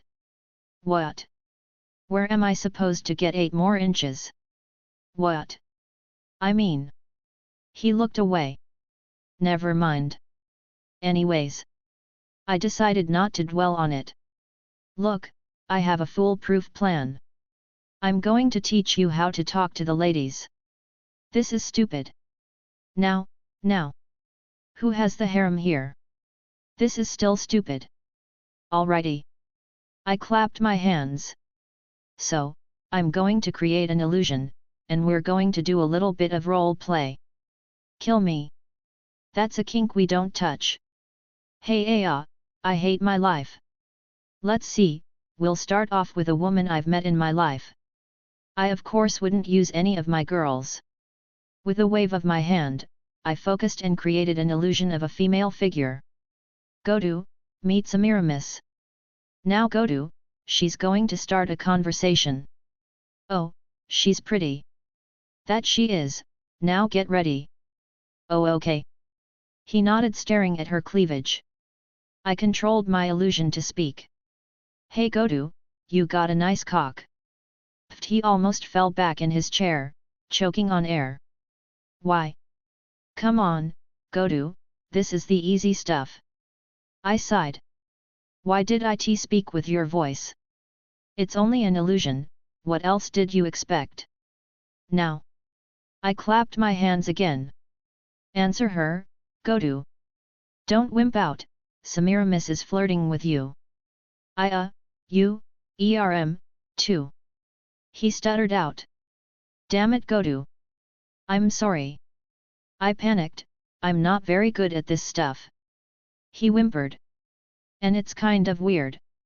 You need to learn to talk to the ladies and it shows. You need to gain some confidence. Maybe this was too high a place to start. Sighed again, waving my hand. Let's bring it down a notch. The illusion changed again to a familiar redhead. Piranikos. Oh. Godou perked up. No. I shook my head before snapping my fingers. Oh, I got it. I started weaving my illusions into the perfect starting point. The new figure morphed, sporting red hair as well. But this was no Piranikos. She wore a very elegant dress shirt, a matching pair of pants and a very tasty hat. Oh, now that's a hot piece of ass. What? He blurted out. Ho ho, your big brother or should I say your big sister consents, Godou. You got a nice cock. The illusion depicting a female version of me winked at him. I hate my life. He whimpered again. Early chapter since I have to wake up super early tomorrow. Chapter 214, Chapter 205. There were no more declarations of intent behind either of their words. No more boasting or verbal jabs as the area went deathly silent. Only the soft steps of Skathuk walking through the grass. Athena, for the first time, appeared hesitant. The absolute confidence she spoke with a moment ago was all but gone as a slight paleness appeared on her face. Skathuk wasn't someone to let their power, their aura leak out every moment. She was a warrior that relished in bloodlust, but she was reserved when not wielding her spear. She had always been content to wrap it all up and bury it inside. The warrior queen that defined her was always there, waiting for the correct moment to come out. It started with a red streak that soared through the air. A burst of bloodlust accompanying the eerie red spear as it sailed past the goddess's head. With a quick movement she had dodged, but it didn't matter. In that brief moment, Skaitik was already next to her, having retrieved her spear and swung it down on the smaller opponent. It was almost comical due to their size differences, but I could feel the weight of their power as they collided. Athena had called forth some kind of scythe to block the blow. Her power, her divinity, had finally started to seep out noticeably as if to offset the pressure that Skaitik was delivering. With a flicker of her wrist, Skaitika's deadly spear spun in her hands, thrusting out several times in a single breath. Athena's scythe moved unnaturally fast, as befitted someone who was a goddess. But after the first several exchanges, it was clear she lacked the same martial prowess even though she was of divine origin. My eyes trailed the blows as it started slow, Skaitika's spear slipping through every few hits until the goddess started showing some slight cuts on her body. "How weakened you are, goddess!" Skaitik showed a bloodthirsty grin, laughing all the while her spear shot out. Even when Athena got in a counter and nicked the god's lair, she never stopped smiling. "Are you having trouble keeping up? Shall I stay at this level of prowess to give you a handicap or shall I fight with my full strength?" Well, she's definitely having fun because I could recognize that taunting tone. Athena did not look all too pleased with the taunt. She visibly growled and gathered a good amount of power before swinging her scythe horizontally, bisecting a good portion of the forest. Skaitik flicked her hand, runes appearing and conglomerating around her. Shield. A simple aria to invoke her mystery. It took the form of a large, round, shield that covered several feet in all directions around her. The swing of the scythe met the shield and stopped. "Odin's magic!" Athena blurted out almost in surprise. "Did you not hear my name, goddess? I am Skaitik and I am also called the Rune Witch." She crouched down, hand on the ground as she leveled her spear. Athena jumped back, owl-like wings sprouting from her back as she took to the air, rising a few dozen feet. Skaitik let out a shout as she turned into another streak of red light, shooting towards the goddess. "Aegis of the Gorgon, defend this goddess of death!" The goddess proclaimed. A shift in the world occurred. It wasn't a normal spell, but an absolute command depicting some sort of her authority. It was funny how similar the spell was to what Skaitik had just used. A shield appeared in front of the goddess. A rectangular shield that covered her from head to toe, depicting Medusa from legends. The collision brightened up the sky, a cascade of bloodlust and magical energy burst out in every direction as the two forces collided. The trees beneath them were uprooted and blown away. The barely got started and the landscape was already starting to get torn up. I could only shake my head as they fell to the ground and the goddess tried to gain some distance, with Skaitik following after her. "Should we help?" Raya asked. "No." I smiled as I watched the direction they went. "This is something she wants, let her have her fun. Besides, I trust her to return to me. She said she wouldn't leave me again, so I would always trust her to come back." The other members of the audience were still staring wide-eyed at what happened. The shock of the first clashes had not let them recover. "Ahem." I loudly cleared my throat, finally snapping them out of their stupor. The man turned to me with horror drawn across his face, hand slowly raised, pointing at me. Why you?" he stuttered out. "Who is she?" he finally squeaked out. "She introduced herself already." I rolled my eyes. How? There was no indication that another heretic god would appear. And one who didn't rampage. "She isn't a heretic god," I said simply, looking off into the distance. I could see the signs of battle still occurring as the forestry, this large park, began to get dismantled. How can he was cut off as one of the high Mycos at his side stepped forward.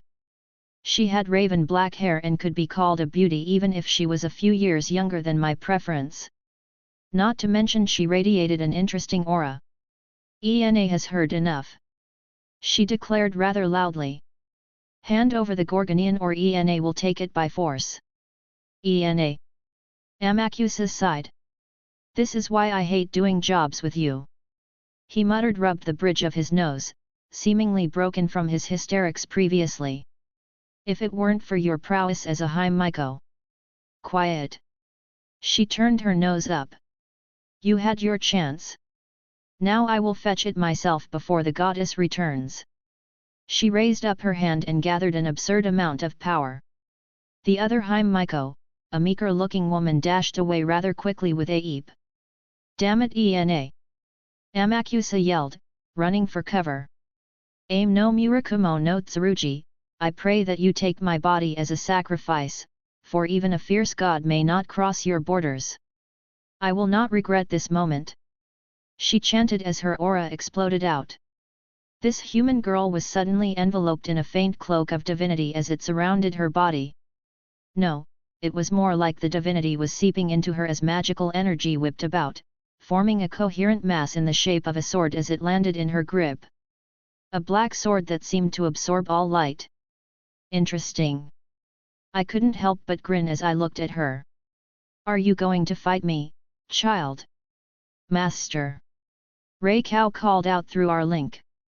Do you wish me to intervene? It's all right, let me handle it. I sent back, but hang on to this for me. I tossed her the Gorgonian.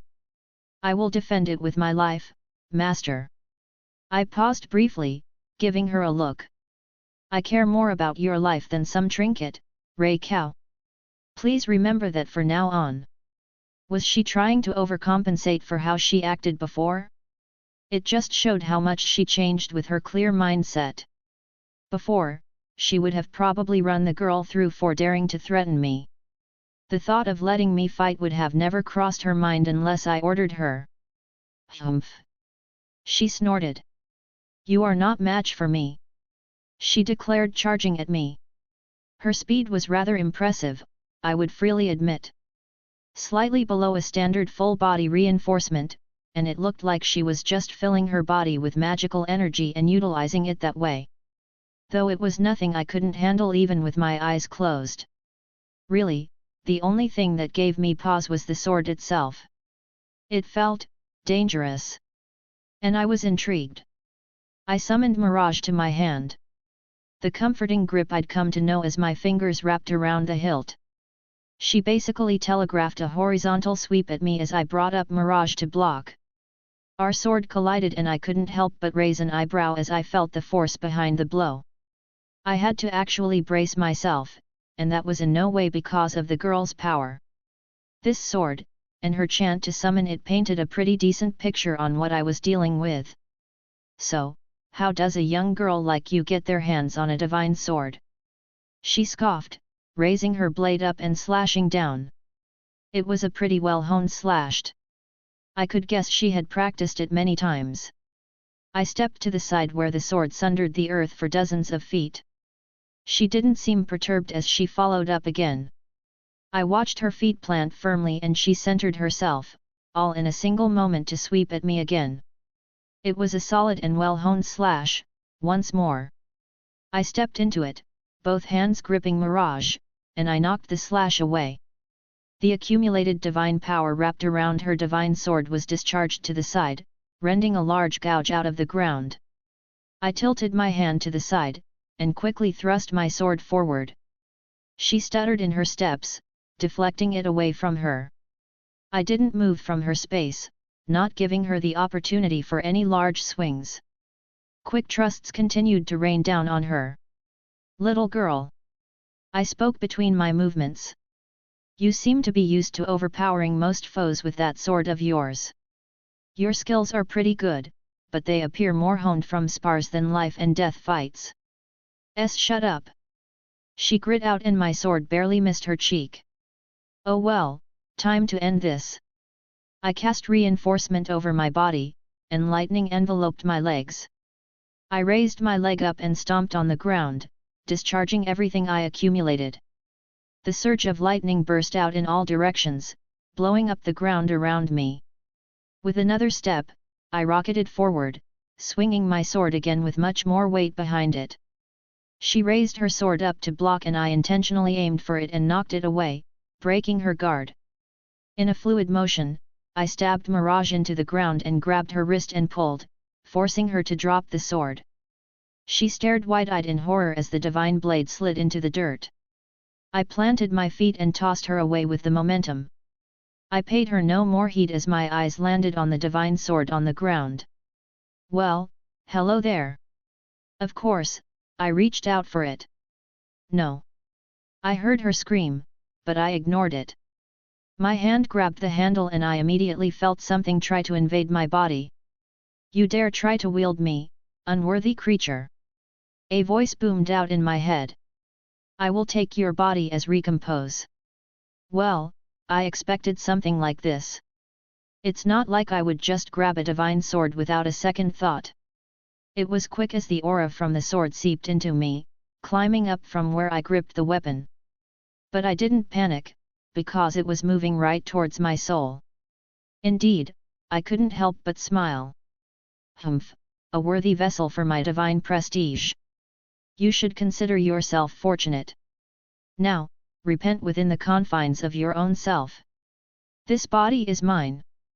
Fuck off. Drake's voice sounded back. What? The strange voice blurted out in surprise. Humph, little sword that came from that poisonous snake. Even the Yamato no Orokai would hide its tails in my presence. The power that was trying to touch my soul suddenly reeled back as Drake's own presence chomped down on the tendrils of energy. The vestiges hurriedly withdrew and tried to escape. Thanks, partner. I grinned. Ha, like you couldn't have done something about that yourself. But it was nice to flex my power myself for a change. True, I had several methods to protect myself if needed. What is that dragon inside you? The sword's voice echoed out as more and more divine power swirled around it. I hesitated to grab onto it again. Perhaps I could persuade it instead? I opened my mouth to speak but I paused, tilting my head up to look above us. I felt fluctuations of space, but no obvious signs of anyone. No, someone was spying on me through some impressive methods if I couldn't detect exactly how it was happening. This wasn't like those other people looking over the Gorgonian and following me that way, someone was staring right at me, I could feel it. Wait, there seemed to be some kind of sympathetic link coming from the sword to where this disturbance was coming from. Well, isn't that interesting? It seems I found something of my own to investigate while Skathik is having her fun. Besides, doing something like this is practically an invitation. How could I not accept? Ray Cow, watch over this place, I'll be right back. Master? Is something the matter? I just want to check something. I reassured her. Skathik was having her fun, I would keep myself occupied for now. And worse comes to worse, I had always said I was unparalleled at running away. I reached out, touching the spatial fluctuations, beginning some calculations. Immediately, I could tell it wasn't connected to the world, but a separate realm. This reminds me of what you did with Meridia. Yeah, I remember. And you're still going to do it. It's not nearly as reckless this time. I had confidence in myself, in my power around these kinds of beings. Something like Meridia, I would be cautious enough not to pull that crap anymore. But now, I was completely different now. Well, you're not as foolish as you were back then. I grinned, tugging on the linkage connecting the two spots of space, and I dragged myself back to the source. The scenery immediately changed. No longer was I in that park surrounded by trees and destroyed earth. No, I was inside a small wooden hut, and there was a person staring back at me. A large man wearing white robes, and mane of untamed hair around his head. He was sitting cross-legged, a cup of sake in his hand as he stared at me, rather dumbfounded. I returned the gaze. Exactly like Meridia. Why do you have my mother's blessing? He finally spoke. Late chapter since I took a nap. Well, I had 2 early chapters the previous 2 days, so I guess it evens out. Next chapter finishes Skathika's fight with Athena. And for those wondering, Pat. Rayon just finished the arc. So as I said, short arc this time around. We're going back to DxD for a bit of a longer arc this time around. Chapter 215, Chapter 206. Why do you have my mother's blessing? I honestly did not have a good answer for that question based on who I guessed this person was. I mean, I had a reasonable answer, but how he would take it was a crapshoot. With a thought, I returned my sword to my ring. Thought it would be a more polite way to speak to him. I took a moment to notice the strange sensations around me.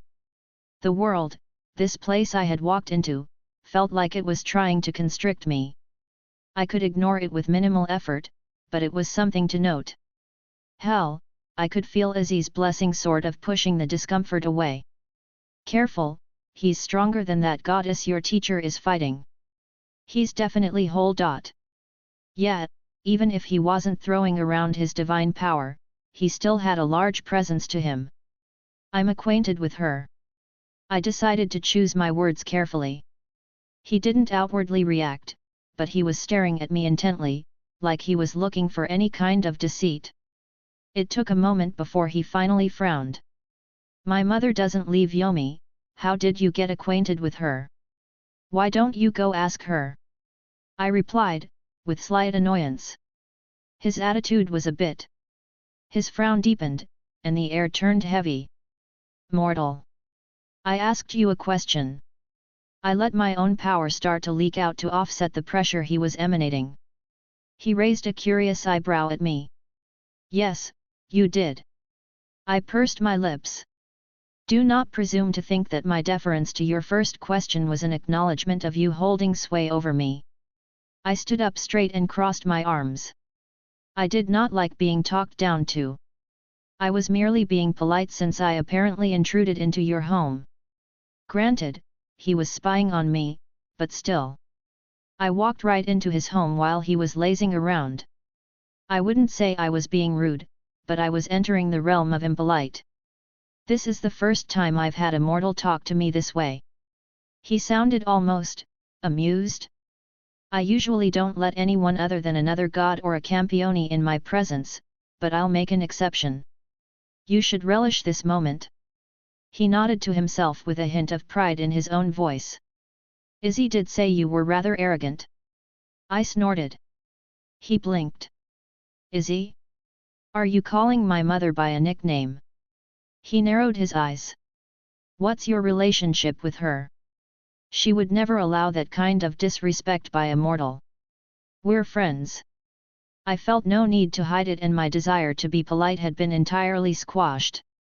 And to be honest, I was kinda curious about her son, not to mention he was a god of the country I was born in, even if from a different world line. I sometimes go to Yomi and spend time with her. Or she comes around and we hang out. He opened his mouth and closed it again, setting down the cup of sake. You are able to hide the truth from me. He muttered, basically not believing me. You should go visit her more often, she gets lonely. I was genuine when I said this. I would regret if I didn't try to help the Izzy here if I could.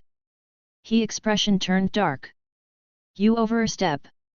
I ignored your earlier remarks, but you forget your place, mortal. A little bit of lightning crackled around him. His expression didn't change much, but the air grew a little bit colder as he gazed at me. Yes, you did ignore my words. I shrugged off the pressure he was trying to push onto me. Let me reiterate. I took a step forward. I do not fear you. I refuse to be talked down to this way and just stand there and take it. Izzy did say he was hot-tempered. I wouldn't be surprised if he threw a fist, but I would not bow down to his superiority. I was wondering where that girl got that divine sword from. I decided to shift the conversation since I was still on the fence if I wanted to actually fight him or not. She clearly hasn't mastered it, and perhaps it even hindered her growth a little bit. Have you considered? He raised his hand and my vision was filled with lightning, blowing me out of the hut. My aura flickered around me as I laid on the ground, staring up at the sky that was not a sky I knew. The sky was filled with a purple hue, an aurora streaked across the horizon and into the distance. You're hesitating. He's Izzy's son. From a different world. I know, but still. I sighed, running a hand through my hair. It's not like I specifically came here looking for a fight. I was just annoyed that someone was spying on me again and had some time to kill. Your sentiments aren't misplaced. But should I remind you that killing a god here doesn't truly kill them? Not to mention, you are trying to take pity on a divine being. As someone who fought gods, I will tell you that you are being very arrogant right now. Drake continued to speak. Keep in mind that he has lived an uncountable number of years. You are not fighting a child here, but a hardened warrior who fought the Yamato no Orokai and came out the victor. I boast about my superiority over that snake, but it is not a foe to take lightly. I took a deep breath, climbing to my feet. Yet, I'm being too wishy-washy. I brushed off my clothes. My expression hardened. I was not the one to make the first move. I will relinquish any sense of responsibility. I looked as Susanoo, god of storms, walked out of the new hole in his shabby-looking home. He tilted his head as he looked at me. Your soul? He questioned as he eyed my aura fluctuating around me. You're using your soul as a defense, interesting. He rubbed his beard and acted like he hadn't just tried to burn me to a crisp. To withstand even a tiny fraction of my power. You deserve praise. Well, even you can't outdo the arrogance of a god. Drake snorted at Susanoo's words. It's too bad. He rolled his neck. If you had held your tongue, I may have took more of an interest. But I despise those who speak of my mother. A grin formed on my face. Izzy did say you were a mama's boy. He narrowed his eyes again, and I was surprised he didn't lash out. Courage to speak like this in front of a god. You are no campione, but I will say that you are just as foolish as one. As a token of respect, I will allow you to speak your final words before I deliver my judgment. More words. I pursed my lips. I supposed I do have a few. I took a deep breath. Fusaro da I bellowed, and the world tore apart. Scathing POV. You have led me far enough, do you not think? I laughed as I continued to follow the goddess away from both Wilhelm and Ray Cow. It was obvious what she wished to accomplish, but I allowed it all the same. This one will remove thy tongue. She hissed in annoyance, stopping in her flight as she raised her hand. The earth shuddered as large serpents rose up made of the earth. Magic is it? I slammed my spear down into the earth, calling up my runes. They sank into the ground, actualizing their mystery as the earth trembled around me. A large golem rose up, bigger than any of her serpents. It is not something I claim proficiency in, but I believe this will be a worthwhile opponent for your little snakes. Golemmancy as it was called in this era. I believe I had interacted with it on a few occasions during my life, but I had never cared to delve into the studies of these magics. Though to call this little manipulation anything but crude would be an insult to those who delved into the art. I watched with rapt amusement as our sides clashed. The goddess scowled when my golem grabbed hold of one of the snakes and ripped it in half, only for another to pierce through its stomach. Lacking any kind of internal organs, it still slammed its fists down. The earthen constructs seemed to mutually destroy one another as the runes I infused the golem with had been destroyed in the clash. Without another word, I leapt up onto the head of my destroyed golem before it returned to the earth. With another burst of power, I shot up into the sky, spear seeking the heart of the goddess. She swung the scythe down once more, meeting my blow head-on. I kicked below me, summoning a rune to solidify the air and give me a platform to pivot off. The action seemed to take her by surprise as I recovered from my fall, and my spear swept out through the air, slicing across her chest before she could move away. Divine blood, how long has it been? I smirked as I wiped away the few drops that landed on my face. Die! The goddess shouted, scythe swiping through the air as she regained her momentum. I leaned back, letting it pass by before sliding onto my knee and swung my spear at her abdomen. She coughed blood as the pole collided with her flesh, the sound of cracking could be heard as her ribs fractured under the blow. With a twirl of my cursed spear, it shot out again, tip first at her heart. The goddess grabbed hold of it, her hand rupturing at the edge, blood spilling out. Cursed thing! She spat out as her scythe swiped at me again. I believe she had finally noticed the effects of my spear. Such an unwieldy weapon, and you lack any significant martial prowess. I leaned to the side as the danger of the weapon laid in its sweeping motions. She tried to stab me with the tip, how comical. Though her legends state her as a goddess of war that specialized in strategies, not combat. Yes, and her power and abilities were greatly diminished as she was now. Shadows burst out from behind her as they coalesced into the form of owls. I didn't ignore them as their razor-sharp talons aiming towards me. They were created from the divine power of a goddess, they were by no means normal creatures.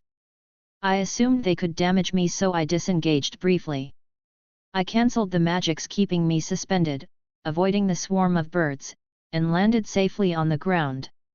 As they continued their pursuit, I merely regained a proper foothold and thrust my spear out, discharging a portion of my magical energy and drilling through all the facsimiles of life she had summoned. The goddess clenched her teeth as her body suddenly became enveloped in a malevolent aura, her divinity pulsing out. Her scythe was raised high as it expanded, in size. As large as a building, it hovered above and pulsed with that continuous malevolent aura she summoned. This one acknowledges thou. To force this one to use this much stored power. So you do possess a modicum of power. I couldn't help but smile. My back foot slid into position, my grip changed on my spear as it slightly pointed down. I took the most familiar stance I had honed over my existence. Show me your power, goddess of wisdom. She swiped her hand down and her weapon followed with it. The air around it distorted, accelerating at speeds that should have been impossible for something that size. But it did not matter, the more divine power she used, the more my blood boiled in anticipation. The crystallization of my God-Slayer status, actualized as a skill, began to swell up in response as well. Whatever her state was, my ability had before merely released the minimum in response, but it was surely awoken at this moment. I gathered a large portion of my magical energy, gathering it at the tip of my spear. My feet planted firmly on the ground, I did not waver as the massive object came down on me. Ha! I let out a shout as the tip of my spear collided with the scythe. An explosion of energy burst out in all directions, utterly destroying the area we had designated as our battlefield. My eyes saw through the debris that was kicked up. My feet did not move from the spot I had anchored myself in. Pieces of divinity began to rain down from the sky. Shattered remains of a construct forged from divine power. Thou, this blasphemy! She seethed in anger, clenching her teeth tight. This cannot stand. Even if I must make this sacrifice, thou will perish. She proclaimed as her aura suddenly multiplied several-fold. That same malevolent aura enveloped the area like a tornado, blocking my vision as the wind whipped around. It took several seconds for it to settle, as the goddess's form was revealed once more. Oh! I quirked an eyebrow. Interesting, did you have to pay some price to temporarily regain your true strength? I eyed her, analyzing everything I saw. Gone was the childlike form. She now stood tall and proud, wearing the iconic white toga of the Greeks with silver hair that flowed past her shoulders. Your power fluctuates. I noticed immediately, this was but a momentary increase in strength. Whatever she did, it was unlikely something she could do often without consequences. Thou hast forced this goddess to regain mine true power for but a few breaths. To burn through mine lifespan that allows this one to stay in the mortal realm. She held out her hand again. For thy crime, thy punishment is death. Once more, her divine power coalesced, taking shape. Hear me, O souls of the deceased. Those whose eyes slowly closed at the end of their lives. Their bones weakened, their skin shriveled, their bodies slowly withered. Thy name is certainty, and thy form is inevitable, for it is the unbreakable law. Become mine weapon of absolution, for nothing escapes thy clutches. She declared as the world shuddered at her words.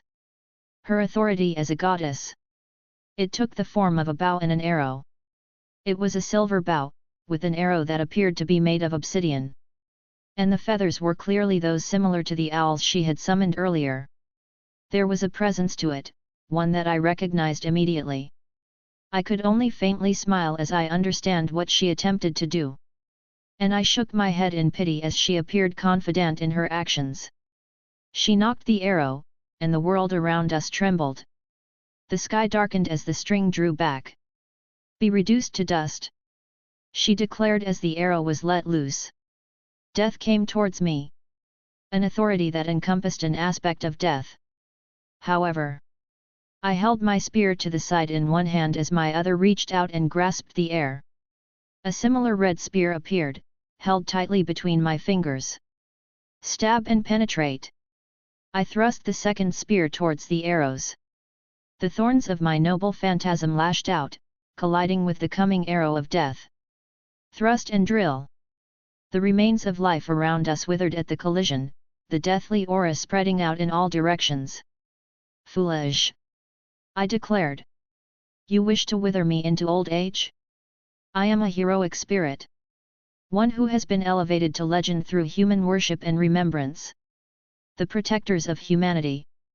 As long as humanity exists, so too shall I never fade.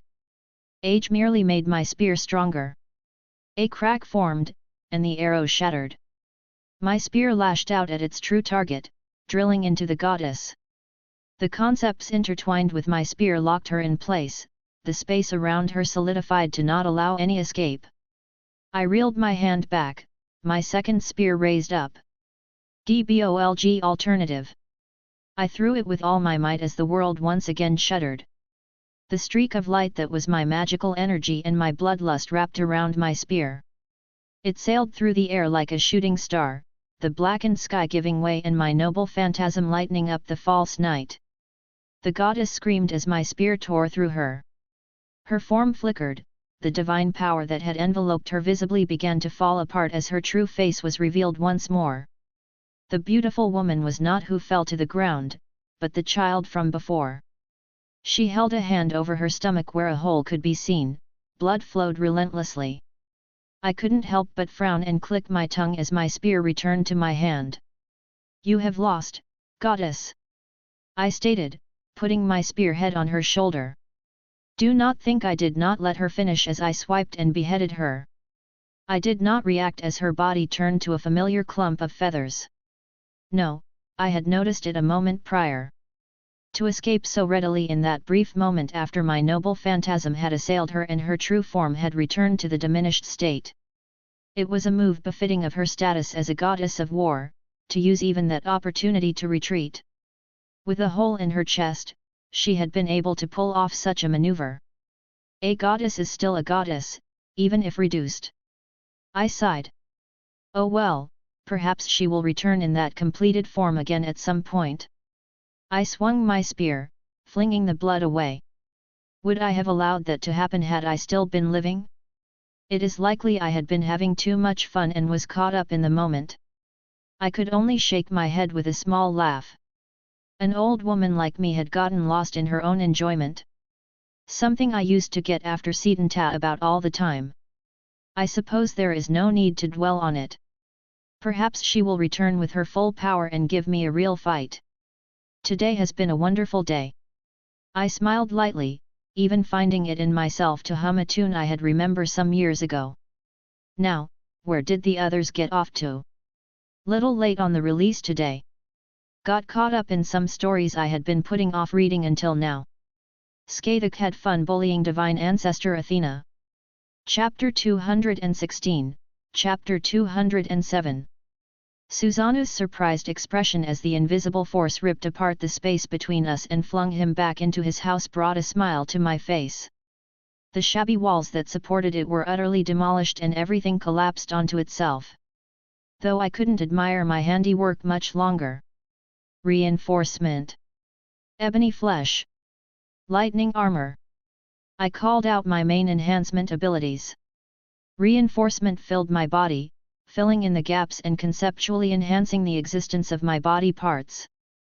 Ebony flesh was cast over me physically, like an invisible armor.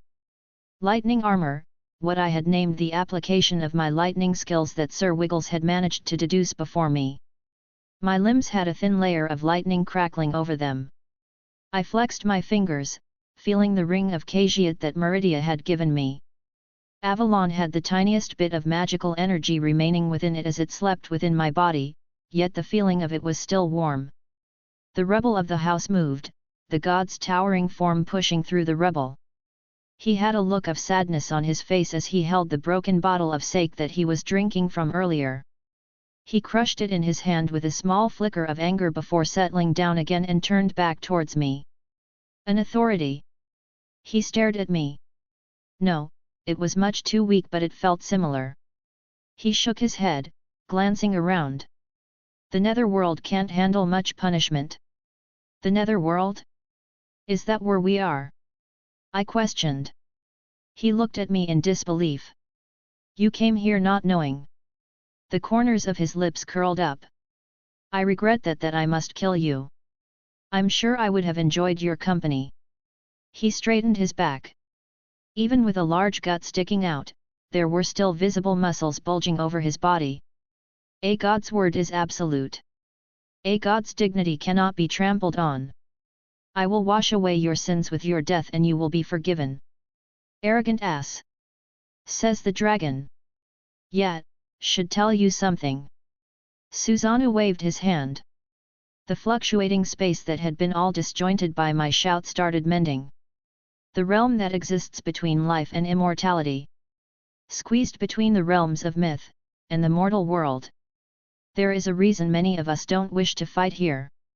Yet, this place felt flimsy compared to Earth. So die quickly. He moved with a crack of thunder and a fist filled my vision. I summoned the boosted gear and blocked it, but my feet were lifted off the ground and I was sent tumbling backwards before I regained some manner of footing. I quickly looked up to see the storm god in the air, lightning gathered around him as he plummeted towards the earth at insane speeds. Boost! I called out. The staff of Magnus appeared in my other hand as I held it up. Shield of Asgard. The runes formed and actualized the spell nearly instantly. A muscular leg slammed down from the heavens, engulfed in a massive bolt of lightning. That's not going to work, mortal. Susanoo shouted as my shield cracked and he burst through it. The ground beneath me sundered in every direction for dozens of yards. I held my gauntlet-clad arm up, with the staff also acting as support, but even so, I was forced to a knee. A divine weapon. He sounded surprised. And something that feels like a dragon. Boost! I called out as soon as the time limit was up, and my strength doubled once more. I pushed his leg away, and he laughed as he jumped back. Almost lazily, he hopped back. Are you really human? He questioned with a wide grin. Now that I take a proper look, you are really a strange one. He said almost mockingly as he put his hands behind his back. Already winded there? Where's that bravado you showed earlier? What did you say again? I don't fear you. He laughed before his expression darkened and the amusement was wiped from his face. A mortal dares speak something so absurd to my face. Wow! Are you surprised? This is how most gods are. They are very easy to anger. Even if he's laughing about it, you pissed him off and no words will calm him down. I stood up fully, straightening my back and put my staff away. With a flick of my hand Mirage reappeared. Would nakest. It was barely more than a whisper, yet the words reverberated. I took a single step and like a whirlwind, I moved. Susanoo's eyes widened as I was already in his face, sword swinging down. He raised a finger, and flicked the edge away, deflecting my sword. I didn't dwell on it for even a single second. My hand covered in the boosted gear swung towards his face.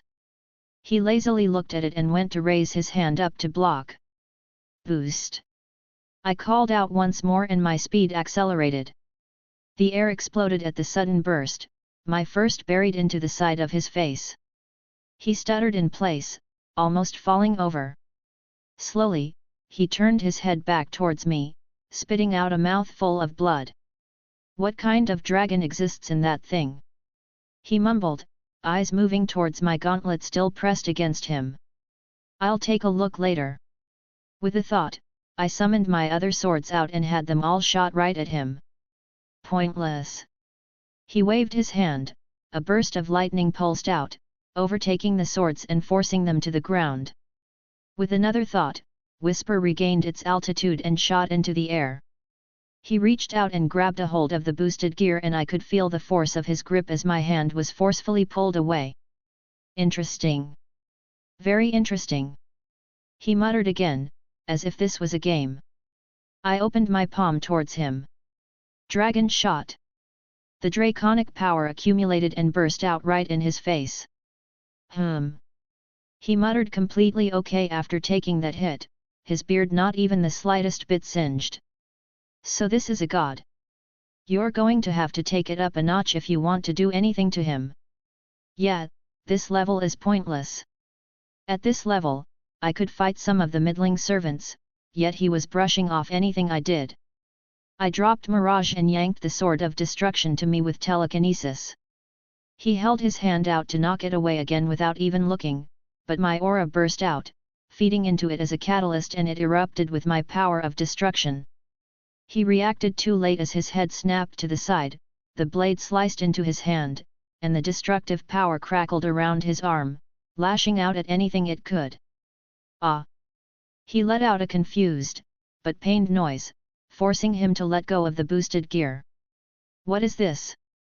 He blurted out as the flesh on his arm started to disintegrate. He yanked the sword out quickly, tossing it to the side. Staring at his arm in disbelief. Why does this feel like Kali? Who are you? He demanded to know. In that moment, I jumped back, gaining some distance. So my power of destruction was capable of reaching the divine. I knew the conceptual makeup of this bloodline was absurd, but this confirmed it. So, you finally deemed to acknowledge me. I felt a little pride in that. Maybe that's why I hadn't used Balance Breaker yet, or broken out my peak spells. He wasn't trying and my pride was hurt that he was so dismissive of me. It did bring a smile to my face. You want to know who I am? I held my hands out as the sky above turned dark. And the god turned his gaze upwards. I am Wilhelm Henry Schweinorg. I declared as the lightning above took form. Hammer of Thor. Transfer. The massive lightning figure that already encompassed the sky grew in size and power. The huge hammer that could smash apart a mountain aimed right down on the storm god as he stared up. And a pillar of lighting erupted at the focal point. I had to turn my eyes away from the sheer explosive might. The ground became a massive chasm to which I couldn't even see the bottom. But after the dust finally settled, I frowned as the figure of the god floated there, unmoving. He held his arms up, one of them had some flesh gouged out where my power of destruction ran rampant and the other looked a little scuffed, as if it was slightly burned. You harmed me. With mortal magic. He said quietly, though his voice still filled with the authority of a divine being. A mortal, not once, but twice, harmed me. So my spell could only do that much, hey? Don't be upset, it was a wonderful spell. He was simply the worse matchup for it. A god of storms was already going to be very durable against lightning. The fact that you able to even leave a mark is worthy of praise. I am saddened. He looked up. As a god, I cannot go back on my word. But I am saddened that I must kill you. How much fun would it be if I had been able to see you grow? He shook his head. The only thing left I can do is show my appreciation for this feeling. Ama no Murakumo no Tsurugi, unsheath. The world shifted around his words. The weight behind them forcing laws to bend to his whims as a familiar black sword appeared in his hand. Though its presence completely eclipsed the feeling of that girl who previously wielded it. The divine power gathered around him, and he gave it a simple swing. Instinctively, I quickly created a portal and fell through it, opening up to the sky above. Falling through the air, I saw the spot I was just in, completely gone as if the earth there never existed. How ridiculous! Looking down at him, he appeared confused as if he lost sight of me. Spell circles formed all around Mirage.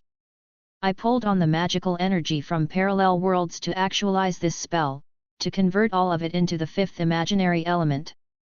His head turned upwards a moment later, but it was enough. I poured an insane amount of power into this application.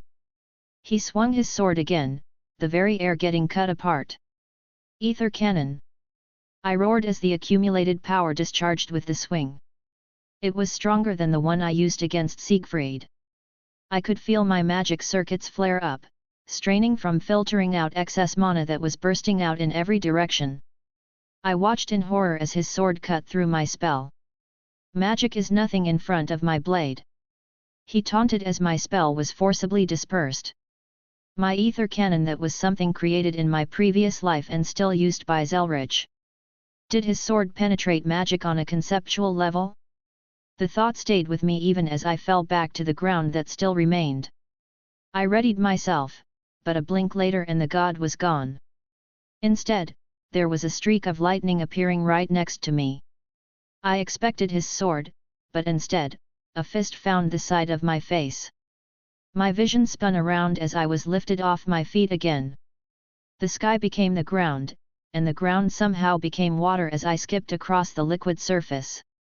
Well, I think he held a grudge from when you punched him. You think? I growled, coughing out some blood myself, a wave of water splashing against me breaking me from my stupor. I could taste the saltiness in the air as I stared up at the sky. We're back on Earth. Did he punch you through a dimension? I leaned up, looking at where I came from. There was a crack in space. He did say something about the netherworld not being able to handle too much strain. I just didn't think it was that bad, to the point where we literally tore apart the points that connected the netherworld and the Earth. Drag. What? He put me on my back twice. He did. Drag confirmed. What are you going to do about it? I closed my eyes for a brief moment and steadied my breathing. Welsh Dragon Balance Breaker. Susanoo, God of Storms POV. My lord, you are harmed. I am aware. I glanced down at my old friend, the blade that had accompanied me for much of my immortal existence. My sword which gained its own godhood after being filled with my power for so long. Did that mortal Ama no Murakumo no Tsurugi spoke. He did. I glanced at the tear in the fabric of the world, connecting back to the mortal realm.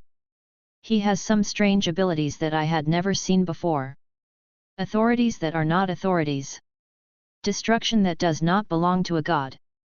Mortal spells that could even leave a mark on me, divine weaponry I don't know the origin of. I shook my head with a wistful smile. A human that is not human. What a strange thing he was. Fun. I hesitated to walk through and follow him. I had not forgotten why I was hiding in the netherworld. And if I left, I would be throwing away many things I had hid there for. Yet, I could not leave matters as they were. When was the last time I had fun like this? What was the point in being a god if I couldn't do the things that I wanted? That last spell would have been dangerous had you not cut it, my old friend. To praise a mortal in such a way. Deserved praise is deserved praise. Even if I must cut him down, I will acknowledge his abilities. I am a warrior, and thus as a warrior I will meet him as such. It was time to stop playing around and fight truly. Without a second thought, I descended upon the mortal world and the familiar laws encircled me. I paid them no heed as the object of my desire was in the distance. Looking around, I could see that we were off the coast of Japan. A wonderful place for our final exchange. Whereas I paused as a large amount of magic gathered to the side. And to my confusion, a massive tree began to appear. Growing on top of the waves. A hint of uncertainty appeared in my heart as I recognized the origin, but refused to believe it. My confusion turned into shock as I felt the power pulsing off the newly grown foliage. Master, that is not a normal tree. Yes, I can feel it too. But it's impossible for that thing to appear in the mortal world like this, especially at behest of a mortal. A golden light shimmered in front of it and I quickly brought up my blade. The clash of steel meeting steel, the scraping of the metals as I stopped myself from being knocked back. A large golden spear was pressed against my blade. Odin! I roared in fury as I could recognize the old god's signature weapon. You old fool, how dare you! I continued to shout, looking for the fool who dared interrupt my fight. It flew away just as quickly as it appeared, streaking across the sky before stopping, hovering nearby a person I recognized. Donned in a red armor that looked similar to the gauntlet he wielded before. But the stench of a dragon was much stronger. And his power had taken a qualitative and quantitative increase. Wings sprout from his back as he floated above the waves. Ready for round 2. He beckoned me with a renewed confidence. I had no clue as to what was going on, more strange things had appeared around me, but I felt a flicker of excitement in my heart. This god will give you a quick death. I grinned in response. Fight wraps up next chapter. Sorry for the late post, but the Pat.Rayon chapter is like 7k words and took me a long time to write. It's an interlude with 4 different POVs that I haven't found a place to put them until now. Chapter 217, Chapter 208. Ray Cow POV. That son of mine, always doing such things. I should be prepared to assist should the situation call for it. Student and teacher were so alike that they would jump into a potential fight with nothing more than a whim. Was he being considerate in not dragging me into the fight? I had expressed my desire not to wield arms if I was not required to, and now he ran off by himself once more. However, I was glad he trusted me enough to hold on to such an artifact of power. Looking down at this stone amulet, I could feel it more clearly in my hand. It was as if my own divinity was stirring because of it. I felt conflict about this object's identity. To know what it represents, the division of a person, the separation of a piece of them that they wished to regain. The goddess Athena wished to acquire this and claim back her true powers. I sympathized to a degree. To wish to be able to live as their true self and not what they had become. I wondered if Master would accept me if I truly became an ONI and gave into my baser desires.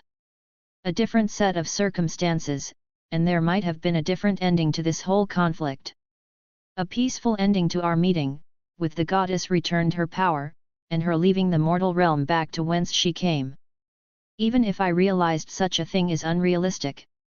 Alas, all sympathy I had for her seemed to evaporate upon threatening my son. If Skathik had not stepped forward to do battle, I may have taken the role myself. Despite not wishing to come to blows, I will not allow such behavior towards my master. I would fulfill my duty that he entrusted me with and keep this object safe. Though I had nowhere to put it, these clothes did not have proper space in these pockets. I pulled on my loose shirt and dropped it between my breasts.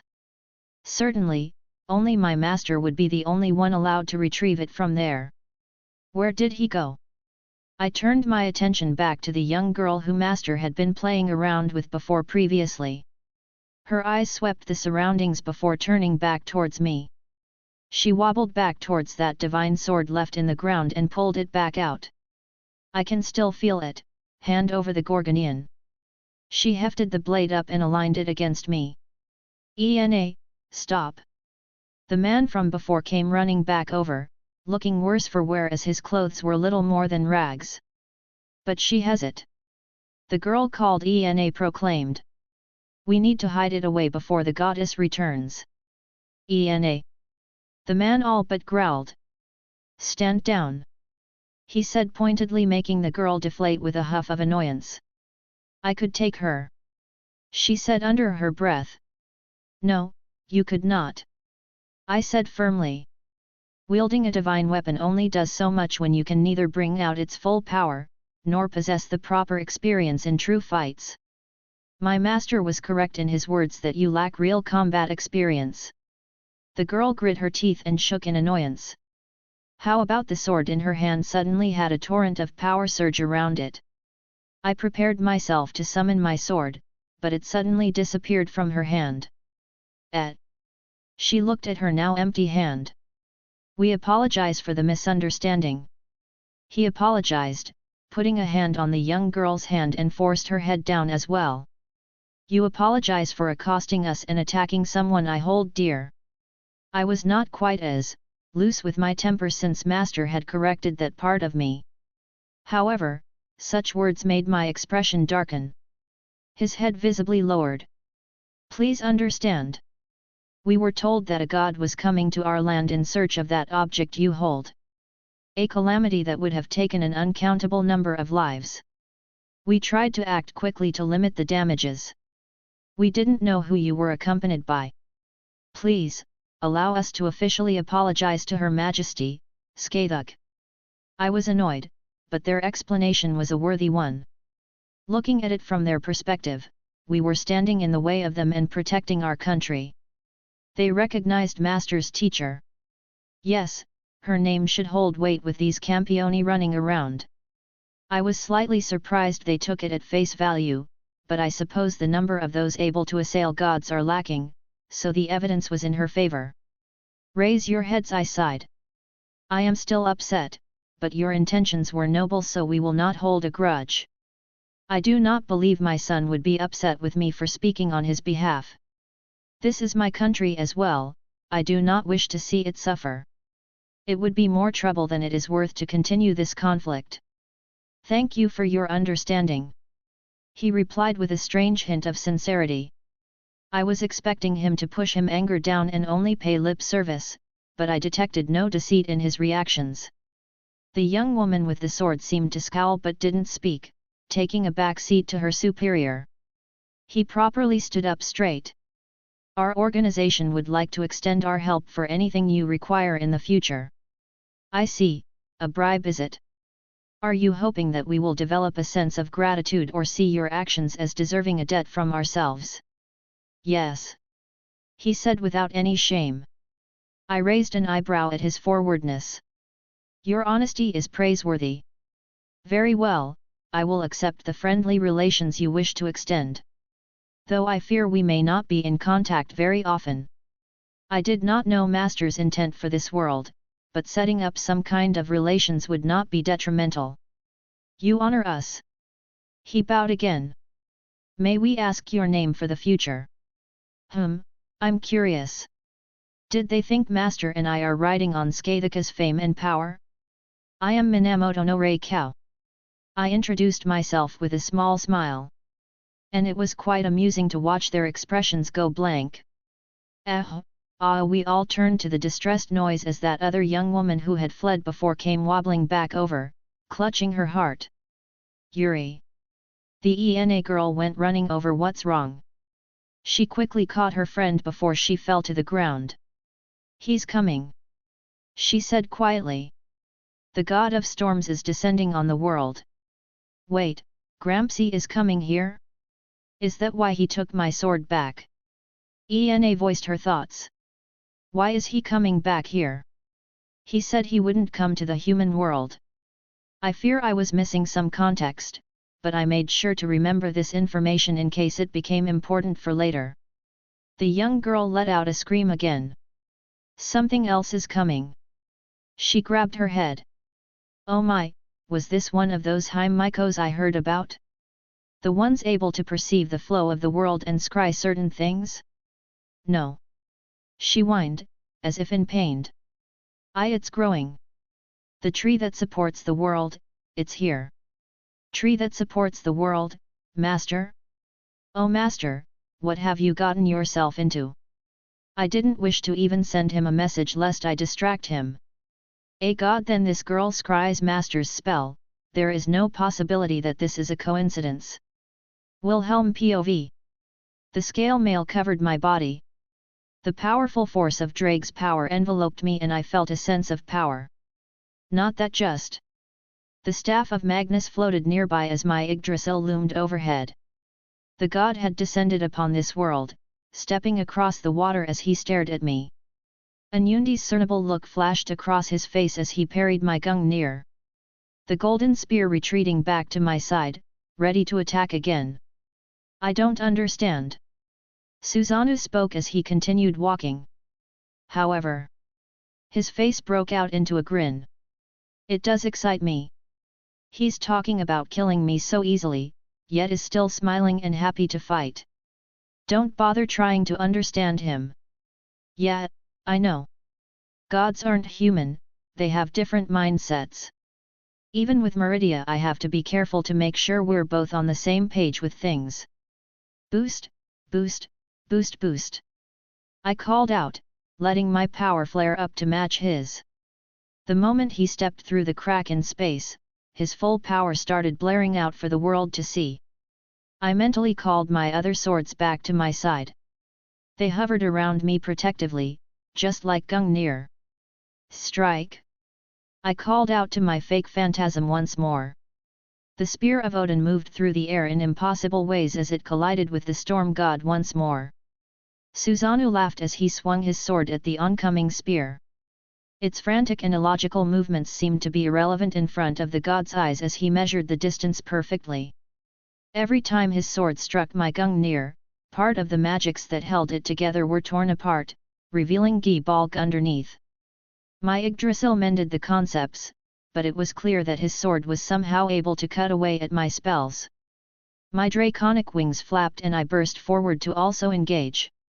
The storm god jerked his head towards me, his eyes gleaming as he watched my movement. His divine sword knocked Gungnir to the side as I was upon him, mirage in hand.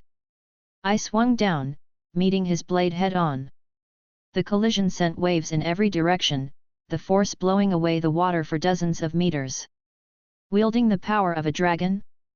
Boy, did you forget? I killed the Yamato no Orokai. He laughed, his sword flashing out at insane speeds. Killing serpents in my specialty. Shit, he probably did have some anti-dragon capabilities conceptualized in both his sword and himself. Please, like I can be compared to that pitiful snake. Drake voiced his dissatisfaction out loud. Oh. Susanoo raised an eyebrow as my sword swung past his head with a near dodge on his end. You just keep showing me interesting things. A large amount of magical power was gathered on his blade as he swung it down. My noble phantasm entered my hand. Ascalon! I called out. To the horizon, the ocean had been cleaved in two. I grit my teeth under the force of the blow. His sword, a manifestation of his authority, it was not something to trifle with. But my noble phantasm managed to offset most of the force behind it due to the underlying concepts. What? He looked down, surprised. A continued reaction from the storm god. Where are you getting all these things? I ignored him and commanded my swords as they all flew towards him. Whisper left runes in its wake, actualizing spells that began to bombard the god as I took a step back. He merely raised his arm as they impacted his body, to no avail except as a distraction.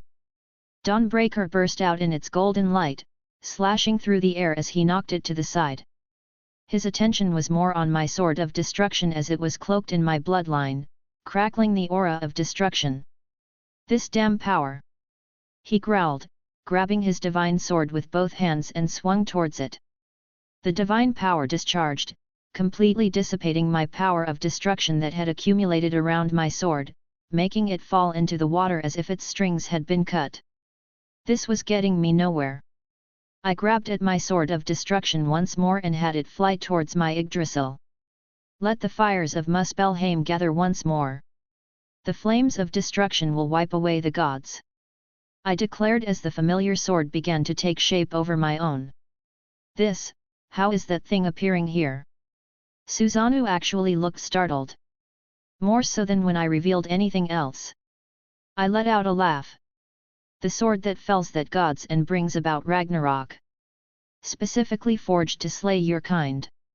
I floated up as the fires made the very sea around us boil. Twilight of the gods Leviatine. I commanded it forward. The sword that carried the concept of God Slayer, of destroying an entire cosmology, and burning away what remained. As reduced as my version was, it still held those concepts inside it. The fiery sword swung through the air as Susanoo let out a shout and brought his divine sword up to block. "Do you think it'd be that easy?" he roared as the waters around him gather. "Let the storm call come, and my words be heard." His words vibrated through the air, a command. His authority as a god was being activated. "The storms shall heed my call, the oceans shall bend to my whims, and mortals will prostrate at my might. Let lightning fall, and thunder roar, I am the bringer of calamity on the rising tide, I am Susanoo." He shouted. The sky immediately became dark as rolling clouds covered the sun. Massive pillars of water connected heaven and earth, their torrents warping the world around them. Whirlpools sprang up in all visible directions. Thunder roared and rain cascaded down from the sky, enveloping the god in lighting as he fought against the foe of his kind made manifest in the form of a spell. Dangerous! The lighting enveloped him, the water acted like a barrier, as it fought against my spells. These weren't normal manifestations of the elements, but creations of his authority, empowered by his myths and legends. "Go, Gungnir!"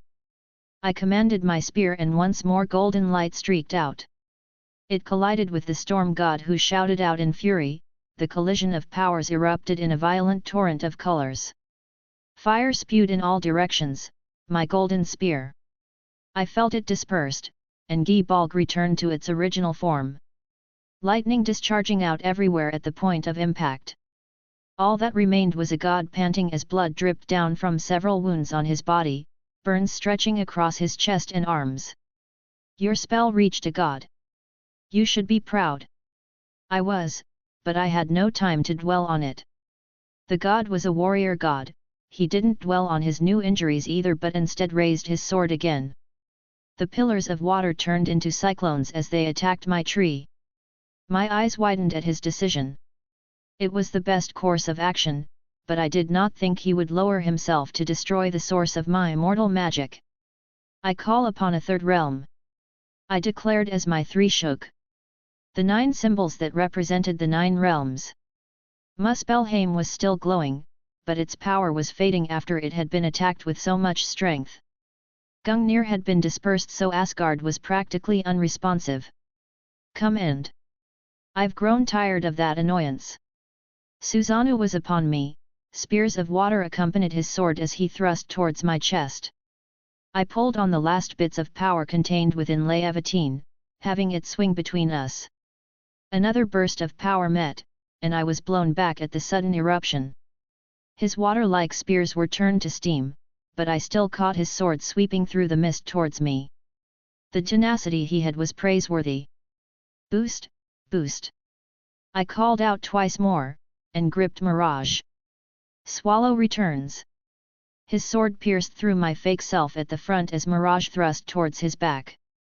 It barely pierced his skin, a large hand gripped my blade and it refused to budge from his grasp. He had seen my trajectory and managed to avoid a fatal blow. Neat trick. He swiped his sword at me in that moment of intentness. I raised my arm up to block. My aura was cleanly sliced through, and my ebony flesh spell was shattered. His sword dug into my arm through Drake's scales. Third realm. I pushed back against the edge of his sword, my muscles were strained, not allowing him another inch through my skin. The freezing winds of the giant's realm. Jotunheim began to glow. I had no catalyst to help support this, so it was draining away my magical energy to sustain certain concepts better. My staff of Magnus was still floating near the tree and acted as a proper anchor, but it was still not as good as a true catalyst would be. Spell circles acted as a substitute, gathering and shaped my desired result. Bring about an endless cold winter's casket.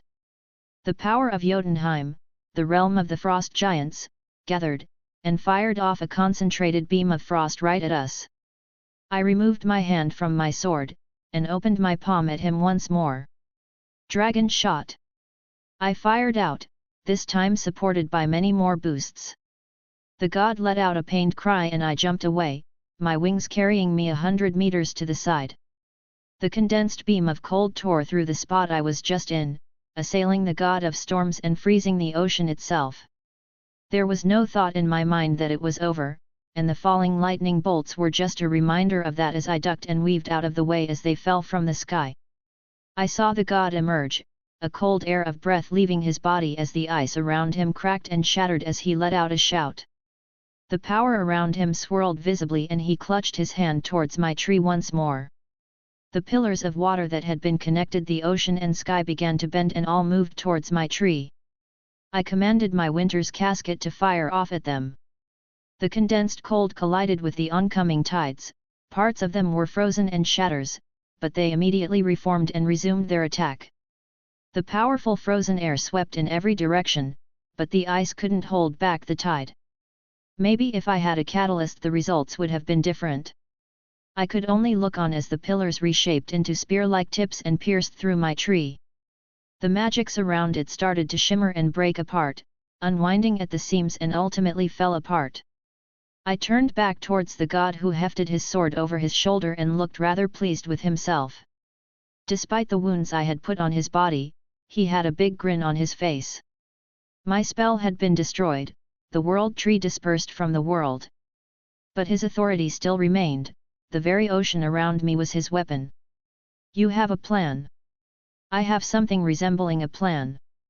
I confirmed, letting out a few heavy breaths. I took out a health potion and quickly downed it, but I didn't think my arm would stop hurting any time soon. It was a deep cut where I could see down to the bone, and my aura was pretty low at this point. Avalon was doing what it could, but mere vapors of Artoria's magical energy was left. Remember that book I picked out of Gramps' library before going to the Land of Shadows? Splitting the Sky or something? Yeah, I read it randomly and while I didn't really reproduce the effects or train it in any way. But it did give me an idea I've been wanting to try out.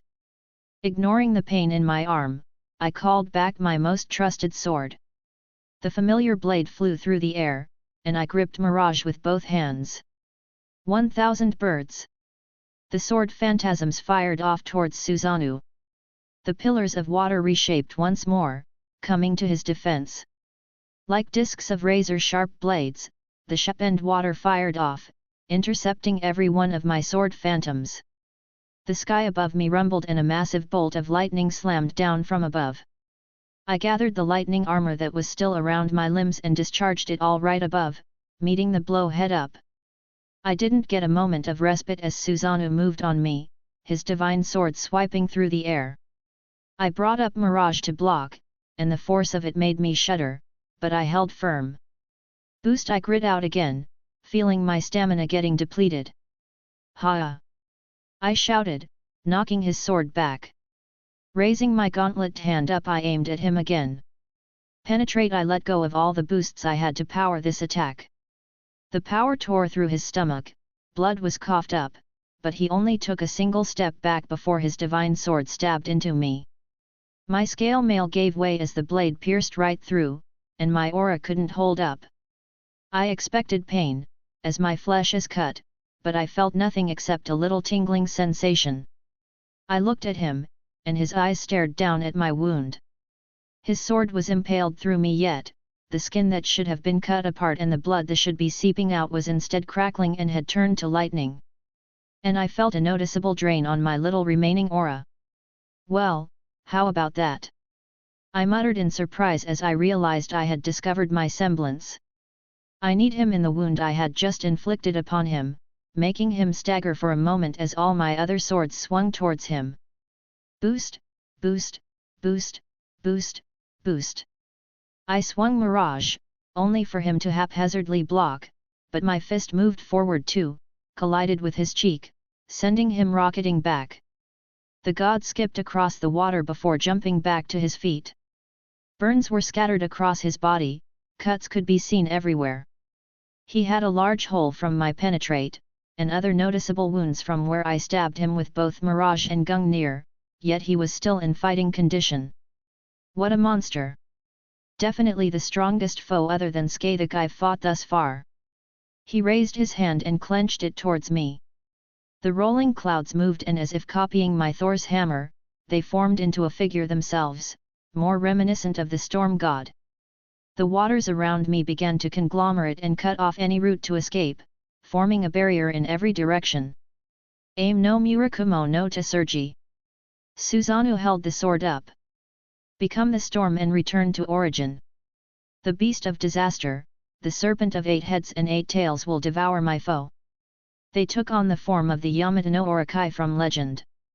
Brat, be careful of that thing.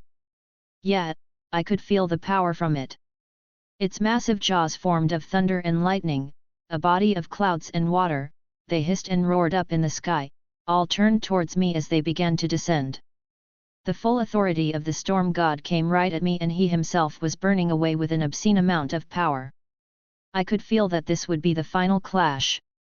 I gathered my magical energy, spell circles spinning around my blade once more. Ether cannon! I roared in response. Pointless! He shouted, swinging the sword, and bisected my spell in half. It barely missed me, but the ocean was torn asunder. The previous time he made a cut to the horizon, this time, a new gorge had been created and the ocean completely separated as the walls began to try and fill in each side. Lok Vakor! The dragon shout that was supposed to be able to clear the skies. The figure above shuddered and part of it was blown away. You want to disperse my authority with that baby authority you're using? Ridiculous! He snorted and the power returned whole. My wings flapped behind me as I stared at the storm god. Would. A single word from the whirlwind sprint increased my speed several folds as I burst towards him. Do you think that getting close will mean you're safe from my authority? Susanoo looked unworried. Your bravery has been commendable. No mortal had been able to wound me so, and even using mortal magics to leave marks upon my divine body. I will remember you in the future. I ignored him and focused on my own actions. I paid no heed to the massive serpent moving its massive heads towards me, spewing thunder at each hiss. I stepped on the ocean in front of him, making a platform out of magical energy. Sugra done! I whispered as wind swept around my weapon. Elementary fury, a shout that makes my attacks move faster. I felt like I would need the extra little oomph. The sword phantoms I use, named after Sasaki Kojiu's attack in honor of the idea. The idea of using a single swing of my sword overlaid on multiple parallel worlds, then discharging them all at one point. Thus, one swing becomes multiple attacks from the point of my enemies. What if I kept all of them on a single swing? All the possibilities contained within a single slash of my sword? It was a thought I've had for a while, but never used thus far. I pulled on the kaleidoscope. Overlaid upon an uncountable number of parallel worlds, and swung my sword. With the speed added on, it kept on swinging, all at the same spot, all at the same time. Instead of firing off as sword phantoms, all Susanoo could see was my single horizontal swing coming for him. He raised his divine sword up to block as if it were a normal attack. His eyes only widened in worry when it was too late to react. My sword did not touch his. As if passing through, his sword didn't move, and they didn't connect. My sword swept through his body, cutting it in half, yet no mark was left on him. The massive serpent heads stopped their roaring, the rolling thunder ceased. The large pillars of water that had been circling us had fallen back to the ocean, and a torrent of rain was all that followed. I let out haggard breaths as my sword returned to my side. He looked at his own sword, then back at me before letting out a sigh. To think I'd lose to a mortal. My arm trembled and I couldn't feel it properly, but still, I didn't flinch under his gaze. Does that attack have a name? I haven't thought of one yet. Ha! Let out a laugh, blood flowing from his mouth in droves. I couldn't even see it properly. So many different swords contained in that single swing. Even using my divine power, my insides are all cut to pieces, and I can barely hold on. He bellowed out a laugh even as haggard as he was. Hey, mortal! He gaze somewhat softened. Were you speaking the truth about my mother? I was. I nodded. Please be kind to her, she is a pitiful woman. Of course, she's my friend. He laughed once more. A mortal claiming a god as a friend. You are a strange one. He smiled, his body falling backwards and began dissipating. My arms fell to the side, both hurting. My last mental command was to grab everything important and stuff them back in my ring. As if mimicking his actions, I fell back, letting my body float in the water as I gave the skies one last look. I couldn't help but smile though, even with how exhausted I was and my eyes closing. I killed a god. Sorry for no chapter yesterday. The interlude you guys will get in a few days ended up being over 7k words long, so I was up till like 5 in the morning writing it and just couldn't stay awake when I got home from work the following day. So, Susanoo is dead.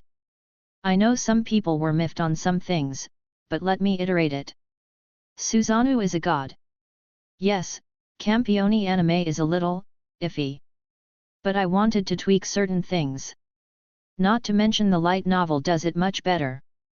He's gone from fighting undead and humans to dragons to servants, and now he killed his first god. A powerful god that is in the upper percentile of gods. And this wasn't even Susanoo at his best. His sword can take control of other authorities, which MC does not possess. I will provide a more thorough power level this coming DxD arc, as I know many people were asking for that. Even if I think the DxD power ratings are kinda dumb. Chapter 218, Chapter 209. I felt strange, my eyes were heavy and I was having a hard time opening them. However, I could still vaguely feel things around me, and heard what was happening. Why are you even here? Get out, get out. A woman's voice sounded right by me. Don't be like that, Pandora-chan. It took me a moment to recognize the second voice. Forcibly, my eyes shot open once I realized who it belonged to. I shot up and jumped back, sweeping my hand for my sword, only to find myself without my ring, or any of my armaments. See, look what you did. The strange woman, a girl really, shouted towards the god I supposedly had killed not that long ago. My eyes briefly flickered to the unfamiliar figure.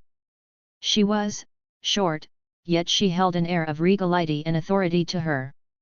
Despite not being someone I would have a preference in, I couldn't help but feel she was absolutely beautiful.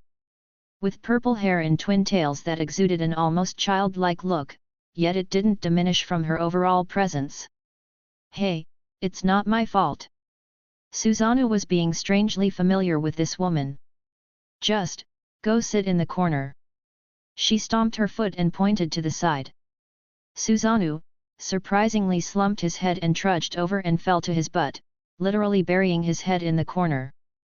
And like that, all the tension I had, and all battle readiness evaporated in an instant. I have questions. I finally spoke. Well. She gave me a look up and down. I have questions too. I raised an eyebrow at her blatant looks. I'm flattered, but I don't like Lolas. A shoe flew over and smacked me in the head, knocking me off my feet. I stared up at the ceiling of this strange place, only blinking in confusion as I neither felt pain, nor did I actually see that coming. Ha ha ha ha. Susanoo started laughing in his corner. Shush, you. The younger woman girl god, started scolding him. Her divinity was obvious. And I doubt Susanoo would put up with anyone he didn't view as his peer. Now. She huffed, turning her attention back to me as I climbed to my feet. You got some explaining to do, mister. I glanced down and noticed the lack of shoe on her left foot. I picked up the discarded footwear and inspected it. There was nothing special about it, which made me even more confused. I'm as utterly lost as you are. It feels like we're in a godly realm, but I don't recognize this one at all. Hey, gimme that back. The goddess puffed up, holding out her hand. No, it's mine now. Don't steal my shoe. Well, you shouldn't throw them at people. Why do you even want it? I'm going to sell it on the internet. Could you imagine how much money I'd make for selling a lowly goddess's shoe? I smirked as another shoe came sailing through the air and I dodged it. Ha, nice try. Why don't I was cut off as my face was smacked forward into the ground. The same shoe apparently flew back and hit me in the back of the head. Ow! That one kinda hurt. I rubbed the back of my head as I stood back up. How the hell? I stared at her incredulously. I could feel her divinity, but at the same time she felt so minuscule. Well, no, that isn't the right word. It felt like she was approachable, warm even. Not even close to the pressure that a goddess should put out. Don't bother trying to question it, brat. Susanoo spoke up. This is her domain. Even at full strength, I couldn't do anything to her inside here. Where's all my stuff? I decided to stop playing around. Back with slash on your body. The goddess replied. I tilted my head, looking down. Some type of astral projection. I muttered. You can think of it as so. She nodded happily. Now, I believe there are some questions that need to be asked. Yet, like who are you? I eyed her. She smiled brightly. I am Pandora, the all-giving woman. She declared. Pandora. I repeated, remembering Susanoo's name he called her a few moments ago while I was still delirious. I read some vague things about you. That makes things easier. She nodded again. You killed this idiot over here. She jerked her thumb towards the god in the corner. Pandora-chan, why are you so mean to me? Susanoo whined. I once again blinked at his behavior. Do I get an authority? I questioned, ignoring the supposedly dead god. She pursed her lips. I'm still deciding. How does it even work? Do you just snip off a piece of a god's soul when they die? Do they even let you do it? How are you not hunted down by other gods? Like any of them could do anything to me. She puffed up proudly. So how does becoming a campione work? I decided if the god they defeated was a worthy foe for them to attain an authority. All right, hit me with it. I held my arms out. Yeah, make him a campione. Susanoo voiced as well. Quiet. She snapped towards the god. And you? She turned back to me. I'm still deciding. What's there to decide about? I fought him fairly and I beat him, I think. Why is he still around? I pointed towards Susanoo. I wanted to watch. The god laughed. The sacred right of usurpation is powered by the soul of a god. What do you think happens when I deliver an authority?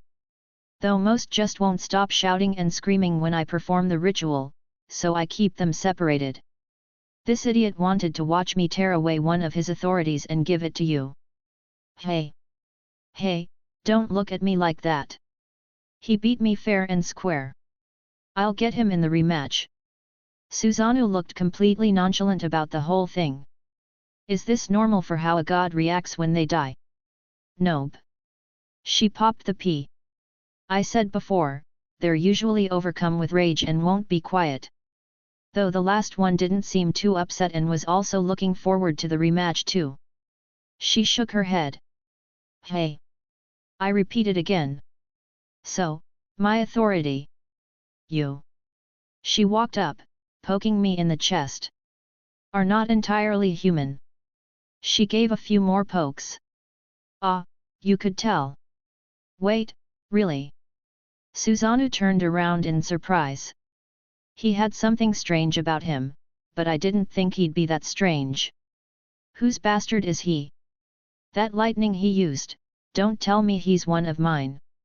The god's eyes widened. I'm sorry you had to find out like this, Dad. No. Susanoo threw his hands up. Will you two be serious? The small goddess huffed. I don't know why, but my urge to tease was running rampant. All right. I put my hands up in surrender. So, what's the issue with me not being all human? The ritual was designed to give humanity a fighting chance against heretic gods. It was for the foolish who, through a miracle among miracles, managed to slay a god by their own strength of will. She explained. Technically, my mom was fully human, thus I am half human.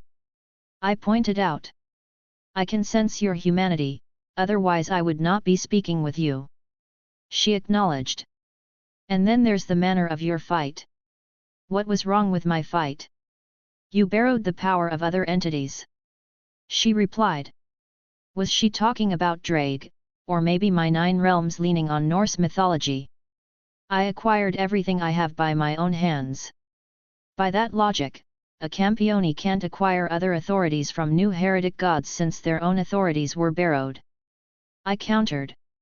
He has a point, Pandora-chan. Susanoo seemed to agree. You're not part of this conversation. She threw her shoe at the back of his head. Shouldn't the god I killed agreeing with me mean something? He's an idiot, his opinion doesn't count. She huffed before letting out a sigh. However, I can't disagree with your point either, it's just a strange circumstance. I don't know who you are or where you came from. Even when I attempted to pull that information from the void, I came up empty. Athena was getting annoyed about that too. I laughed. Oh, you ran into another goddess. Susanoo stroked his beard. How'd that go? My woman was fighting her before I left. Athena's no pushover, even if she lost the majority of her power. I think Skathuk can handle her just fine. Did you say Skathuk? Susanoo's eyes widened. I did, I assume her name holds significance. I questioned again. A god that holds a legend of God Slayer. She is known to most of us. He looked deep in thought. I hadn't thought she descended into the world. She didn't. Pandora spoke up. Skathuk is still within her realm of immortality. Yet he speaks the truth. I peered towards the fighting that took place. It was Skathuk that fought Athena, who has been forced down to a divine ancestor. Curious. Susanoo stared towards me. Lots of strange things around you. Strange weapons, strange magic, strange dragon. He continued to stroke his beard and blinked as if realizing something. I would be prepared for that one-eyed bastard to come looking for you after the stunt you pulled. Stop giving him information, you're supposed to be dead. Pandora glared. Either be quiet or go back to immortality and wait out your time to descend again. Don't be like that, Pandora-chan. I'm just speaking some random things. He slumped down. Besides, I don't want to get scolded by everyone when I finally go back to Takamagahara. The stunt I pulled, hey? It's obvious what he's talking about. But I'll probably be long gone before he came down to the mortal world. Oi, don't forget to visit Izzy. I made sure to speak up before getting lost in my thoughts. Don't tell me what to do, brat. I'm gonna tell Izzy you've tried to kill me. Please don't, Mom's scary when she gets mad. Sounds like a you problem. I'll give you my sword if you keep your mouth shut. Done. I instantly accepted. We have a deal. You heard him, Pandora-chan. Susanoo stated. You both. She threw her hands up. It's strange how familiar he's being with me now. Does he view me as an existence that is worthy of his time? He probably acknowledges you. The goddess stared at me some more before taking a deep breath. Technically, you hadn't broken any of the rules I set and even fit into the parameters of the ritual. Woo, new sword, I cheered. I have a feeling you're going to be my child, that's the biggest headache. She shook her head. Pardon. It means she accepted, brat. Hee hee. Pandora giggled. I shall announce. As the words left her mouth, her presence shifted. Her words seemed to carry beyond this place and echo through all corners of creation. The black art that Epimetheus and I left, the sacred birth of an illegitimate child, shrouded in darkness, born of a fool and a witch. A secret right of usurpation, only possible through the death of a god. The requirements have been fulfilled. A god has been slain, thus a god's lair shall rise. Pandora walked over to me, arms wide open as they wrapped around my chest. Therefore, I, Pandora, the all-giving woman, the foolish witch who both cursed and blessed the world, hereby proclaim this child as my newest son. What? I blinked in confusion. The place started trembling. I could feel many different presences try and assail this realm. Pandora didn't even flinch, releasing me from her grasp. She stared up towards the heavens. Whine all you want, but I've made my decision. The rules haven't been broken, so your complaints are ignored. She flicked one of her twin tails over her shoulder. Let everyone grant my newest child their blessing, and their hatred for the 8th Campione has been born. She declared as the rumbling stopped. I don't feel any different. I looked down at myself. It's not over yet. The process will begin once you've returned to your body. Susanoo answered. Usually, this is the part I send them back at, but this is anything but an ordinary situation. Pandora mused. Ha! What a troublesome son I have. Son? Yup, you're my 8th. She beamed. Even if they don't recognize me, they're still my adopted children, the other 7 Campiones. Wait, just like that you adopted them and consider them your children? Pandora let out a laugh. Why not? They were foolish enough to fight a god, why can't I be foolish enough to adopt such pitiful souls? That last woman who called herself my mom, I did lewd things to. Pandora blinked. Don't do lewd things to your mother. Your mother is happily married. Ha ha ha. Susanoo broke out in laughter. Meh, you're not my type. I prefer grown. Mom kick. The small goddess went flying and kicked me in the face. Once again, I found myself on my back and my head spinning. I sat up staring at the red-faced goddess. Your mother is a mature and beautiful woman, she declared, pulling me up by my shirt and shook me. I looked down at the petite goddess and bit my lip. The genuineness that she proclaimed it with, I couldn't deny that it was touching. Reaching out, I attempted to hug her. Kaya! She squeaked out but soon settled down. It's the first time one of my children hugged me. She sounded almost giddy. It was warm. It felt like how I remembered Mom. My mom died when I was young. I said quietly. You poor thing. She whispered. Even if it's for a short time, I'll let you feel a mother's touch again. Lewd jokes could be made, but I couldn't bring myself to do it. I didn't realize how much I missed this feeling, even if it wasn't someone I acknowledged yet. Ahem. Susanoo cleared his throat. I don't want to interrupt, but I can't stay here forever. Read the mood, you idiot. Pandora huffed. It's okay. I said awkwardly as we broke apart. Let's get on with this. Yeah, let's forget that happened. Don't know why I was so easy to sway there. So this is the part where I decide which authority I give out, but the idiot seems to have decided already. Yeah, give him my sword. Susanoo nodded. Your sword is a subordinate god, it's not that easy. I'll have to. She looked at Susanoo and paused. I'll have to remove the ego to make it work. That's fine. Susanoo lazily laid down, propping his head up. I'll keep aim no Murakumo no Tsurugi's ego with me, he can just get the authority that goes along with it. The god waved off her concerns. Fine. Pandora sighed. Are you ready? She turned to look at me. Sure. I couldn't help but smile. Her bright grin was hard to not feel some kind of warmth from. It was short, but I'm glad you were here. Even if you forget about me, I'll watch over you until the end. Pandora said softly. Pardon, what do you mean forget? Campioni tend not to remember her when they return. It's why the records of her existence are as vague as they are. Susanoo replied. It's pitiful, she is the woman who helped them ascend, and they give her no thought, no acknowledgement. Yet, she never admonishes them and never stops thinking of them as her children. How pitiful! I felt bad after the feeling she gave me previously. I won't forget. I stated as a matter of fact. I doubt any of the others were in my position. Can I come back? I questioned. Susanoo laughed, but Pandora answered. I'm not allowed to bring my children here unless I'm performing the ritual. She shook her head with a sad look.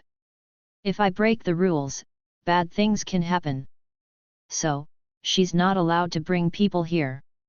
It's a good thing I've been calculating my position all this time. Well, it was fun. Susanoo stood up as his body began to fade once more. Don't die to anyone else. I won't be able to show my face around unless I bring your head back with me next time. He waved me off with a wide grin even as he talked about killing me. What a strange person. I muttered. Ignore him, he's a known idiot. Pandora snorted, walking up and cupped my cheeks. Be good, don't get into too much trouble. And if possible, give me lots of grandbabies. She let go and my body was suddenly engulfed in a bright light. Go forth with my blessing, my child, Wilhelm Henry Schweinorg. The newest of the Supreme Kings. And Pandora makes an appearance and MC gets his new authority.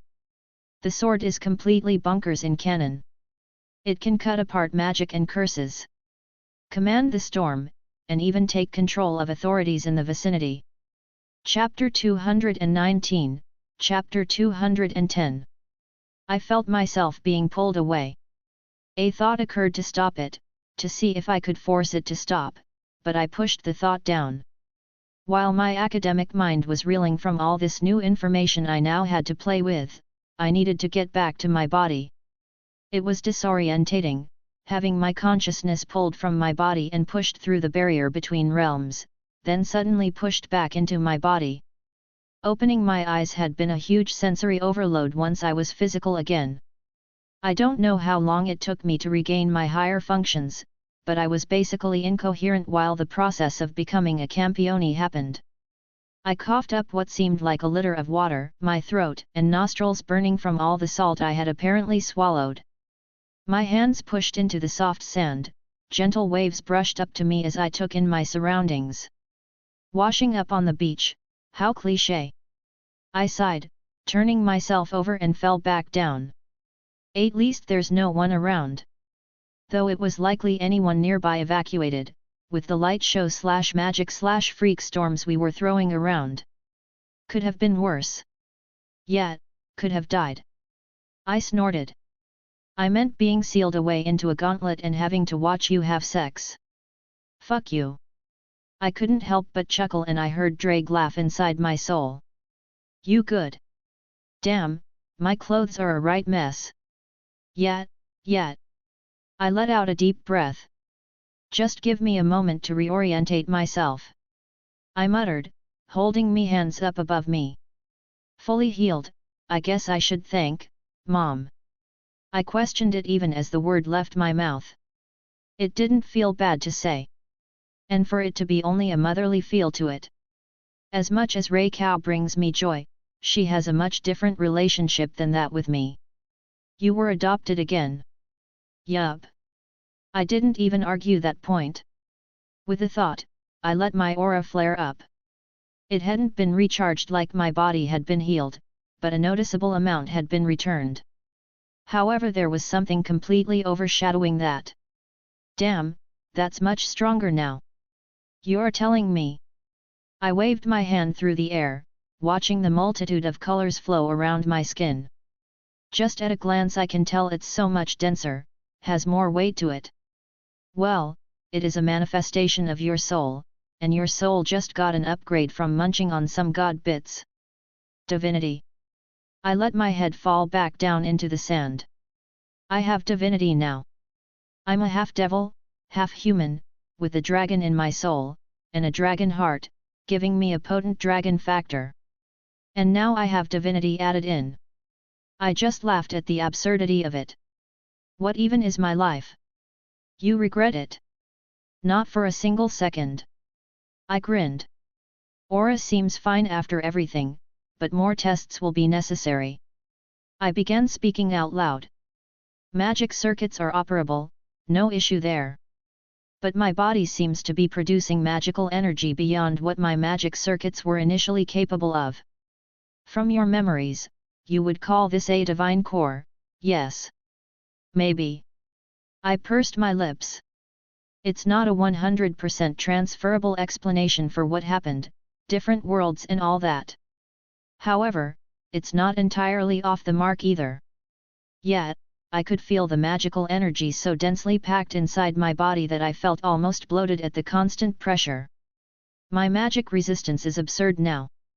I mused, remembering what I read about this phenomenon as I glanced at the back of my hand where I still retained the command seals. I'm surprised those are still there. Wouldn't the contract break after the ritual? Before, I'd give it a coin flip. So obviously they still persist. But, if I had to guess, I'd say that since my soul also was strengthened, and the contract is supported by my magical energy which is linked to my soul, the command seals weathered the storm, so to speak. Wonder if that lass got a bit of a surprise when the transformation happened. Hope I didn't worry her too much. I muttered. The seed that I would call my power of destruction had gotten noticeably larger and I feel like it's going to grow much faster now. Interesting. So you discovered your semblance? Yeah, at the most opportune moment. I snorted. I can apparently burn my aura to turn my body into lightning and I held my hand up and abruptly shot to my feet.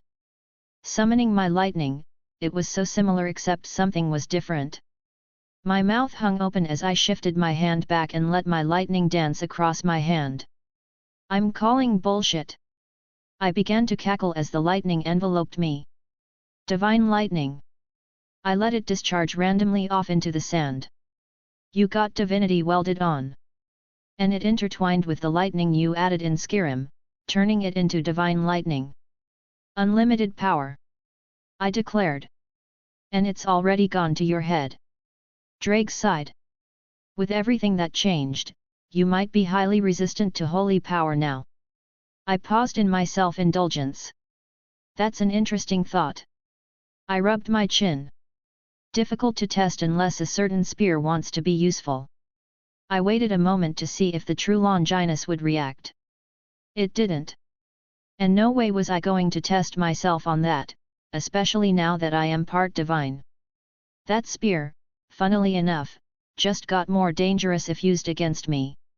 My physical abilities are much higher as well. I flexed my fingers. But it comes at a cost. What do you mean? Spells like ebony skin won't work on my any longer. I was a little sad about that. My magical resistance affects beneficial things, unlike Artoria's which is more conceptual in nature. I attempted to cast ebony skin over myself and it puttered out before I could even get it solidified. Does reinforcement still work? It should. I nodded, feeling my body and slowly reinforcing it to the level I was accustomed. Yet, I felt like there was more I could do with it now. Since I'm casting it within myself, my new magic resistance doesn't block the effects. Yet, my magic resistance was literally skin deep. I paused again, and couldn't help but feel melancholic. My ring doesn't work anymore either. I held up my hand that still had the ring of the caveat on it. It's not able to penetrate my magic resistance to give me the effects. Not that I'm at a net negative here. With my new boosts, I was still far above than if I had both my ebony skin and the ring active. It's lesser than the sword she gave you, so it's not that surprising. I'll have to re-evaluate some of my spells and discard what's no longer usable. Still, the benefits far outweighed the detriments of this little change. So, what was that with your final blow against Susanoo? The corners of my lips curled up. Instead of letting a single swing become 1,000 phantoms, I kept them all contained on the same slash. I gave my swing an uncountable number of possibilities. I began to explain. It went right through his sword, and didn't even leave a mark on him. Who knows how many he actually blocked, how many failed to leave a mark on his body, or how many I just failed to utilize. But there was an equally unknowable number that slipped past his guard, that cleaved right through him, that severed his heart. I was so focused on finishing it in that moment, that once my attack was completed, I made sure all the lethal possibilities became true. Meaning, you basically sliced him all up inside. Drake replied with an understanding in his tone. It was a good application. I'll refine it more in the future. While it's not absolute, I do believe it's not something one can block normally. I think it's possible that Susanoo may have been able to do something in response if he had known about the ability beforehand. I mused out loud. Regardless, it's a powerful technique that I'll be looking to better. What are you going to call it? It needs something elegant, and sufficiently provocative. How about Infinite Origins Boundless Possibility Kaleidoblade? I know, I even startle myself at my own genius sometimes. No. I refuse. Come up with something else. Fine. How about True Dragon Omni Emperor / Dear God! Deliver me from this cringe. Didn't he seal you inside the gauntlet in the first place? Yes, that should tell you something. Eternal Darkness Infinite Parallel Sword. It physically hurts. Limitless Heaven Vast Sundering Sword. Just kill me, stop this torment. Oh, quit your whining, I'll be serious. I rolled my eyes. Besides, where the hell did you learn a word like cringe? Did you forget I watch your memories when I'm bored? Honestly, I do forget that. I hummed. For real though? Alright, hit me with something good. I was thinking Myriad Sword. Hey, I like it. Drake seemed to give his approval. Well, now that we've finished messing around. Ready to talk about your new authority? It's strange. I muttered. I can feel it inside me, ready to be called upon. Almost like it's been a part of me since birth. I even know its general use and abilities after absorbing it from Susanoo. I couldn't help but chuckle. Funnily enough, had I been a Campione already, or a divine being, Susanoo would have been much harder to defeat. The sword apparently can temporarily take over authorities used nearby. Sounds powerful, what else can it do? Mostly what you'd think. It allows me to control the storms and whatnot. And I was right before, it can cut through most magics. I was lucky that my 9 realms was so wrapped up in the Norse cosmology, so intertwined with the symbols and concepts that it could survive even a few exchanges with this thing. It was there, inside of me. This authority, this sword that I could call upon with the correct words of power. And it can also dispel curses. I added on lastly. It's not 10 fucking incarnations that are authorities in of themselves that Godou got, but it's damn well impressive. I was only a little bit jealous. You think if you complained to your new mom, she'd give you something else? It couldn't hurt. I pursed my lips. But I'll wait to drop back in later. I have a couple girls probably waiting for me, and I've made them worry enough. Despite her own status, your teacher is probably going to kick your ass for doing this. Shit, you're right.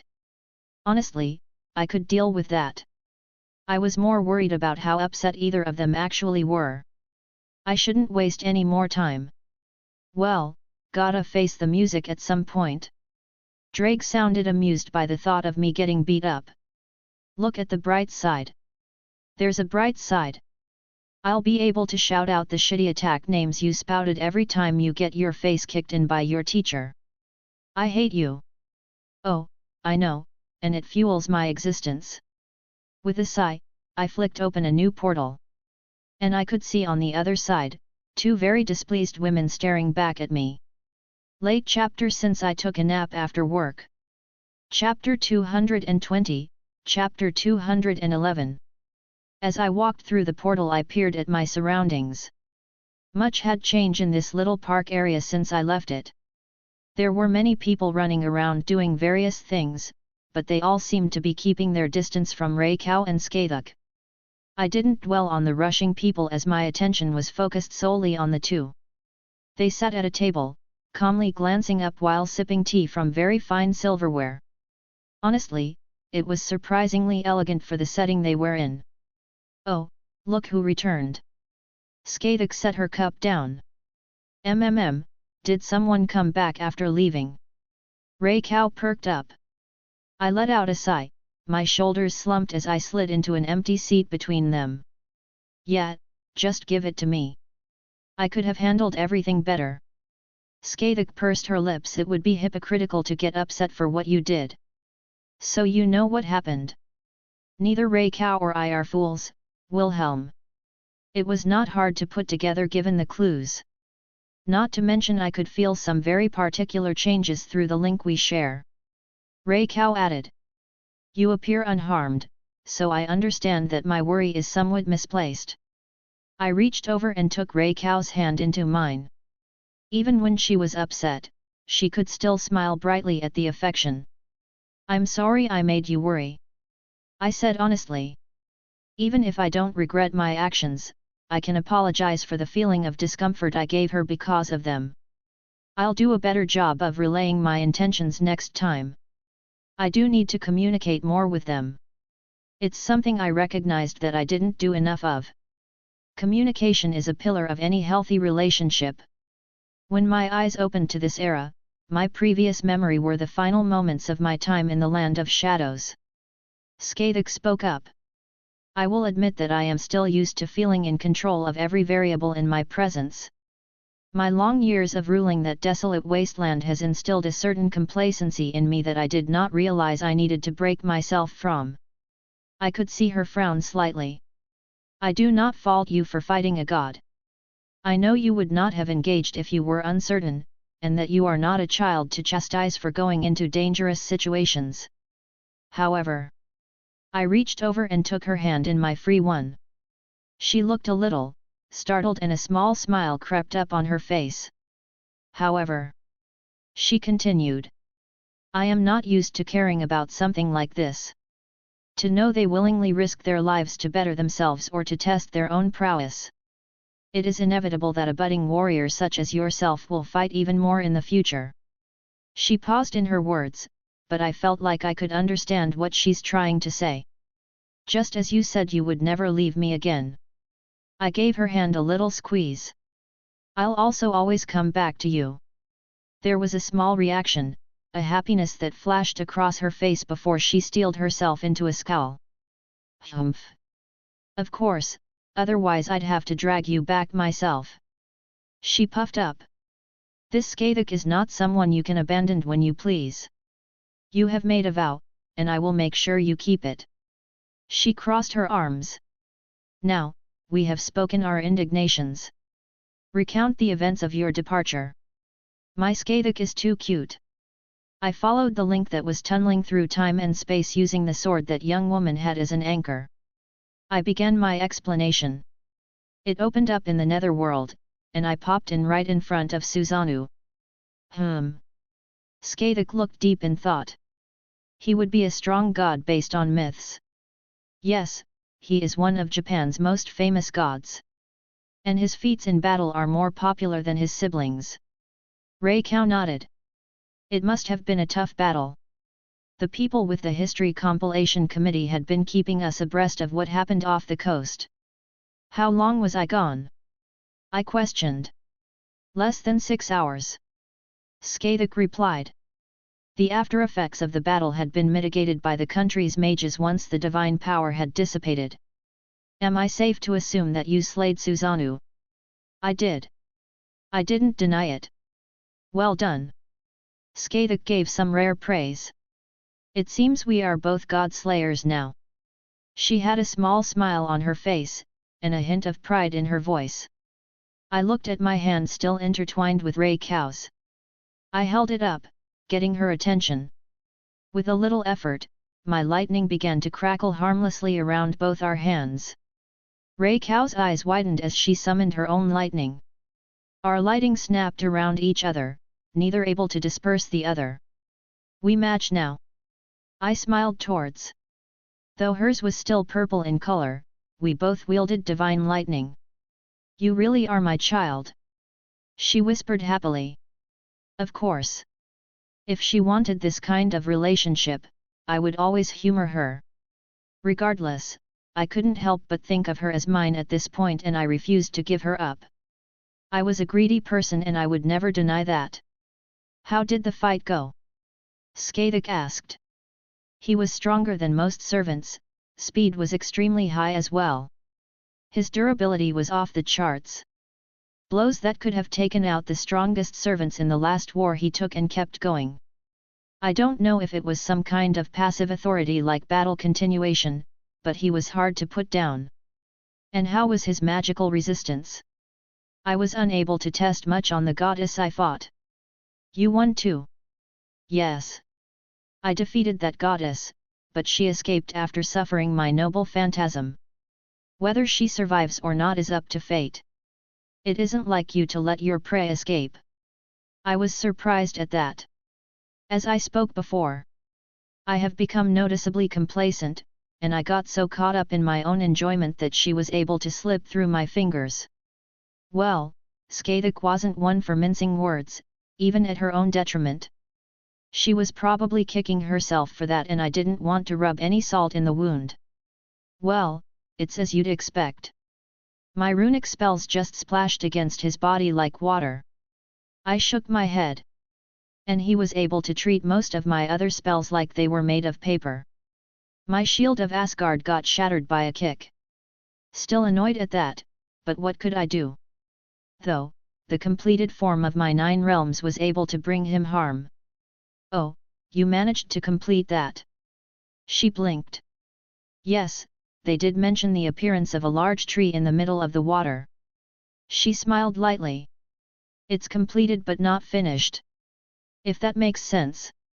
It's difficult to produce more than a few realms simultaneously, and even more difficult to actualize them without a good symbol to focus the mystery properly. I will need to see it in action before I give advice. She nodded to herself before she removed her hand from mine and poked me. And you have become one of these campiones.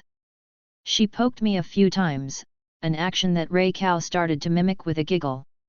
Bow before my majesty. I proclaimed. The only bow of mine will be when I headbutt you. She gave a little flick to my forehead, though that gentle smile of hers remained. My student, continue with your story. Well, we kind of just traded a few blows in the netherworld. I rubbed my chin. Punched him through his house. But then he punched me through a tear in space and I came out in the middle of the ocean off the coast. I had a few moments before he followed, so I began casting my Yggdrasil. Finished him off with a technique I had theorized previously and decided then was a good time to practice it. Many things I will need to see from you that I am in the dark about. Skaitik muttered to herself. Oh, that reminds me. I haven't updated you on everything I've gotten since my time in the Land of Shadows. My aura, my bloodline, my new swords, my lightning. Hell, I need to cover my authority too. Well, Hush. She put a finger to my lips, with a sultry look on her face. I wish to discover all of these myself. I blinked, registering what she just said. Was her face flushed? She wrapped her fingers around my tie and pulled me close to her, whispering just for me to hear. You will make time later so I have you all to myself. Are you aroused? She smirked. And now I am too. She let go like nothing happened as I straightened my tie. I let out a sigh, noticing my clothes again. I really did hate being such a mess. So, what happened around here? I questioned, waving to the area that had people still up and about. That man's name Toma, I believe. Raya began. He was willing to admit his faults and apologized, so I did not pursue any grudge. After Skaitik ran off to fight the goddess and you fought the god, he called in some of his associates to help deal with the aftermath. But that doesn't explain this. I tapped the table. Oh, neither Skathuk or I wished to go somewhere else while you were gone, lest you have trouble finding us. Rei-Kao smiled. Even though you have that servant contract with the lass and could find her with minimal effort, Skathuk huffed. She insisted on waiting for you here. You're sweet. I leaned over, kissing Rei-Kao on the cheek. Rei-Kao's little giggle made my heart flutter. And Toma brought out things to make our wait more pleasant. This is very good. Skathuk nodded, taking another sip of tea. I said before that it is not my usual preference, but I could enjoy this more often. Well, he certainly gained some brownie points from me for his effort. Anyone who treated my girls good would be in my good graces. And it's not like I was upset over their previous actions, they came from a noble mindset. It's one of the best parts of life. Enjoying new things. I replied. Yes, it's a wonderful experience. She closed her eyes, taking another sip and enjoying the taste. I could imagine how she feels. The same thing day in and day out for centuries upon centuries. Perhaps even a simple thing like Japanese tea would bring her an untold amount of joy from the sheer novelty. Oh my, speaking of Toma. Rei-Kao interjected. I turned my head to see Toma running over. It was comical to see him hustle in a suit like that. As soon as he got close he practically slid to his knees. Your Majesty. He spoke loudly. I apologize for my earlier slight. I welcome you, the 8th Supreme King. News sure travels fast. I pursed my lips. But I remembered how Pandora practically broadcast my existence and it probably reached the ears of every Himiko in the world. And get up, I don't like that kind of prostrating. As you command. He shot to his feet, following my command without a second thought. May I be so bold to ask, Your Majesty? Which god did you slay? Susanoo. I said simply. While I didn't hold a grudge, I wasn't going to just regale him with my life story this soon. I see. He said quietly. I raised an eyebrow at his reaction. Something wrong? There's nothing wrong, Your Majesty. He quickly bowed his head. It's just, Lord Susanoo was one of the backers of our organization as he watched over Japan. It's one of the reasons we have fewer heretic gods descend here. Oh. Ooh. Fuck. I really couldn't just wipe my hands clean of this world, could I? I mean, I could but, my pride wouldn't let me. Fuck. Don't beat around the bush, you're wanting me to support you all, yes. I wouldn't dare presume. He bowed once more. But we would be forever grateful. I ran a hand down my face. I looked to Skathuk for help but she gave me a look that practically screamed this is your mess. And I know Rei-Kao would listen to any request of mine, so I didn't want to drag her into this nonsense. I won't be around, and it'll be impossible to reach out to me when I'm traveling. I stated, and I saw, for the briefest moments, a look of despair flash across his face. Japan is known for having an ridiculous amount of gods across the land. I wouldn't be surprised if a few of them wanted to descend to cause a ruckus just because they could now. However, I said pointedly, you still have Godou. He didn't outwardly react, but I could tell he was reluctant to rely on Godou. I wouldn't be surprised if the kid's whole personality had already been dissected by every organization in the world. To them, I'm probably much more reliable to depend on. No doubt he's already caught on that both Rei-Kao and Skathuk are deferring to me. He's still a kid. Despite killing a god by pure luck, he's not really sure of what he's doing right now. Approach him politely and explain yourself properly. Don't bow down to him, don't put him up on a pedestal and treat him like the king of the world. I've already spoken to him about some things, but he needs some people to trust and rely on. If you become that, he'd probably be willing to lend a hand. He's the honest and good-natured sort. They both need help right now, it might be the best to nudge them into each other's orbits. Thank you, Your Majesty. He continued his bowing. I will work on this immediately. He took steps back, head still down. Tell him I sent you. That should make him less wary. I gave him permission to leave. I could see why Godou was annoyed by how people treated him. I was used to people treating me as someone in a higher position due to certain statuses, but this just felt way over the top. Should I have done more? I questioned. I think you have done enough. Godou will either soar or he will continue to bury his head in the sand, and anything else you do is pointless. Skaidic replied. Master, you've done plenty. Raikou pat my shoulder. This organization will gain an ally in Godou if they are intelligent enough to heed your words. Heya! I let out a breath. I feel tired. Well, you just fought a god. Skaidic said with amusement. Do you wish to retire for the night? Or perhaps you wish to go home now?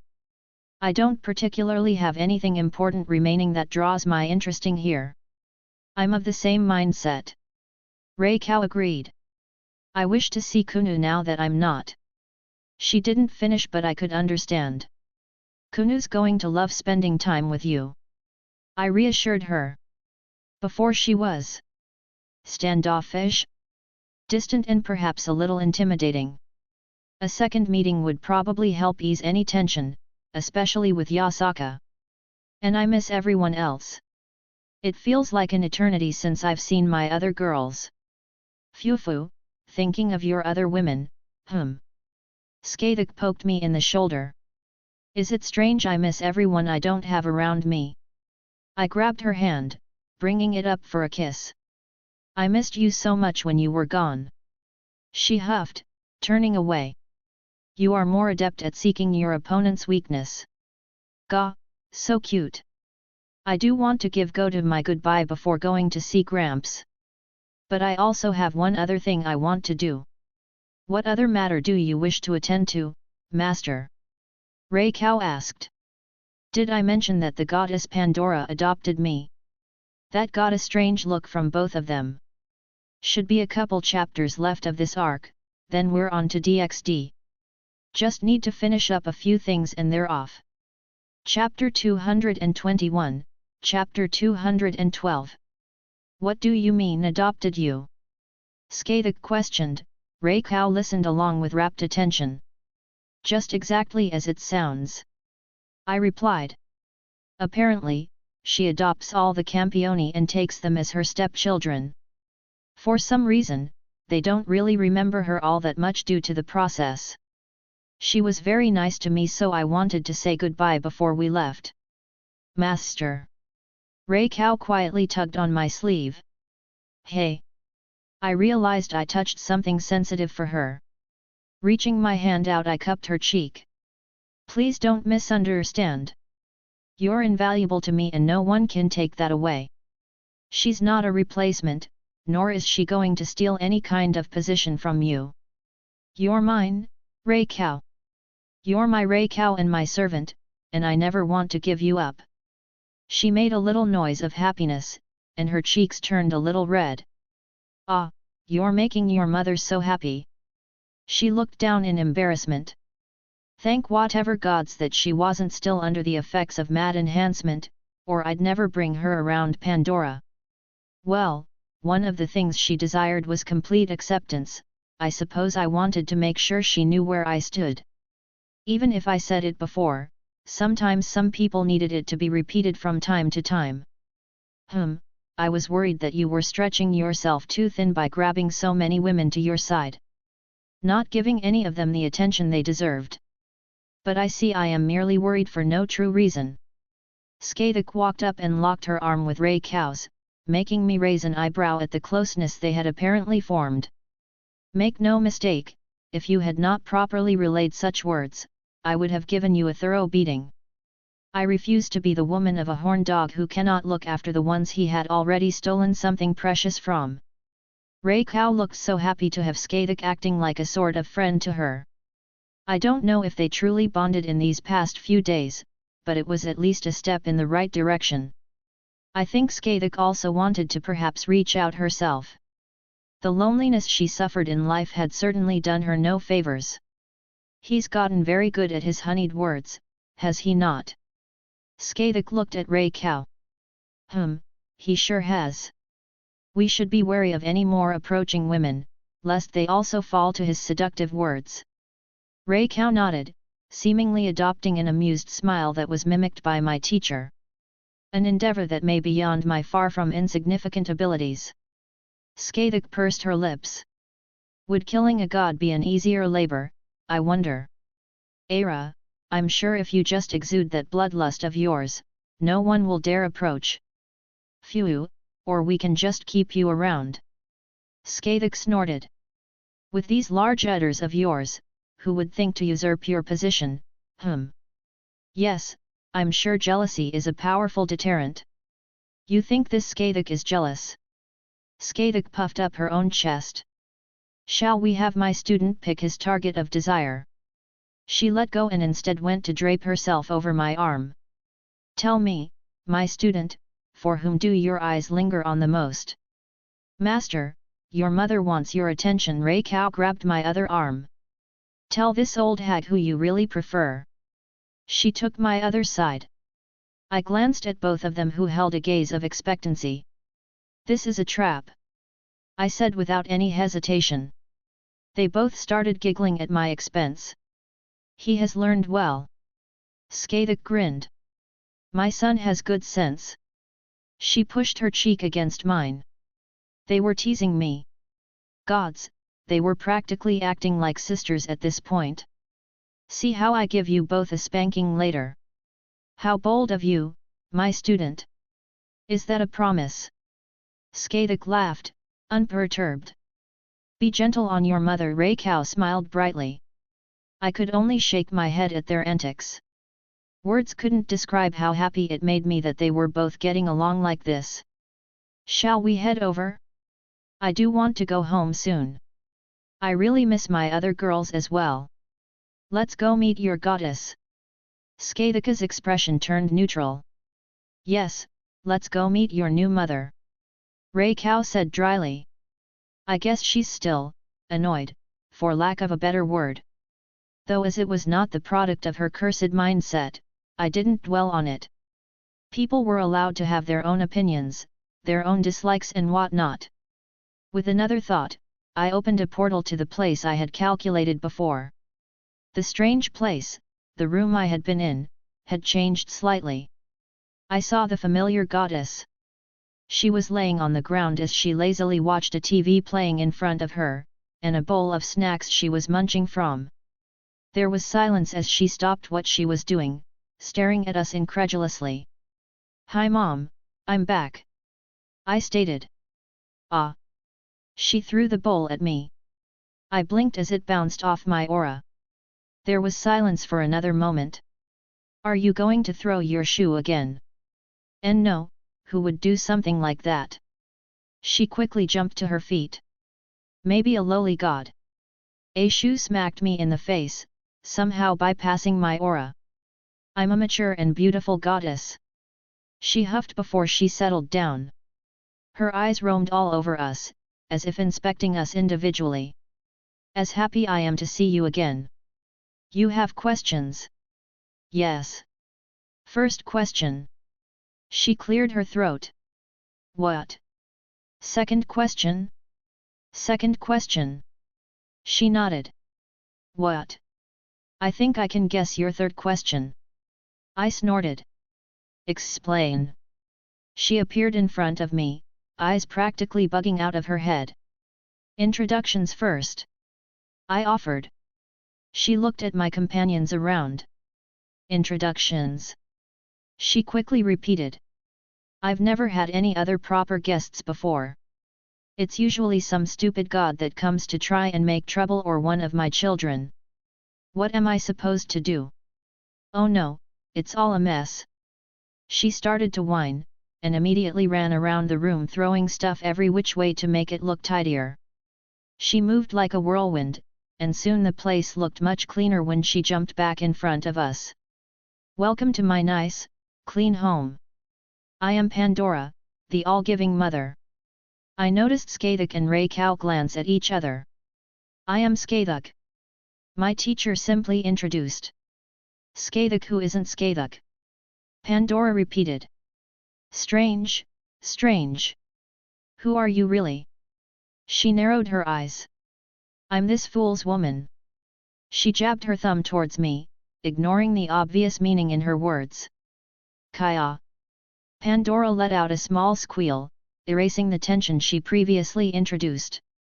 Call me mother. Scathuk blinked at how easily Pandora changed her attitude. What a strange goddess you are. I'm the best goddess. She puffed up proudly before turning back to Reiko, waiting expectantly. I am Minamoto no Reiko. I'm Master's mother. She looked rather smug at her declaration. She's also my woman. I added. Ah, my son is so sweet. She smiled brightly. Mother is also your woman. She repeated. It was Pandora's turn to give a blank look. I don't even know where to begin with that. She pursed her lips. However, grandbabies. I'm going to have so many. She threw her hands up excitedly. See children. Reiko blurted out. My son wants to have children with me. She seemed to go off in her own little world. I actually think I blushed at that. And I believed Scathuk noticed because the corners of her lips curled up. Phew, Wilhelm, my precious student. Could it be that you wish to have me bear your children? She looked towards me with clear humor in her eyes. Do you wish to impregnate this Scathuk? She moved her mouth close to my ear, and spoke with a whisper. Do you desire to see me with a large and round belly? I just groaned at her teasing, covering my face. Having you all meet was a terrible idea. I never really had the proper talk about children with any of my girls except Meridia, and that wasn't really a full talk. For some reason it was making me flustered now that it was brought up. Pandora started giggling to herself. I like them. She seemed to approve. Not like those stuffy old fogies from the realm of immortality. I don't know where they came from, but your mother approves. You really can't tell what they are? I questioned. I was curious about how much insight a goddess would have. She gave them another look over. They both have divinity, which is strange because they are neither campioni nor gods. I can understand where it comes from for both of them, yet they don't appear to be match what I know. They are also not normal humans, and now that I look closely, they don't seem to be properly living.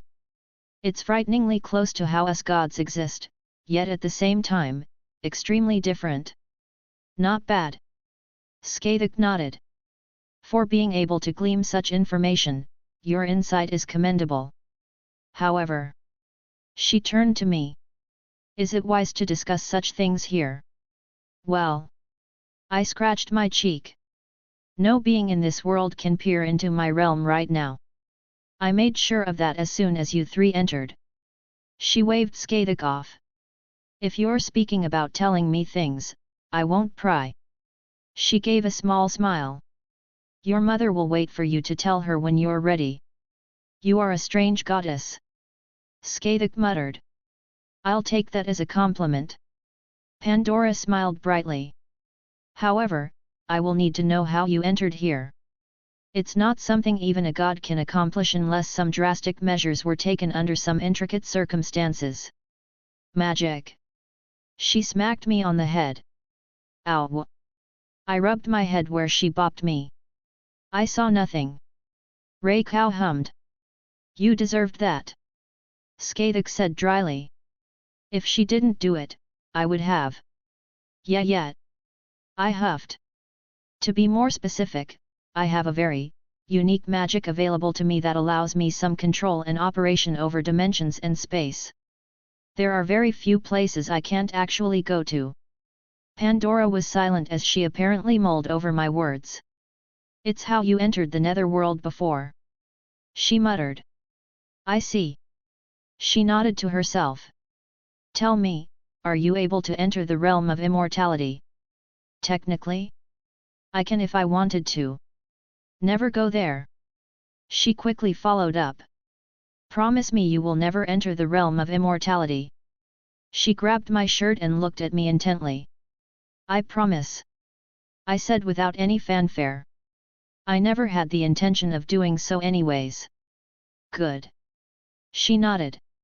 I fear what would happen to you if you went there. The gods would tear you apart and there's nothing I could do. Yet, I wouldn't want to fight every god in existence at the same time. Why are you such an enigma? Pandora got right in my face. I can't understand your origins at all, nor that of your companions.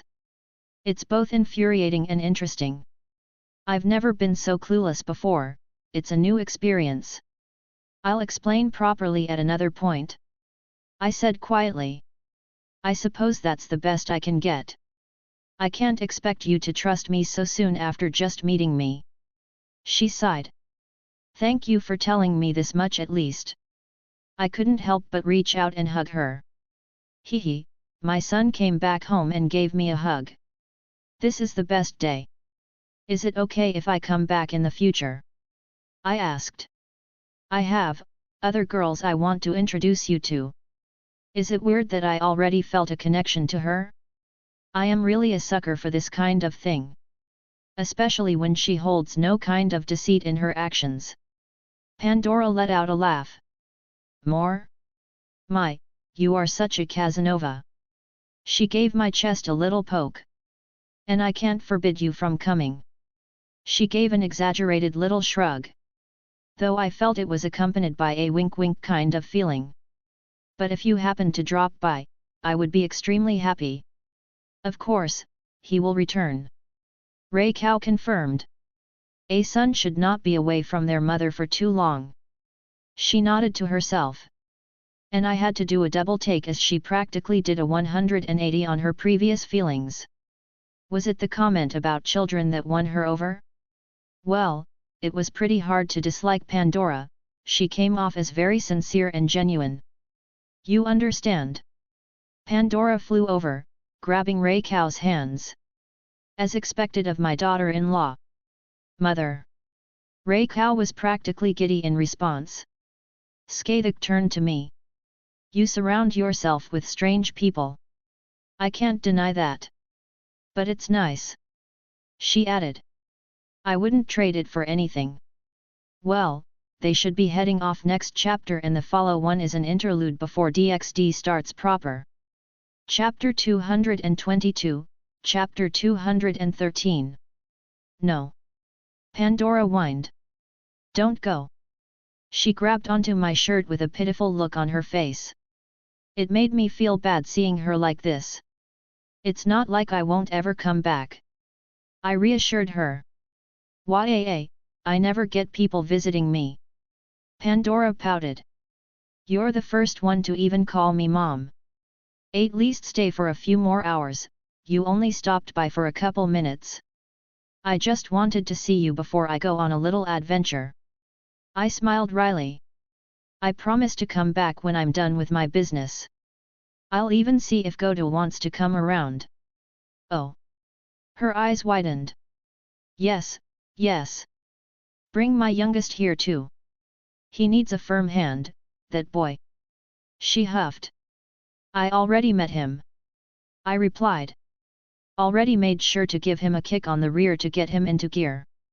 Though whether he starts taking the appropriate steps is up to him. Thank you. She reached out, wrapping her arms around me. I'd hate to see such a nice boy like him die early. Of course. I reassured her again. I felt bad at the trouble he was having. She let out a sigh. I can't convince you to stay a little longer. I really do need to head out. Fine. She huffed. But you better come back safe and healthy next time. You hear me, mister? She poked my chest. Don't worry. Skathik spoke up.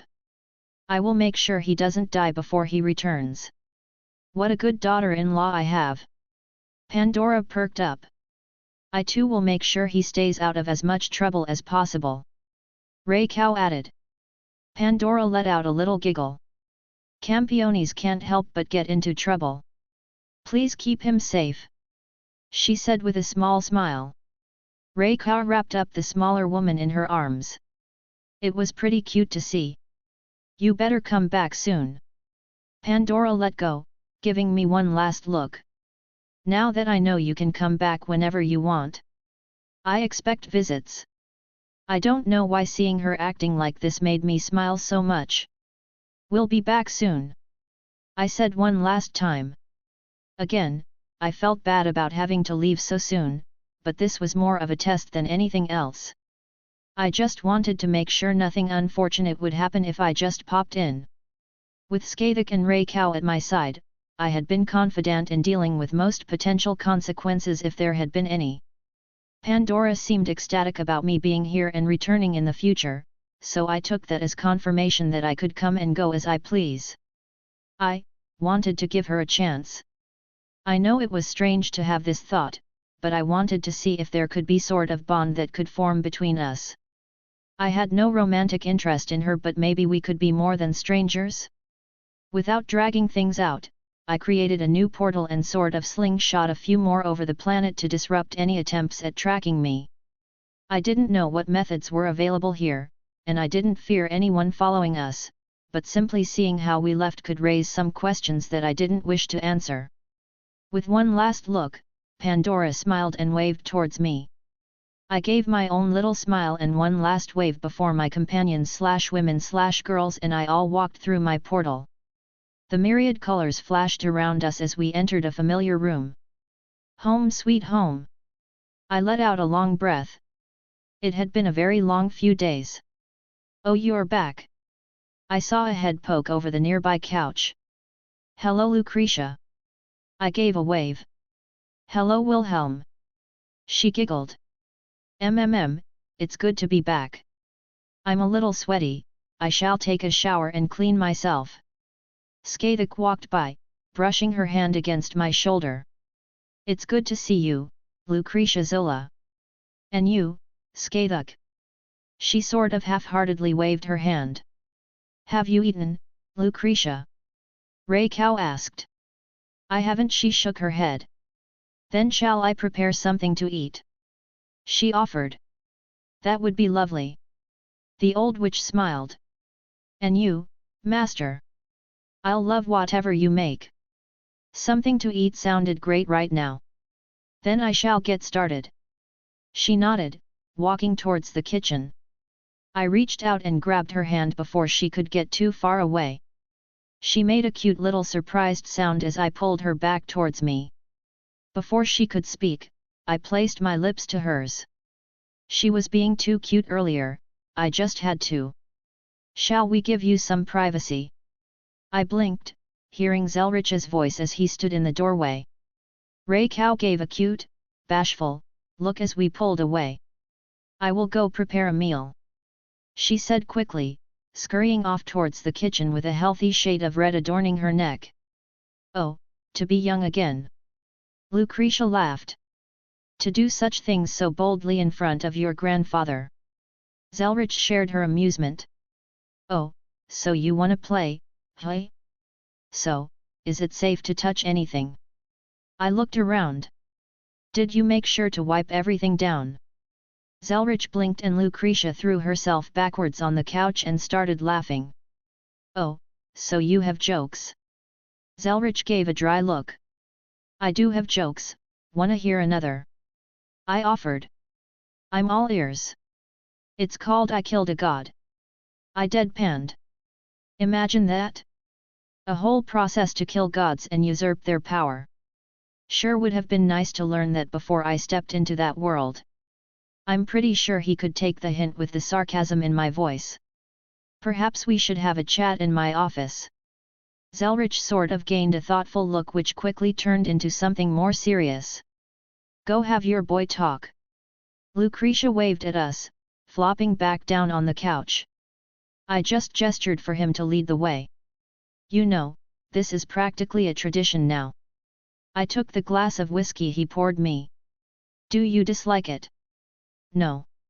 I shook my head. I enjoy these talks.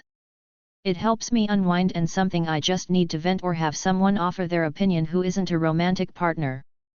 Zelretch hummed, taking a sip of his own drink.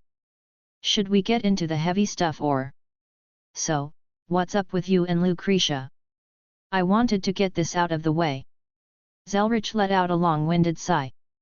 We're, something. He muttered. I'm still debating if I should thank you or throttle you for helping her bulldoze her way into my home. Please, like you wouldn't have done the exact same thing in my position. I can't deny that. He nodded. We are so much alike in some ways due to the obvious. Perhaps if you hadn't just taken the most direct approach, I would have fumbled around this whole thing for who knows how long. She deserved better than what you gave her, Gramps. Brat. He snorted with a sad smile on his face. I'm well aware of that. He thumbed the rim of his glass. It's gotten so much more noisy around here these days. It's a fear of mine that things will become quiet once more. Well, you don't have to worry. I'll be here to keep annoying you for the rest of my life, or yours. Is that supposed to reassure me? It reassures me. I replied with a cheeky smile. So, do I call her grandmother yet? Zelretch let out another snort. I'm sure she'd love that. But we're taking things slow. Taking things slow, hey? You're aware that I saw her pack her bags.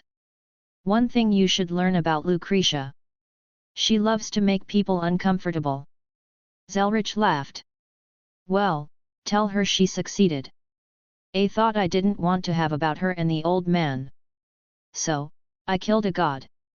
I might as well pull this band-aid off. You're doing a remarkable job keeping everything contained and not leaking out.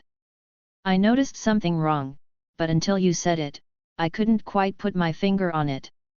But now that I take a better look, you certainly are bursting with more power. I ran a hand through my hair. I didn't think it would be wise to let my divine power seep out in this place. A good choice. He nodded in approval. As long as you don't cause any issues, I do not believe the counter force would waste energy to move against you. Yet, it's very unwilling to waste any effort needlessly, so I didn't think a counter guardian would be sitting here waiting for me when I came back. Why didn't you tell me about this? I should have. He admitted. I think I was just worried you would go do something foolish. He shook his head. Not that I think you are a foolish person. I don't think you would fight a god without confidence in winning. I understand. I sighed. I'm like that too, I guess I got it from you. I worry about those I care about even when I know I shouldn't. Just, please don't keep something like that from me. I promise I won't do that again in the future. He said without hesitation. But I have to ask, why did you fight a god, Wilhelm? Well, he didn't leave me with much of a choice. He started throwing fists at me, so I responded. So you couldn't have removed yourself from the situation? Or perhaps not put yourself in front of a god so that they would be willing to start attacking you? He raised an eyebrow. Well, no. But I think we should have a talk about your attitude. He cut me off. My attitude? I questioned. You went looking for a fight, didn't you? He looked at me. I didn't start anything. I denied. It's not a matter of starting it. It's a matter of you willingly putting yourself into those situations where a fight is inevitable. And I don't think you realize that you're doing it yourself. What do you mean? Do I need to spell it out for you? He replied. When you first came to me, how willing were you to start waving your sword at people? I mean, I fought with someone as soon as I came here. I fought quite a few things in Skyrim as well. Yes, but from what I understand, those were calculated bouts. Fighting undead in dungeons to secure the treasure. Fighting one of those young mages to help Rin with her reputation and establish your own. Why did you fight a god, Wilhelm? I blinked at his words. Because you were looking for a fight. He finished for me. It's becoming clearer as time goes on. You've been steadily escalating, and it's all culminated into this point. various undead, some low-level mages, then dragons, and other monstrous creatures. Then you entered a Grail war and decide to start fighting servants. And now you killed a god. Don't get me wrong. He continued, not allowing me a moment to retort. I'm not admonishing you for your behavior, well mostly. I believe you could take a better approach to such endeavors. But I want you to be aware of your own behavior. You are a young man who is objectively powerful. I would not be surprised in the least if you wanted to test yourself. It's something we all go through. I had a streak of such things in my youth where I left many bodies in my wake. Now, adding on your devil heritage, we have a recipe for something a bit more noticeable. And then there's the dragon living in your soul who is no doubt influencing you to some degree. I was silent as I digested his words. I couldn't refute the logic behind them as I thought back at my past fights. Am I a battle maniac? I don't believe so. He shook his head. Enjoying a fight, and even seeking them out doesn't make you a battle maniac. You don't throw caution to the wind most of the time and ignore everything else to fulfill these desires. Tell me, did you fight this god without a second thought? I mean, kinda. I was prepared. My aura was full, I had a good supply of mystic codes, talismans, and such even if they wouldn't be really effective. I was in perfect condition, and I had a good idea of what I was walking into and even had Ray Cow on standby if needed with Skathak nearby. And I had escape routes already planned in my head for emergencies. Then it sounds like I can't fault you. You're young, being impulsive is fine if you are prepared to deal with the consequences, which it sounds like you did an adequate job of doing. What more could you have done than what you already did?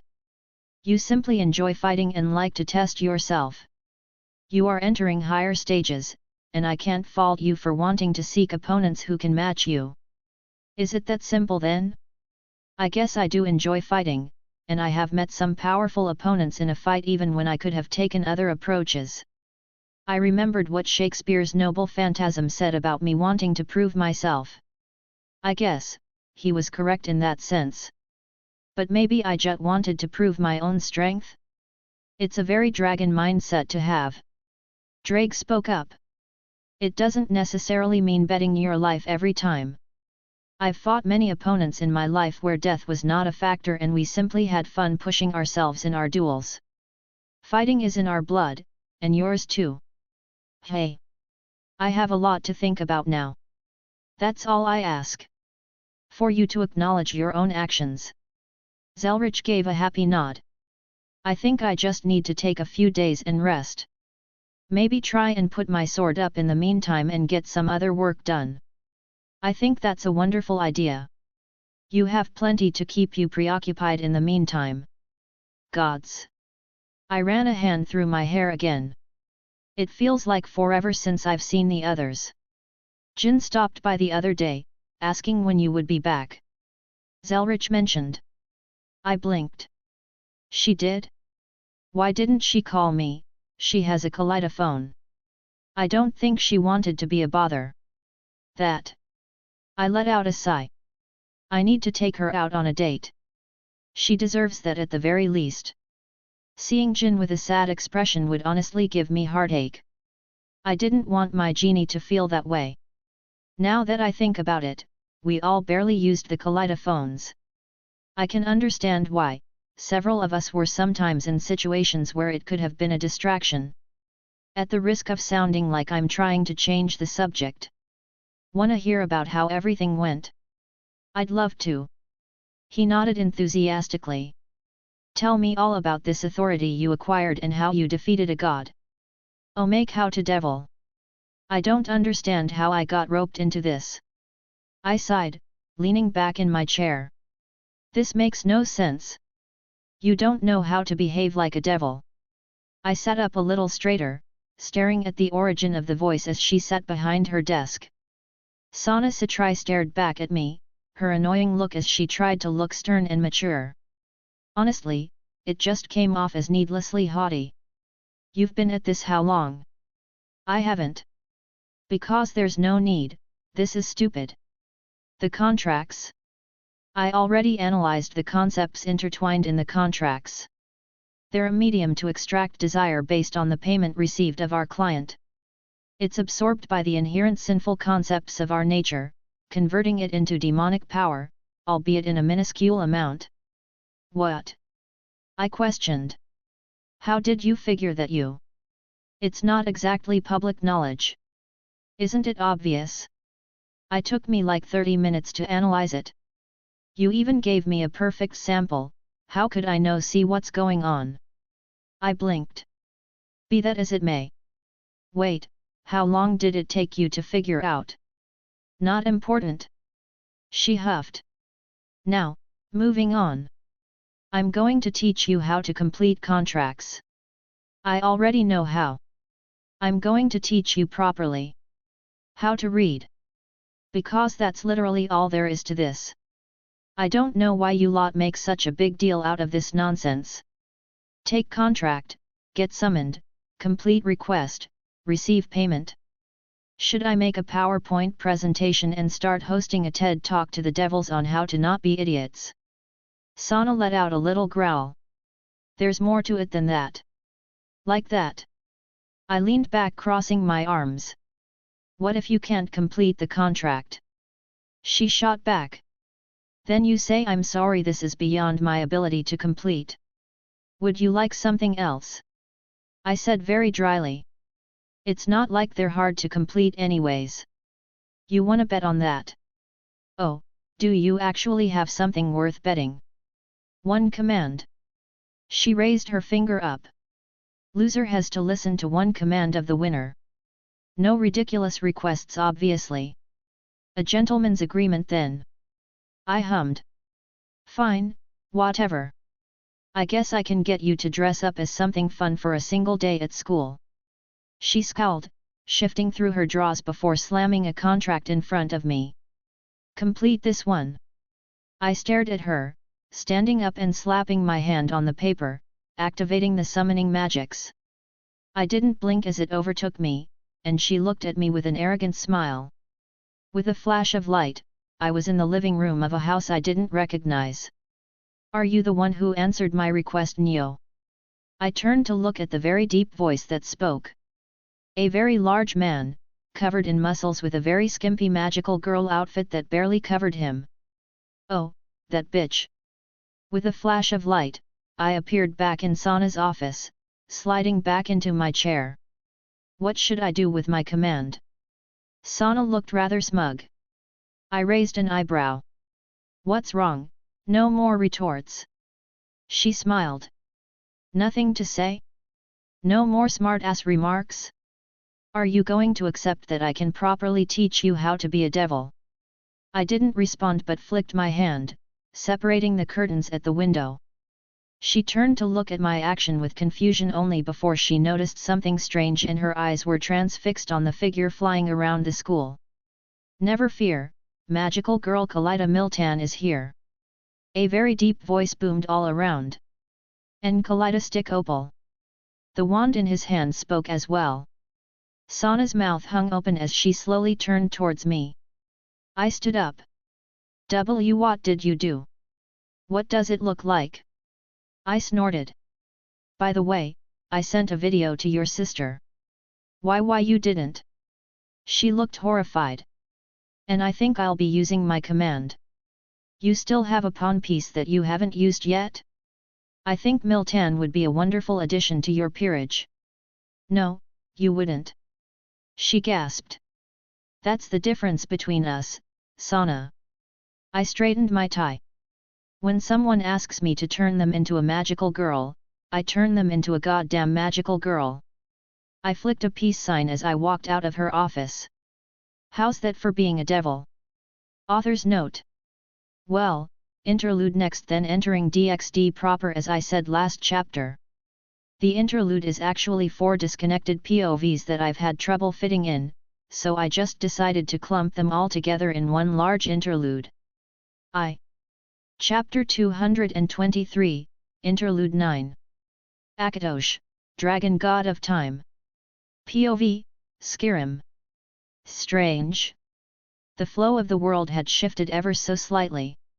The river of time moved in a way that I was unfamiliar with. Something occurred, something I did not foresee. Branching paths that no longer all reached towards the end that I had perceived. They were small ripples, but they were becoming more noticeable as the world progressed. I looked towards my youngest. The one destined to battle my oldest for the fate of the world. I could see the same ripples surrounding him as he had been, changed. His soul shining brighter and enveloping him as a protective shield in the form of the dragon aspect, as the mortals called it. Something he should not have learned to do for many moons. Nor did he learn to do it, but the ripples surrounded him and it had been done by accident. I exhaled. Time froze. Reaching through the river, I retrieved the strange sword my youngest wielded. I lowered my head, staring at the sword that was impaled in the ground. My wing reached out to tap it. An inconspicuous action, yet the sword reacted violently. I allowed it its little tantrum as I was curious about the sword that had no presence in the world until recently. The years rolled off the blade, centuries upon centuries of existence held within, yet this is the first time it has ever existed within the flow of history. I attempted to unravel the memories of its existence. To view the years it has lived and witness its birth, but my attempts ended in failure. As if a large void superseded my authority, the world's timeline held no bearing over this sword until the moment I plucked it. Once more, I looked back towards my youngest. He was stronger than he should have been at this particular point. Yes, the ripples had been beneficial so far as my oldest had been, passive. The declaration of a child not of mine sent him into confusion. Amusing. My eldest thought some trap laid by me, so he was cautious. I reached out to my other child in his divine realm. Curiosity. I sent towards him my intent, wanting to know what he found about the anomaly. Confusion. He boomed back towards me, relaying everything he had discovered thus far. Even he is unsure of what's going on. I took a moment to filter through the information I received. Interesting. With a thought, I returned the sword to my youngest at the exact moment it was taken. It seems that Muradnunda and this mortal are rather close. Had a mortal managed to sway her heart enough to invoke such emotions? The thought was almost too absurd to believe, yet the information I was given had supported such a conclusion. My gaze turned towards the colored rooms, the realm that Muradnunda resided in. The vessel Muradnunda created opened its eyes, staring at my intrusion. Explain. She demanded to know my reason for coming, defensive in her statement, but she allowed me entry when she sensed my presence. Muradnunda was one of the ones we had the least conflict with. I suppose our relationship could be construed as tolerant. Anomaly. Questions.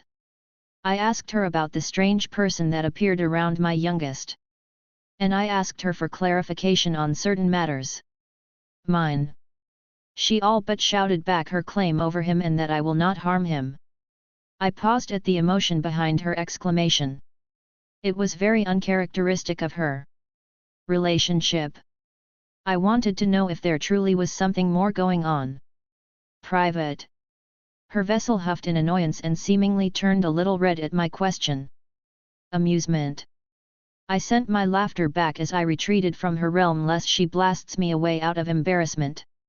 I had never seen this side of Muradnunda before. Our interactions in the past had been minimal even before the creation of Mundus.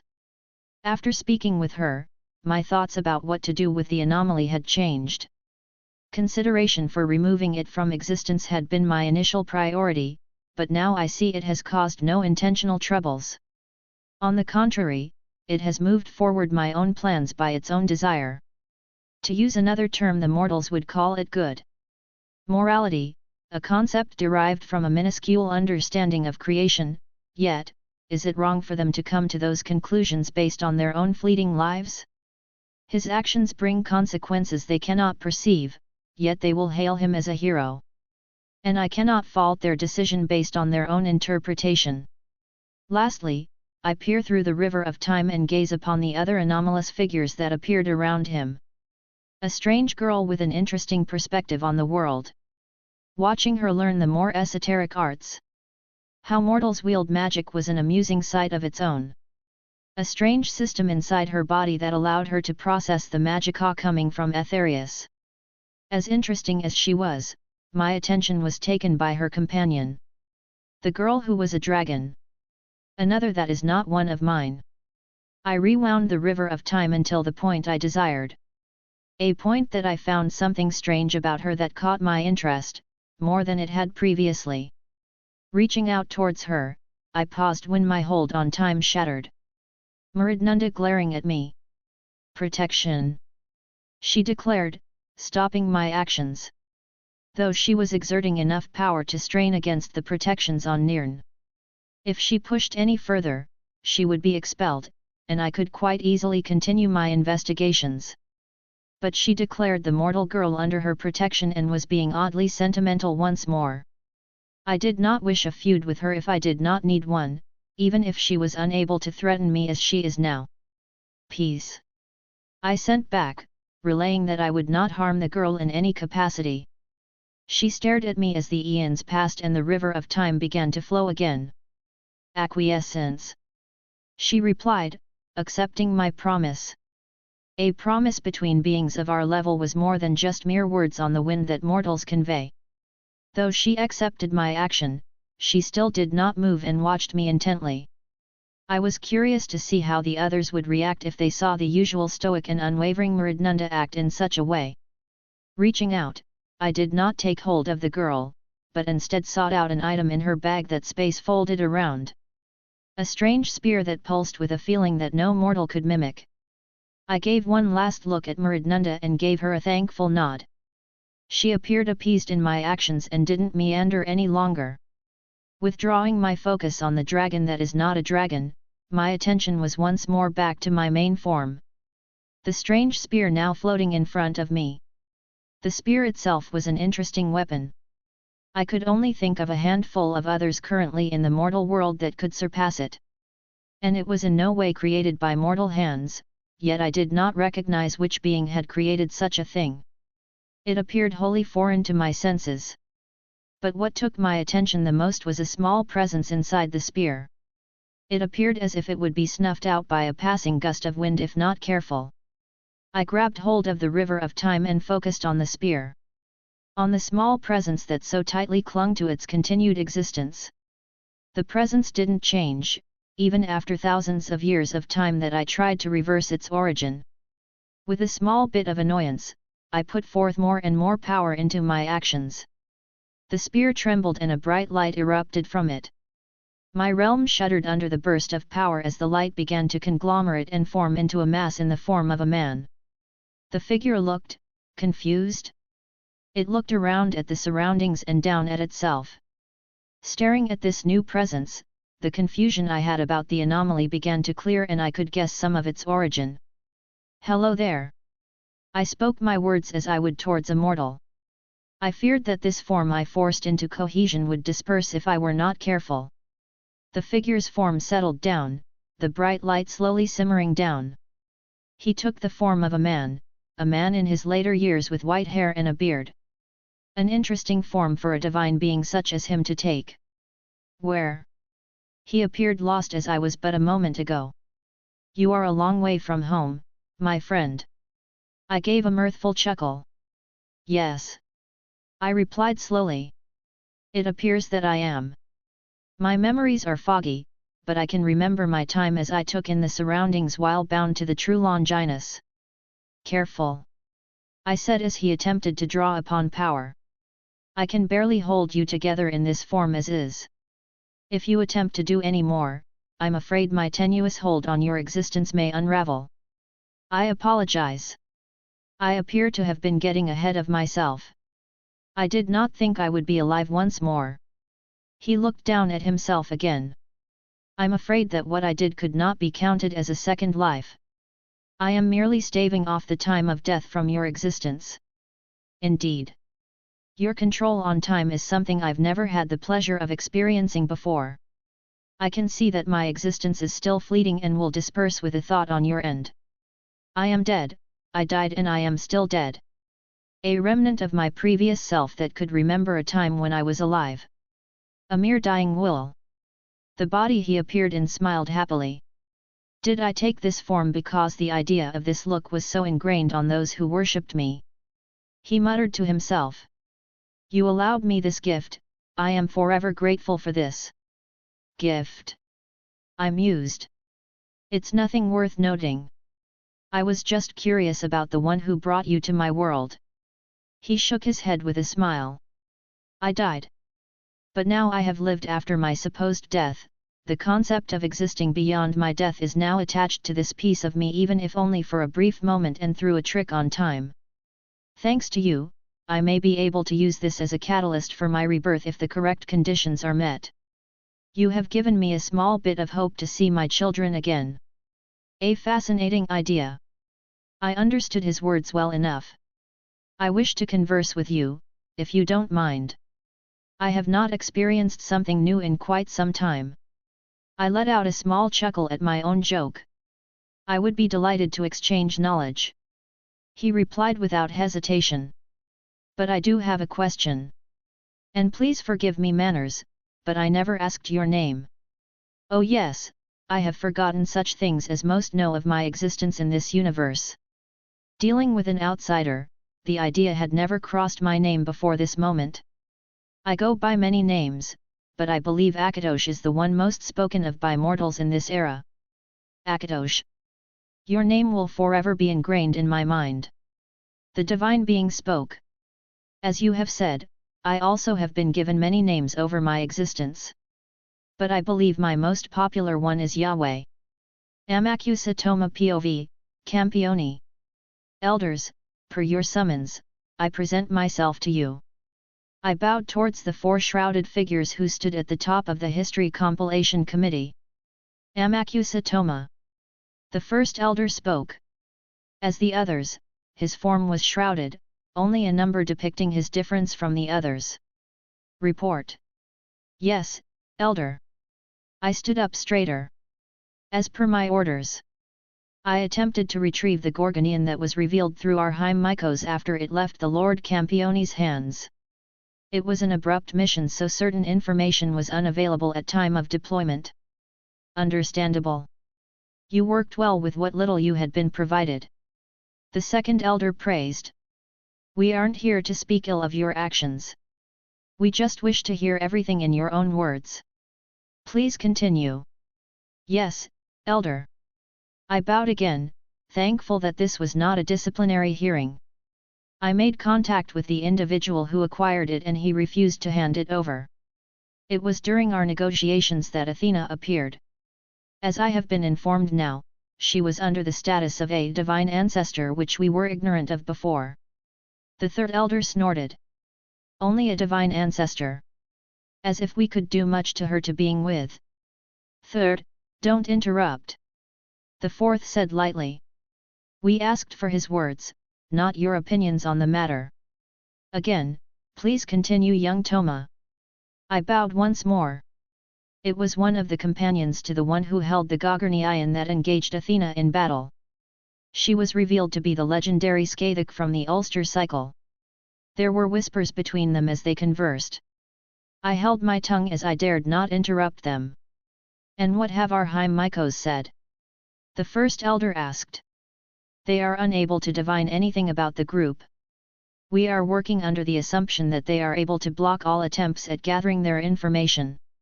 I explained. Yes, that makes sense.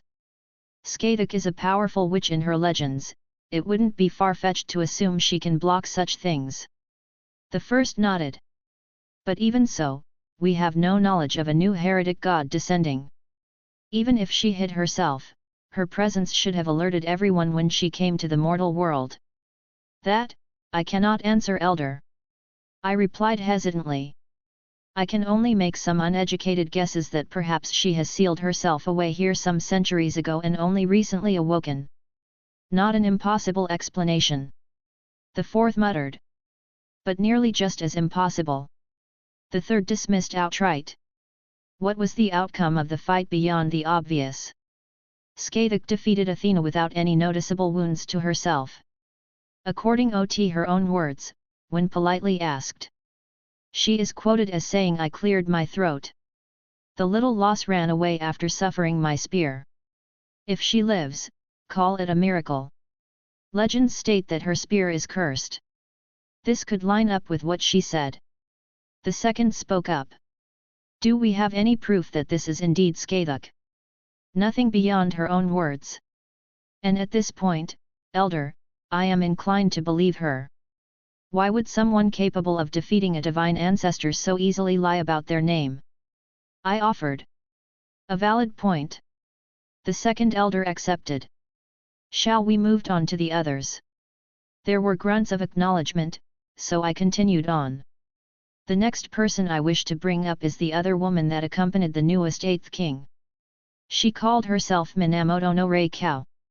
Again there were murmurs around the room as they all whispered and discussed this amongst themselves. Any evidence for her claims? The first asked. None, elder. But with her attending to the new king and being with Skathuk, I hesitate to dismiss her as well. Agreed. Take her words as fact. The fourth stated. Even if it's a lie, it's not a good idea to anger the new king. Your report says that she was approachable and willing to negotiate. Do you think she will be amenable to working with our organization? The second elder asked. If asked for assistance, she seemed like the type of person to lend aid. Knowing her identity now, legend reveals her as one that protect the common people. So I would assume she to be a hero of the masses if disaster struck. I gave my opinion once more.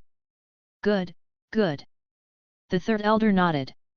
See if we can approach her when she reappeared, but don't anger the others around her. Especially the new king, their relationship doesn't seem simple. Ha, that's one way to put it. They didn't see the way she looked at him and him at her. That was clearly the relationship between a man and woman.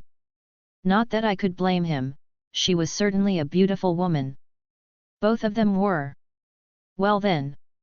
Let us move on to the main focus of this meeting. The fourth elder spoke. The 8th king, born on our land. I took that as my K. Yes, we have compiled some information thus far. Wilhelm Henry Schweinorg. He appears to be mixed race with Japanese being half and we suspect the other to be German. We have discovered that he fought and defeated the god of storms Susanoo. Yes, I'm pretty sure half the country is aware of that. The third elder said sarcastically. A massive tree appears off the coast of Japan along with storms that defy logic. He snorted. These campioni, always making a damn mess of things. How many other organizations are contacting us on behest of the other kings? What are we supposed to say to them? For once, I agree with third. The fourth elder spoke up. Does he have any idea how much we had to put into making sure the world didn't turn into a mess because of his actions?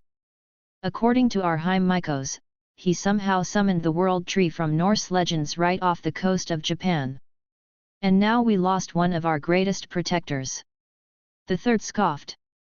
Without Lord Susanoo, who's going to stop other heretic gods from making a mess of things here? His mere presence dissuaded the many gods of our country from descending. I have started taking measures since I've learned of what happened. The first elder replied.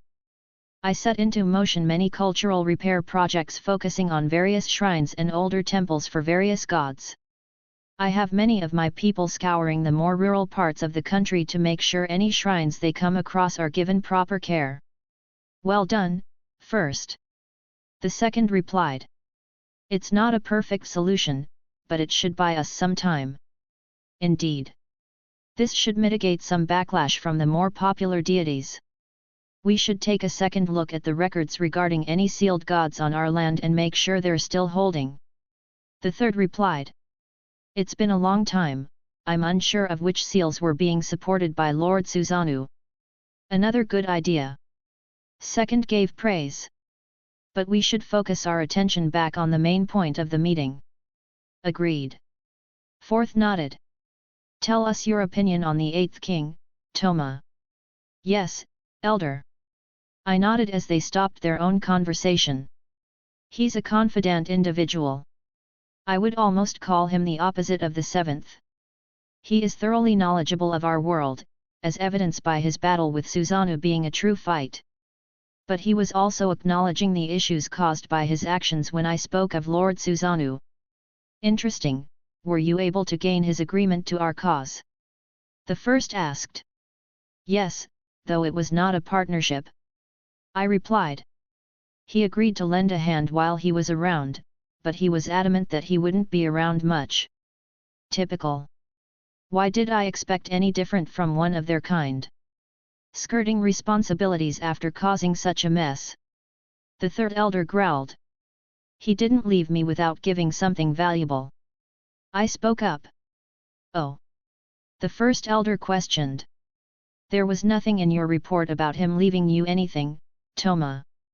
Yes, elder. I intentionally left it out of my report. He gave me instructions on how to approach Lord Kusanagi Godou and how to acquire his trust and aid in his place. I feared that such information might make it to the wrong ears, and thus wanted to report it directly. Oh. The fourth elder stated. You have good foresight, young man. Indeed. The third elder nodded. A wise course of action. The first elder cleared his throat. I believe Toma here is perfect for approaching the seventh king. He has a good head on his shoulders and has shown to be able to navigate around this sort without causing issues. All in favor? I agree. Same. As do I. They all continued. The first elder spoke up again. Good. Amekasu Toma, you are hereby ordered to approach Kusanagi Godou and attempt to liaison between our organization and him. Use any methods you require to bring him to our side. We need someone to fill the spot of Lord Susanoo. I bowed towards them once more. I will listen to the elder's orders. This would be a difficult assignment, but I felt like I could handle it. I would need to gather a good team and start studying the seventh king and to make sure. Oh, and bring ENA with you. Fug. Salem POV, RWBY. How dull these past few weeks had been. I was not usually so attentive to the quietness of my castle, yet, after that strange man appeared and then left, it felt so boring and empty. The only amusement I had found in this time was the book he had given me. This rune craft, as the title had displayed. The idea of magic interlaced into symbols was nothing new, but this particular method was foreign to me. I stared at myself in front of my mirror. My thoughts drifting slightly, a whimsy I usually don't indulge in. I ran my fingers through my hair, undoing my bindings, allowing it to fall to my shoulders. I reached for a brush and began to properly take care of it, perhaps indulging in the idea of keeping it like this. He did express a liking for it. I paused and tossed my brush to the side, scowling at myself for even harboring such an idiotic sentiment. What am I doing? I muttered as I glanced over myself. Wearing a dress I normally do not wear. One that emphasized my chest and hugged tight my rear. I looked at myself, the red veins that covered my body, the red eyes that looked back at me. The cursed markings that would never fade. I briefly recalled my beautiful blonde hair, and my unblemished skin, devoid of this disgusting curse. I hesitantly reached back for my brush and continued using it to clean up my hair, to make myself presentable. I snorted at the thought of prettying myself up for some man I barely knew. No, this was for my own enjoyment, I was merely feeling nostalgic and wished for a change in looks. Even if I chose to wear some lacy undergarments, it was because I felt the desire to. Setting my brush down, I ran a hand down the seam of my dress and gave my rear a little squeeze to see it bounce. Humph, some things never change. I said with a smug smile. I merely need to distract him the next time he comes around and it will be simple to retrieve the information I desire. He already expressed his inability to look away from my rear.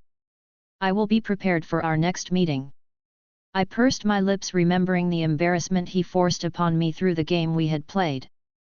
Making me say something so humiliating such as finding him physically attractive just to inflate his own ego.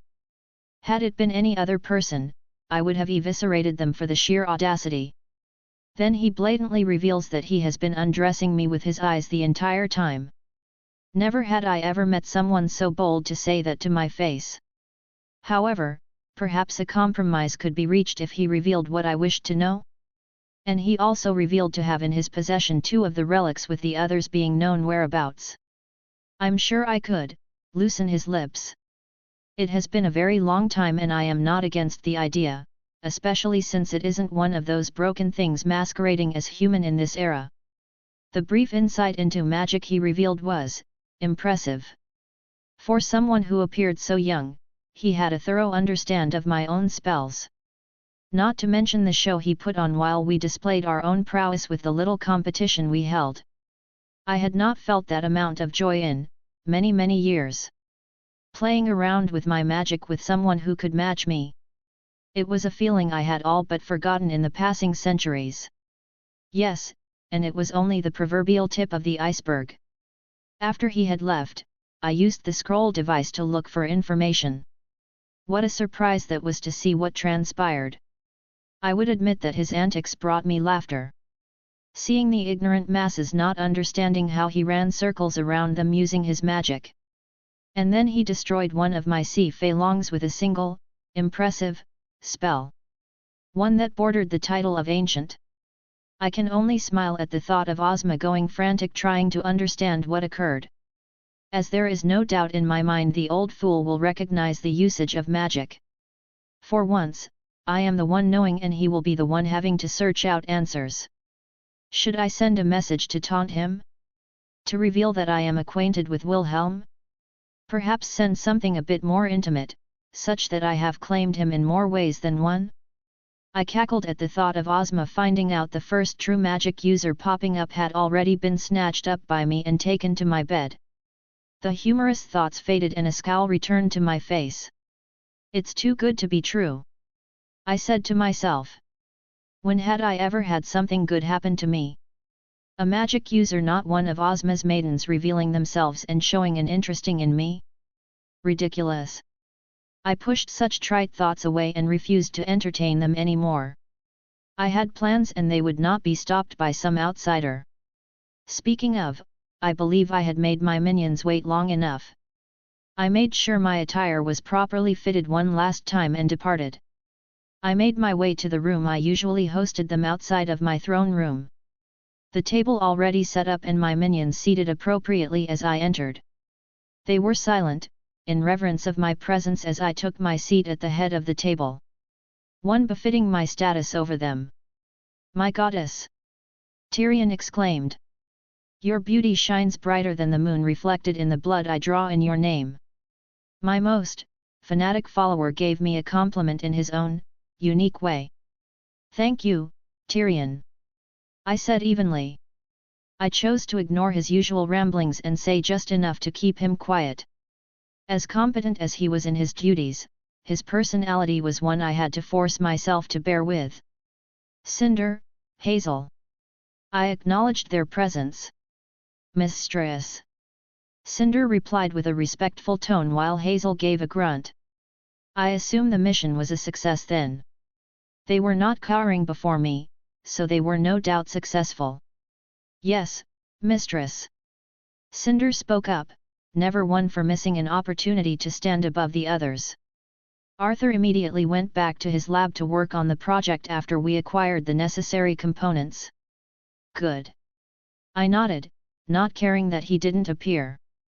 I only needed him to create the virus for the CCTV network for our oncoming plan. And the other parts? I spoke to Sienna. Hazel replied. She wasn't budging on our request, and I didn't see a point in pushing further. However, I heard of a certain faction within He White Fang that were more aggressive and might be open to talks. I see. I said evenly. I will give you a chance to seek them out then. A failed mission, but not one of his own faults. And he sought another opportunity. It is an acceptable outcome. Goddess, goddess! Tyrion excitedly spoke up. I also killed all the people you told me to. Well done, Tyrion. I nodded towards him. If there is one thing I can rely on him for, the Veil Underworld should be softened up then. That means it's your turn to make a move, Cinder. I won't fail you, mistress, she said quickly. But... yes. Would it not be easier if you used the Grim too? No. I cut her off. I will not be making any overt moves with the Grim in the foreseeable future, I denied. I had made a promise and I will not make myself a liar to him. A situation came up, that is all you need to know. As you wish, mistress. Cinder lowered her head slightly as I sent her a look. Good. Everything was still going according to plan. The only thought left was one that had been refusing to leave me for days now. The anticipation of when he would return refused to leave me alone. It has been a very long time since I've felt excitement and anticipation for something. Venelana POV, DXD. Oh Graphia, what brings you here? I noticed my daughter-in-law step through the door. I tilted my head at her dress. She wasn't in her normal maid attire, which meant only one thing. Is it your day off? Yes.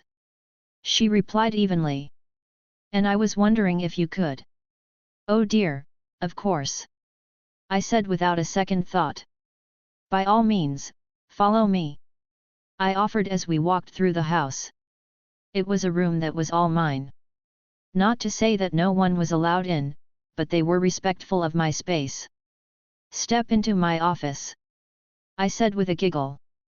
Thank you, Venelana, Graphia said with a smile herself as she pushed the door open. I followed in as she kicked off her shoes and took a seat at the bar I had set up. I couldn't go out, otherwise I'd probably say something I wasn't supposed to. She let out a sigh. Don't worry, I reassured her. I enjoy doing this. I walked behind the counter. I do enjoy putting my degree to use. You're the only devil I know that takes time to get degrees and certifications from the human world, Graphia said with a laugh. Well, I like to keep myself occupied. And I enjoy learning new things, I answered, reaching under the bar and taking out the items for mixing cocktails. I think I would go crazy if I didn't take the time to pursue my hobbies like this. I can't see how you can do your jobs day in and day out with only the occasional day off once a month. She let out a long-winded sigh. I question that myself at times like this. Trouble with my son? I questioned, already knowing the answer. This wasn't the first time she's complained to me at my little bar. Nor do I believe it will be the last. As she said, it's difficult for her to go out and enjoy herself with such a high political position. What isn't a problem these days? It seems like every other hour I'm talking him out of doing something stupid. Just yesterday he got it into his head to go over to Kyoto, in person. She threw her arms up. Why would he think that's a good idea after everything that's happened? My son has always been hard-headed. Once he gets an idea in him, it's difficult to talk him out of it. I'm sure it's even worse now that barely any people in the world can tell him no with a reasonable expectation that he can't retaliate. I shook the container in my hand a few times before pouring it into a glass and garnishing with a piece of lemon. Here you go, sweetie. It's something I came up with last month. I pushed it towards her. She took a sip, blinked, then downed it all in a single motion. I take it back. I think it should be mandatory for all devils to get certified on cocktail mixing.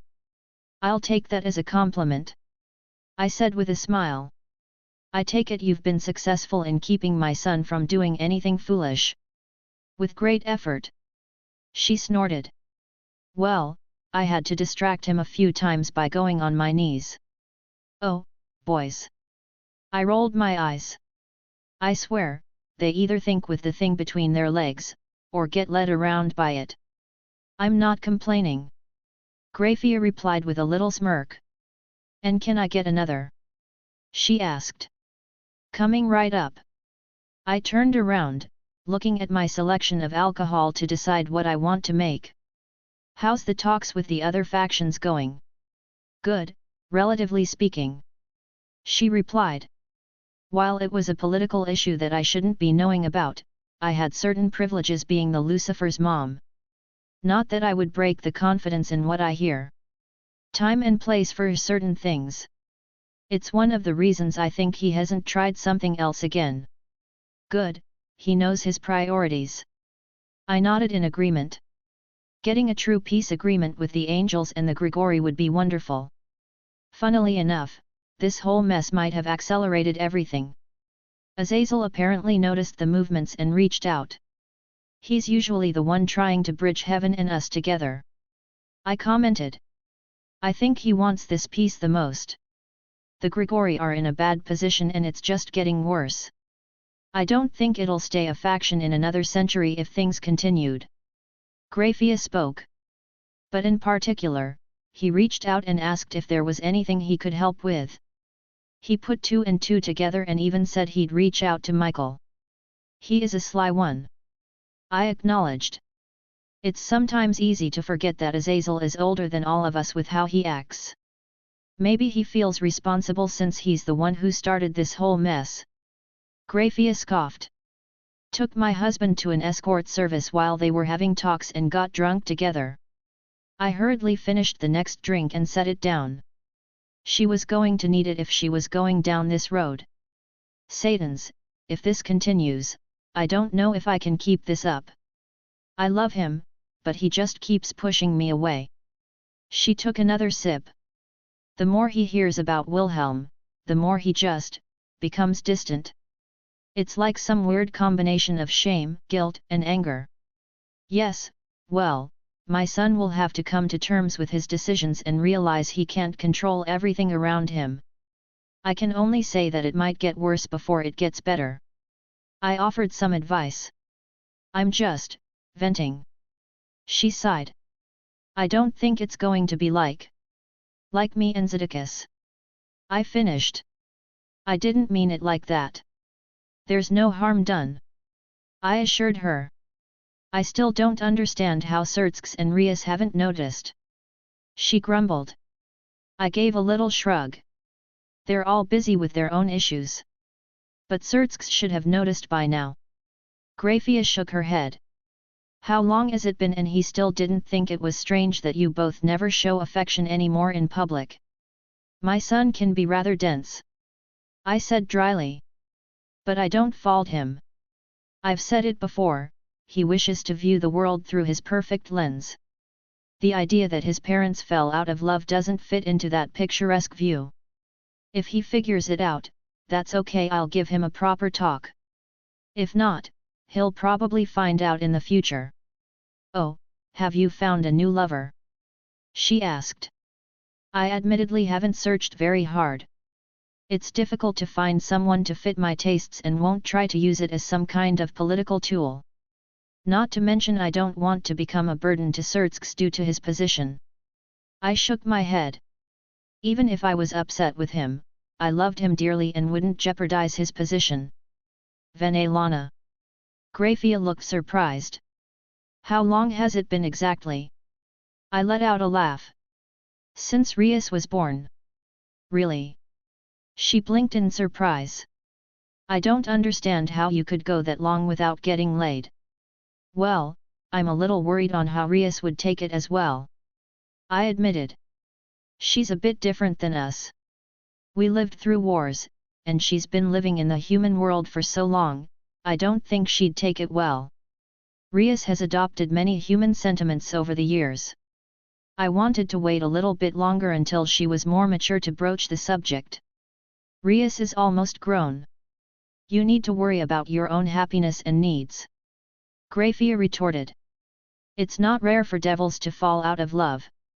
Or even divorce in some cases. Zedekis has his harem, so it's not like he's going to complain. Oh, that man was very supportive. Even if we no longer love each other that way, he'll always be my best friend. He even subtly asked around when we talked about it. Looking for someone I could enjoy my time with. Even more a reason. You have nothing holding you back. Find a young man somewhere and teach him everything yourself. She said with a little smirk. Get myself a little boy toy. I laughed.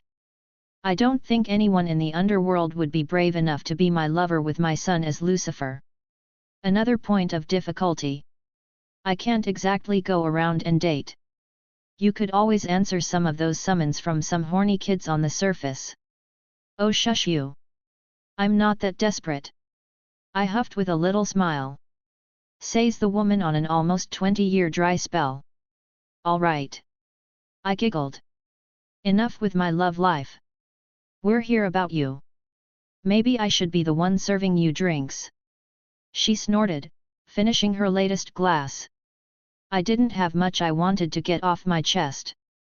It's just been the same thing the past few weeks and I didn't want to be seen in public like this. Well, I had a thought then. A thought. It's about my grandson. I see. Oh, none of that. I huffed. This needs to get dealt with appropriately. The longer it drags out, the more it's going to cause a mess if it ends up exploding. If you have a method to resolve everything, I'm open to listening. Though her scowl seemed to portray otherwise. I knew she didn't particularly hate my wayward grandson, but it was still a sore spot for her. I was thinking about just sending a letter. Sending a letter? Yes. It's become somewhat public knowledge that Wilhelm and Yasaka are close. So what would be wrong with delivering a letter to Yasaka in a polite and respectful manner? Ask for it to be delivered to Wilhelm, explain myself and request a meeting. That's it? She questioned. Yes. I nodded. No outlandish scheme, no destroying years of political goodwill. No making our allies even angrier with us and potentially making new enemies. No disrupting plans that have been decades in the making. She began to list. Just send a letter. That is my thought, yes. That just might be crazy enough to work. We shared a look and broke out into a fit of giggles. Fair warning, my beta hadn't looked over this chapter, so yet, mistakes are probably more abundant. And a few perspectives that opening some things that will be happening or did happen. Chapter 224, Chapter 214. Skathuk, carry me. I put my head on my teacher's shoulder. I'll drag you. She said evenly. It is your fault for working into the late hours of the morning. You had two beauties to share a bed with, yet you decided to coop yourself up in your workshop. I let out a yawn. I wanted to test some things with Gramps. And I didn't get any coffee this morning. Truly a crime. Have you settled your new state? Ray Cow asked, wrapping her arms around me from behind. He has a better control of his power. His new divinity is no longer leaking out like a faucet but instead it comes out more as small drips.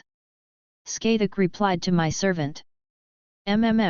Gramps helped me direct some things better and make sure I wasn't just broadcasting my new status everywhere I went. I responded. Especially back home. I don't think the counterforce would appreciate it if I walked around with my full power for the world to feel. Just existing wasn't usually a reason for the counterforce to start purging. Their modus operandi for it is to use as little energy as possible in all its actions. If the counterforce sees that I'm doing nothing across the timeline, it'll most likely leave me alone and deal with other issues. That and the fact that I had a good amount of leeway with my actions due to my usage of the kaleidoscope. If Zelretch could claim to have some administrative privileges, I could be called a moderator. With another yawn, I pointed over in the distance. That should be the plot of land the old man told me to use. We casually walked through the streets of Fuyuki City in the early morning hours. You said a powerful witch lives here. Skathuk spoke up. Is this her? My teacher jabbed her thumb to the side. Yup. I nodded. Hey media. I waved. She tilted her head. Not the greeting I expect. But good morning. She perched herself atop a nearby building, opting to step off and glide down. Felt some servants nearby and had to investigate. She pulled her hood off. Though I would much rather be in bed with my husband right now. Fiancé. I corrected her. I refuse to acknowledge him as your husband until I see a wedding invitation in my hand. I gave a little grin. You're ridiculous. She snorted, a small smile on her face. I think she was warming up to me. What brings you around, boyo? And some new faces. Scathig. My teacher said simply. Media. The caster servant replied as they shared a nod, not caring to deal with certain formalities. Reikau. My servant also spoke up. It's nice to meet you. She added with a smile. A pleasure. Media responded, not usually one for much conversation with strangers. Since I'm already up, what has you up and about in my city? Your city? I questioned. Yes, my city. She puffed up. And you can even tell the brat I said that. Ah, always looking for an opportunity to antagonize Rin. Well, have I told you about my house? She blinked. No, and I am assuming there is a reason you brought it up other than to rub it in my face. I had forgotten she's still living at the temple. They should have a good amount of savings now, unless she spent everything on her clothes. I paused, staring at her. You spend all your money on your clothes, don't you? Gaia. She made a weird noise. Oh, of course not. She looked away. Ahoy. I didn't believe her. Anyways. So, I connected my home to anchor over multiple world lines. I wanted to set it up here in Fuyuki to make it easier. Easier for what? Are you really going to be obtuse? I questioned. Obviously I wanted it to be easier to come and see you and for you to come see us if you want. Besides, Atalanta has probably been anxious about seeing you again too. Besides the obvious situation with Atlanta, I wanted to be better friends with her. I felt like she needed it and I enjoyed her company. She opened her mouth then closed it again. She looked rather lost if I were to be honest. Do what you want. She teleported away. I let out a sigh as I felt her presence disappear. What a pitiful woman. She refuses to be honest with herself. Scathik spoke up. Oh well. I shrugged. Not much I can do except keep doing the same thing I always do. I walked up to the empty lot and stabbed Mirage into the ground. Can you set up some bounded fields? I asked Scathik. It will be no issue. She nodded, going around the perimeter and drew up runic sentences.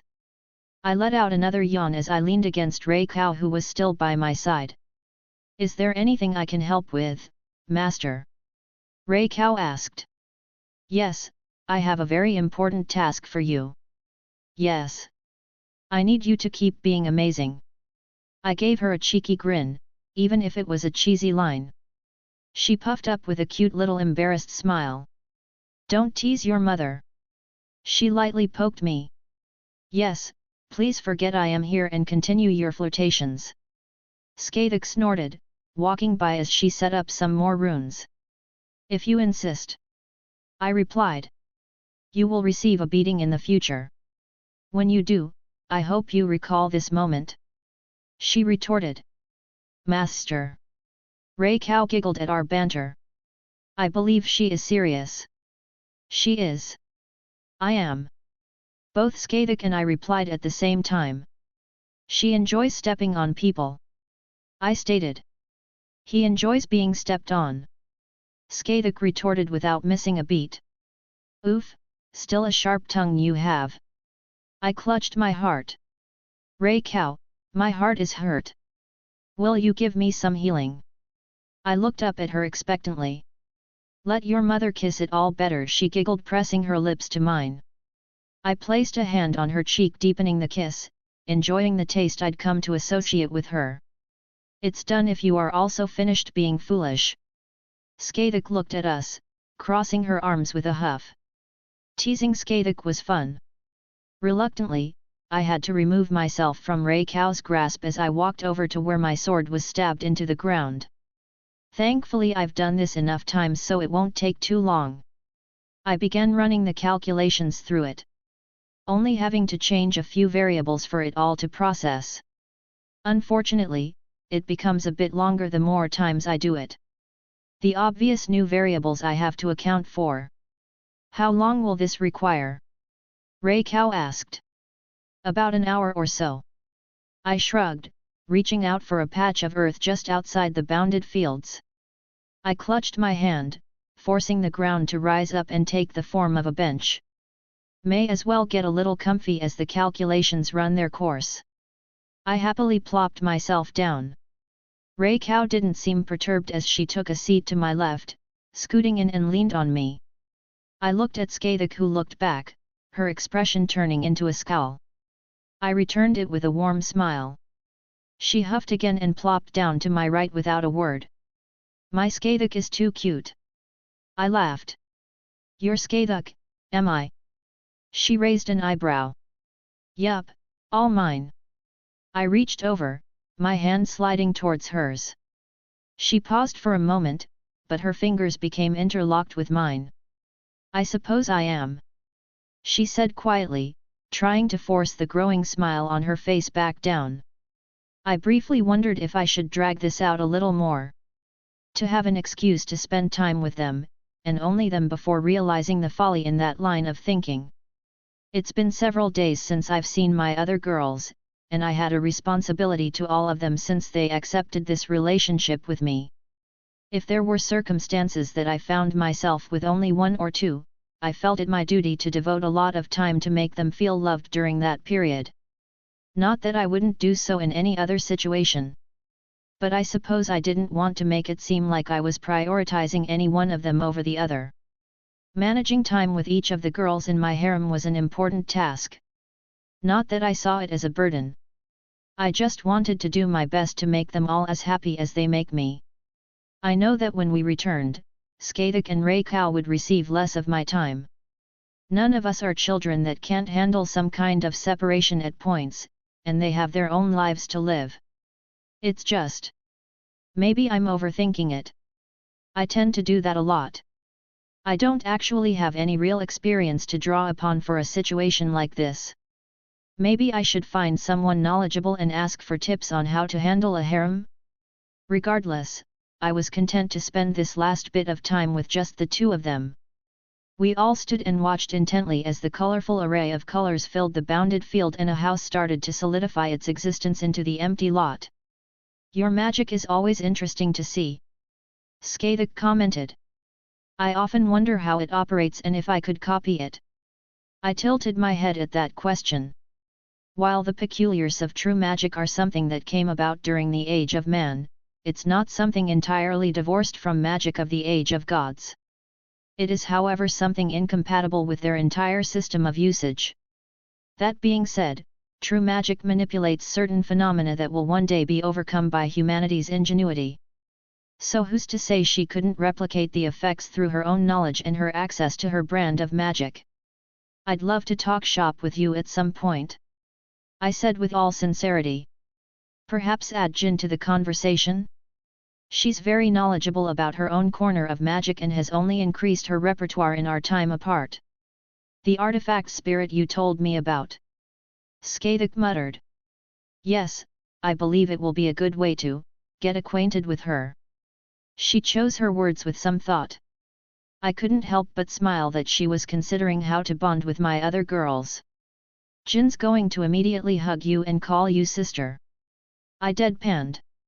The corners of Skaitika's lips quirked up. I do like that forwardness, she admitted. I looked over to Rei-Kao, who appeared a little nervous. It'll be all right. They're all going to love you. I gave her a little nudge, offering her my arm. Rei-Kao made a little noise and grabbed onto me for emotional support.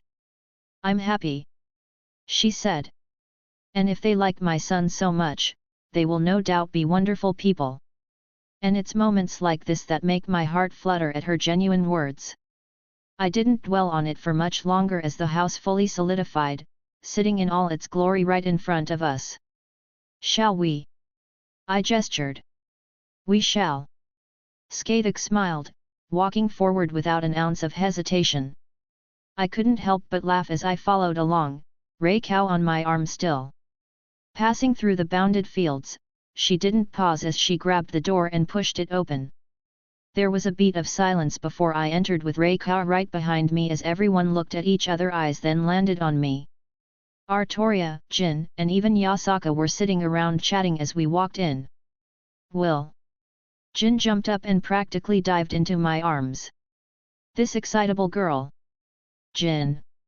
I squeezed her tight, earning a little giggle from her as I spun her around. I missed you. Ah, I missed you too. We all did. She smiled brightly, before letting go. I looked at Artoria, who also got up from her seat. Miss Pendragon. I eyed her. Mr. Schweinorg. She quirked a smile as we stared at one another for a moment. She let out her own giggle, opening her arms up. I quickly snatched her up in my arms. It's been way too long. It's only been a few days. Every moment I'm away from any of you is way too long. I kissed her on the forehead. Jin was correct. I sorely missed your presence these past several days. It's been a trying time running around Skyrim with Rin. She sighed. I wish to tell you of our time apart when everything has settled down. Of course. I brushed the bangs out of her face. I want to know what all of you have been up to. Ooh, I can't wait to show you some of the things I uncovered. Jin happily replied. Oh my, do I also get such a greeting? Yasaka flicked her tails as she stood up and walked towards us. She eyed both my companions that came inside with me. Skathik, it's a pleasure to see you again. I hope this time we can spend some more time chatting. Yasaka. Skathik smiled. Of course, I'll be sure to come around often. I wanted to take a look regardless. Wonderful, I'll make sure that everyone knows to let you go about where you like. She nodded and turned towards my servant. Rei Cow, it's good to see you as well. Yasaka's tone was very neutral. Rei Cow seemed to hesitate slightly before answering. Yasaka, I'm happy to see you well. I also wish to speak to you more when you have time. She genuinely smiled. Yasaka blinked, as if caught off guard, but seemed happy at the response she received. Of course. She clapped happily. My, we should make a thing out of it. Perhaps have a bit of girl talk by ourselves, yes. She swept her gaze around the room. Oh, that sounds fun. Jin looked excited at the notion. Indeed. I believe we will have much to discuss when everyone has gathered. Artoria nodded. Should I be worried? I reached out for her as she let me guide her into my arms. That depends, do you have anything to be worried about? She had a little mischievous smile on her face as her tail wiggled in front of me. Don't worry, my student. I shall keep your more embarrassing stories to myself. Skathik teased. Are you sure? I have a story or two of my own. Jin replied. It appears I've been swayed. Skathik chuckled. Joy. I drawled as Yasaka and I moved away. Though I reached for a fluffy tail, giving it a little stroke. I think she knew how much I adored her tails, as she didn't even bat an eye as I started playing with it. Though we're missing one crucial person. I spoke up, noticing the fluctuations at the perimeter of my house. The steps that the person took, and how all eyes turned to her as she crossed the threshold. Yasaka's fluffy tail slipped out of my hand as I stared at her, a longing flashed across my face. Meridia. I greeted her, taking a few steps forward. Wilhelm. She replied, almost emotionlessly as she eyed the people she didn't recognize. There are many new faces. She stated. Yup, an introduction are important, but first. I quickly swept her up. So suddenly. She squeaked out, breaking that emotionless mask. Put me down, everyone is looking. She muttered under her breath, cheeks flushing. Can't help it. I laughed. Your reactions are too cute. She huffed. You are ruining my image for these new women. Well, if you want me to stop, I don't mind. I quickly let go. I just thought you missed me as much as I missed you. I feigned sadness. You. She huffed again. Your teasing is ruthless. She turned her tone down to a whisper. I did miss you. Her head turned to the side, not making eye contact. You make me count the days until our reunion every time you leave. She scowled. There, are you happy? Her face betrayed the anger she was expressing. I'm always happy when you're here with me. I reached for her hand and gave it a squeeze. The goddess tried her best to hide her embarrassment but failed in such a cute way. I hope you're pleased with yourself. You have destroyed any chance I had at presenting myself with any kind of dignity. She snorted, but refused to let me go. She turned towards the people she recognized. Jin, Artoria. She gave them a polite acknowledgement, even if they probably saw each other not very long ago. Her gaze turned towards my other girls that she had yet to properly meet. I am Meridia. I suppose you can think of me as a goddess in your own terms. It was their first meeting. The first time I had all my girls in a single room since they all became a part of my harem. For the first time, I had no responsibilities in the immediate future and I had all of them together. This was certainly one of the best days of my life. Getting back into DxD first up was all his harem finally meeting.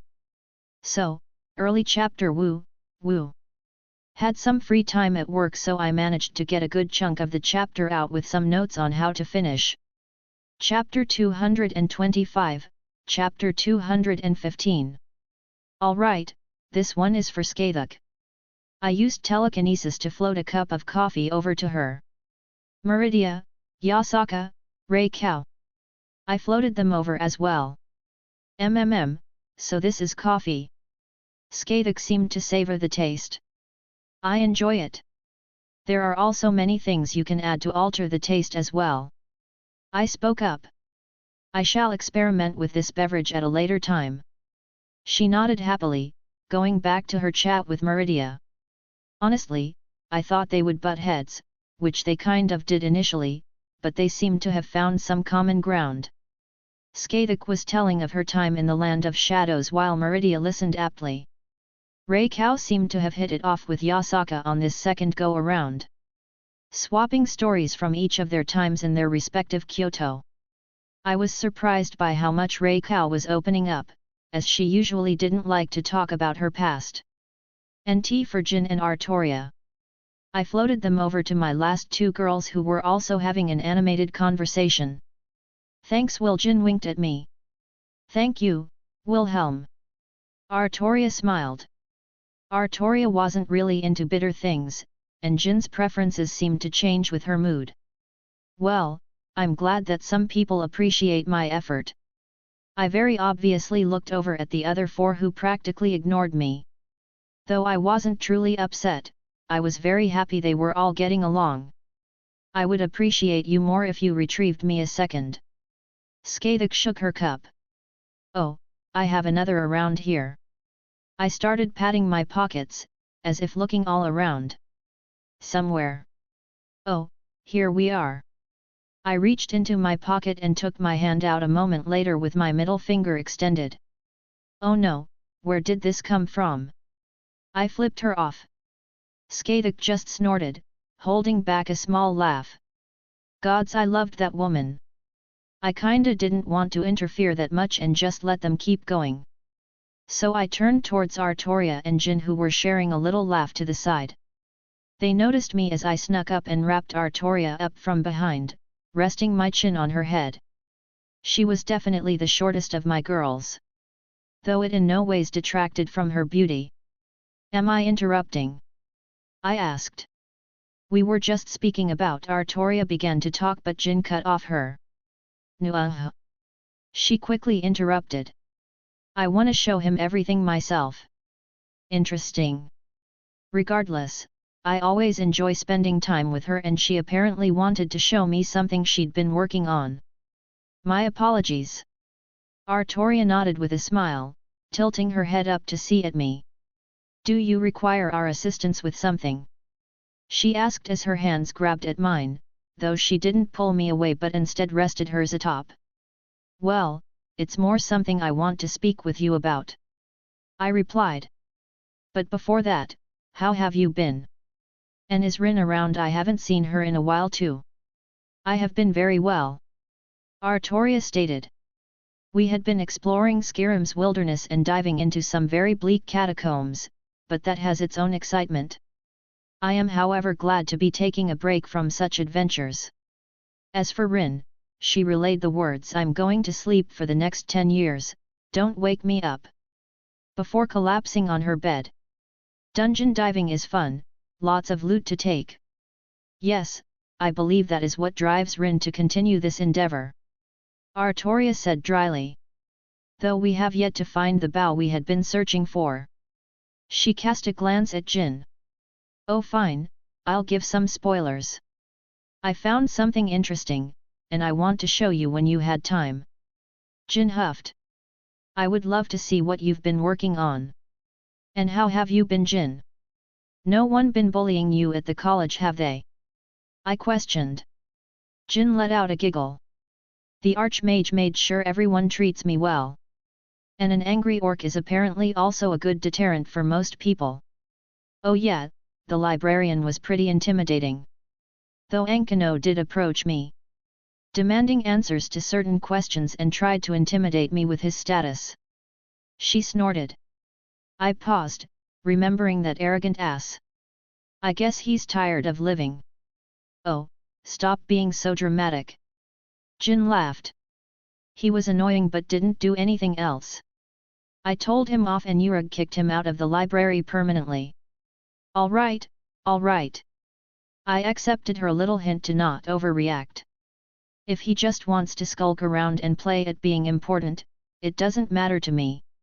Though if he touches one of my girls, not even his gods will be able to protect him. That reminds me. Rin and I did encounter a contingent of those Thalmor on our adventure. Artoria interjected. They tried to act as if it were a chance encounter, but I could see through their deceptions. They were interested in both Rin and I and tried to seek some answers regarding you. I know you can handle yourself fine. But as your boyfriend, I feel I'm obligated to ask. Need a hand to deal with anything? She smiled brightly. I appreciate your sentiment and intent. And I am happy you acknowledge I can handle the situation. I feel as though it has not spiraled into something messy just yet, and I shall be on guard for now, so there is no need. I know I'm defensive of what's close to me. I just don't want to overstep and make them feel like I'm smothering them. And Artoria is good at talking about things she dislikes and what she wants, even if certain romantic nuances are new to her. Communication is key. Besides, Meridia is also watching over them and I trusted her absolutely. Speaking of, it's been way too long since I've seen those amazing legs of her. Almost as if reading my mind, Meridia looked over and quirked an eyebrow. I grinned at her and mouthed something back. She flushed. All right, stop getting distracted. I suppose I don't need to say it, but I'm always here, for anything. Both of you, even if you want to just talk about the inanest of things, I'm always happy to hear from you. I spoke to both Jin and Artoria. They shared a look before smiling. We know, and we appreciate it. Jin walked forward, wrapping up Artoria from the front. Artoria looked a little flustered, but in a good way. There is no need to worry, Wilhelm. We are aware that you have your own responsibilities and your own matters that take you far away. Just as we have things to focus our attention on. Good. I nodded. I just want to make sure I talk about stuff like this more and don't make assumptions. Managing a harem is looking to be a bit more daunting now that I had all 6 of my girls in one room. You are doing a fine job, Artoria replied. Now, speak what you wish to truly talk about. We have danced around the matter long enough. Fine. I sighed. They always seemed to know when I had something heavier to talk about. I suppose we should talk about the elephant, or rather, small dragon that popped up recently. She realized what I was speaking of immediately. Yes, Mordred. If you want to go somewhere private. Jin offered. No.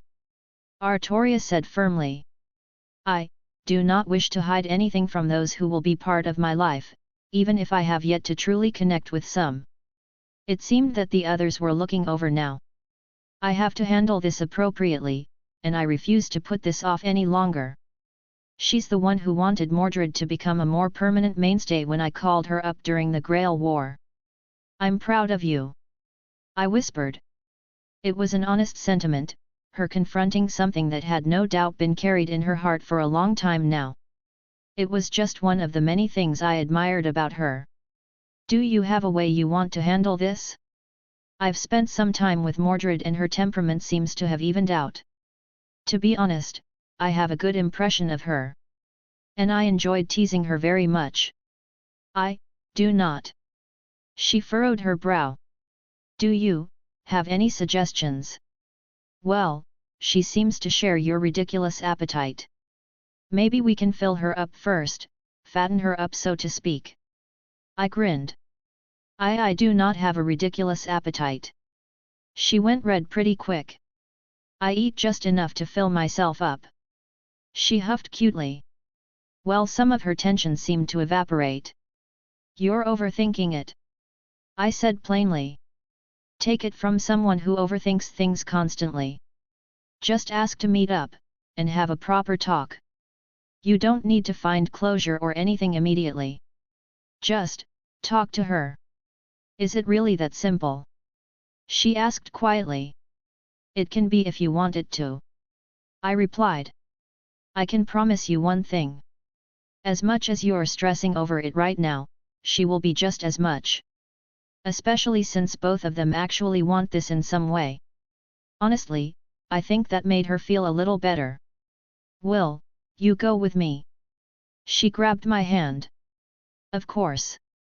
I said without hesitation. I would always be any kind of support she needed. I doubted I would be involved in their intimate conversation, but just being nearby would probably give her a confidence boost. Would you like Rin to come as well? Yes. She nodded. I know for a fact that Rin wouldn't hesitate to agree, so I didn't really feel bad about sort of volunteering her for this. No rush. This was a very important matter to her and Mordred both. It would do neither any good if they just rushed into it. Let's just sit down and figure out how you want everything to go, yet. Yes, I would like that very much. Well, I wanted to talk to Mordred anyways. I can ask her what she's been up to and pass on any message you want. I greatly appreciate your help, Wilhelm. She made sure to express her gratitude. Of course. I gave her a smile. With that, I slowly separated from her. I would give her a little bit to settle her thoughts before bringing it up again in conversation. Instead, I walked over to my foxy mistress. Before I could even reach out, a fluffy tail rose up to greet me. Wilhelm, you didn't forget about me until now, did you? Yasaka turned to look at me with a smirk. Or are you here to play with my tails some more? Her fluffy appendage waved in front of my face. Well, I can't deny that I adore your tails. I reached out for it, something I tended to do whenever we're together. But I think she enjoys the attention. But I also wanted your company. Master. Reiko smiled. You seem much more relaxed since we came here. I am. I blinked.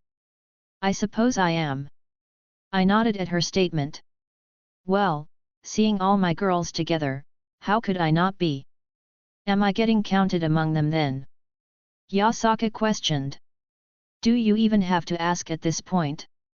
I chuckled. Oh my, it seems this poor old fox has been claimed. She feigned indignance. I'm pretty sure Kuno claimed me first, so it's only fair. You make a good point. She laughed. And you will hear no complaints from me. My fluffy tails. It's strange. I don't have any particular objective in the immediate future as I focused on preparing for Skatika's revival, and now that I finished that, I find myself with quite a bit of free time. Granted, I hadn't stressed over it and gathered some things on the side. But it had always in my sight and something I was building towards. Obviously I have some very important things to do much further down the line. But nothing that demanded my attention right now. So you find yourself without anything to do? Yasaka asked. From what I've heard so far, it must be a strange feeling indeed. All this time we've been together, we've been moving from place to place. I believe it will be beneficial for you to settle down for a little bit. Reiko stated. You're right. I agreed. I should settle down. I do have some things I want to take care of to keep myself occupied and such. I ran my fingers through Yasaka's fur. It's indeed strange, but I don't mind too much. Obviously I wanted to spend time with you all. That's something of a priority on my list. But Kusanagi as well, I want to take her out, do some dad things and truly spend time with her and bond. I would like that very much. Yasaka's expression turned very gentle. Kusanagi needs some time with her daddy. She smiled softly. And I would love to spend time with my man. She settled on, perhaps finding a term that felt right to her. And I was going to see Izzy soon too. I feel like it's been way too long and she's a good friend. Oh dear, how long has it been? Yasaka questioned. I don't think it's been that long since she got back. I heard some murmurs about death gods and a vacation or something, so I think she should be back by now. I am still unsure about you meeting her, Master. Reiko stated. You don't need to worry. Yasaka tried to reassure her. Izanami has been nothing short of wonderful in the time I've known her. My Kusanagi adores her as well. I see, perhaps I am just biased due to my own circumstances. Reiko relented. I've heard quite a few things about your world. I can't blame you for thinking that way. But you should meet her and get to know her. Yasaka responded. Izzy would love more friends. I added. I suppose I should meet her. Be prepared for when she becomes more than that. Reiko hummed. What? I questioned. That's a good point. Yasaka nodded. We're just friends. I huffed. I believe you, Master. She smiled innocently. I sighed, knowing this wasn't a fight I would win. We were only friends, why did no one believe me? I mean she's beautiful, yes. And we share many hobbies, and generally have a lot of fun together. But, she hasn't expressed any kind of feelings like that towards me. And I haven't really flirted with her or anything. Whatever. Anyways. I changed the subject. How have the little group of misfits been? I distinctly noticed that the city isn't on fire. I'm guessing that's a good sign. Yasaka let out a laugh. You say misfits, is Kusanagi added to that? You tell me. Yasaka snorted in response. Our little Kusanagi is getting more and more mischievous. And it's only going to get worse as she gets to that age. She tried to get me to let her skip classes today so she could come with me. Isn't it normal for kids to look for any excuse to skip school? Yes, but normal children aren't yokai who can cast certain spells in an attempt to get out of it. Oh geez, what did she do this time? I'll let her tell you. She said dryly. Maybe hearing her daddy give her a talking to might make her settle down. Though, I am happy she's been more expressive lately. I'm hoping it evens out soon once she realizing you are a mainstay in our lives. Ah, I could understand. Kusanagi didn't have a real father before, so it's sort of a switch in dynamic for the younger girl and she's acting out in this way in response. It's not necessarily bad, but it should be something we talk to her about. It makes me really happy that you're talking to me about parenting problems, even if I have no idea what I'm doing here. I smiled. Oh honey, you make it sound like any parent knows what they're doing. She reached for my hand, taking it in hers. Right, Rei Cow. Phew, of course. With my Kintoki I, to this day, didn't know what I was doing and just tried my best to raise him appropriately. Rei Cow agreed. And you are her parent now. You accepted that role, and you accepted both of us just as we have you. She playfully poked me in the chest. So, I expect you to behave as such, mister. That means helping me reign in our little hellion. And believe me, that will be a trial in and of itself. I look forward to everything that entails. I took her hand and squeezed it. She softened her expression again. I really did luck out with you, didn't I? That genuine smile on her face was one I always loved to see. But I got a little off topic. Mordred hasn't been doing much, I haven't gotten any real reports. They're just enjoying my city from what I've seen. Achilles and Atalanta have taken a job to hunt down some vampires causing issues in the human Kyoto. We had some reports about several dozen humans drained of their blood and such. And the serial killer hasn't caused any issues yet. Well, it seems like everything is going well. About as well as can be. She nodded.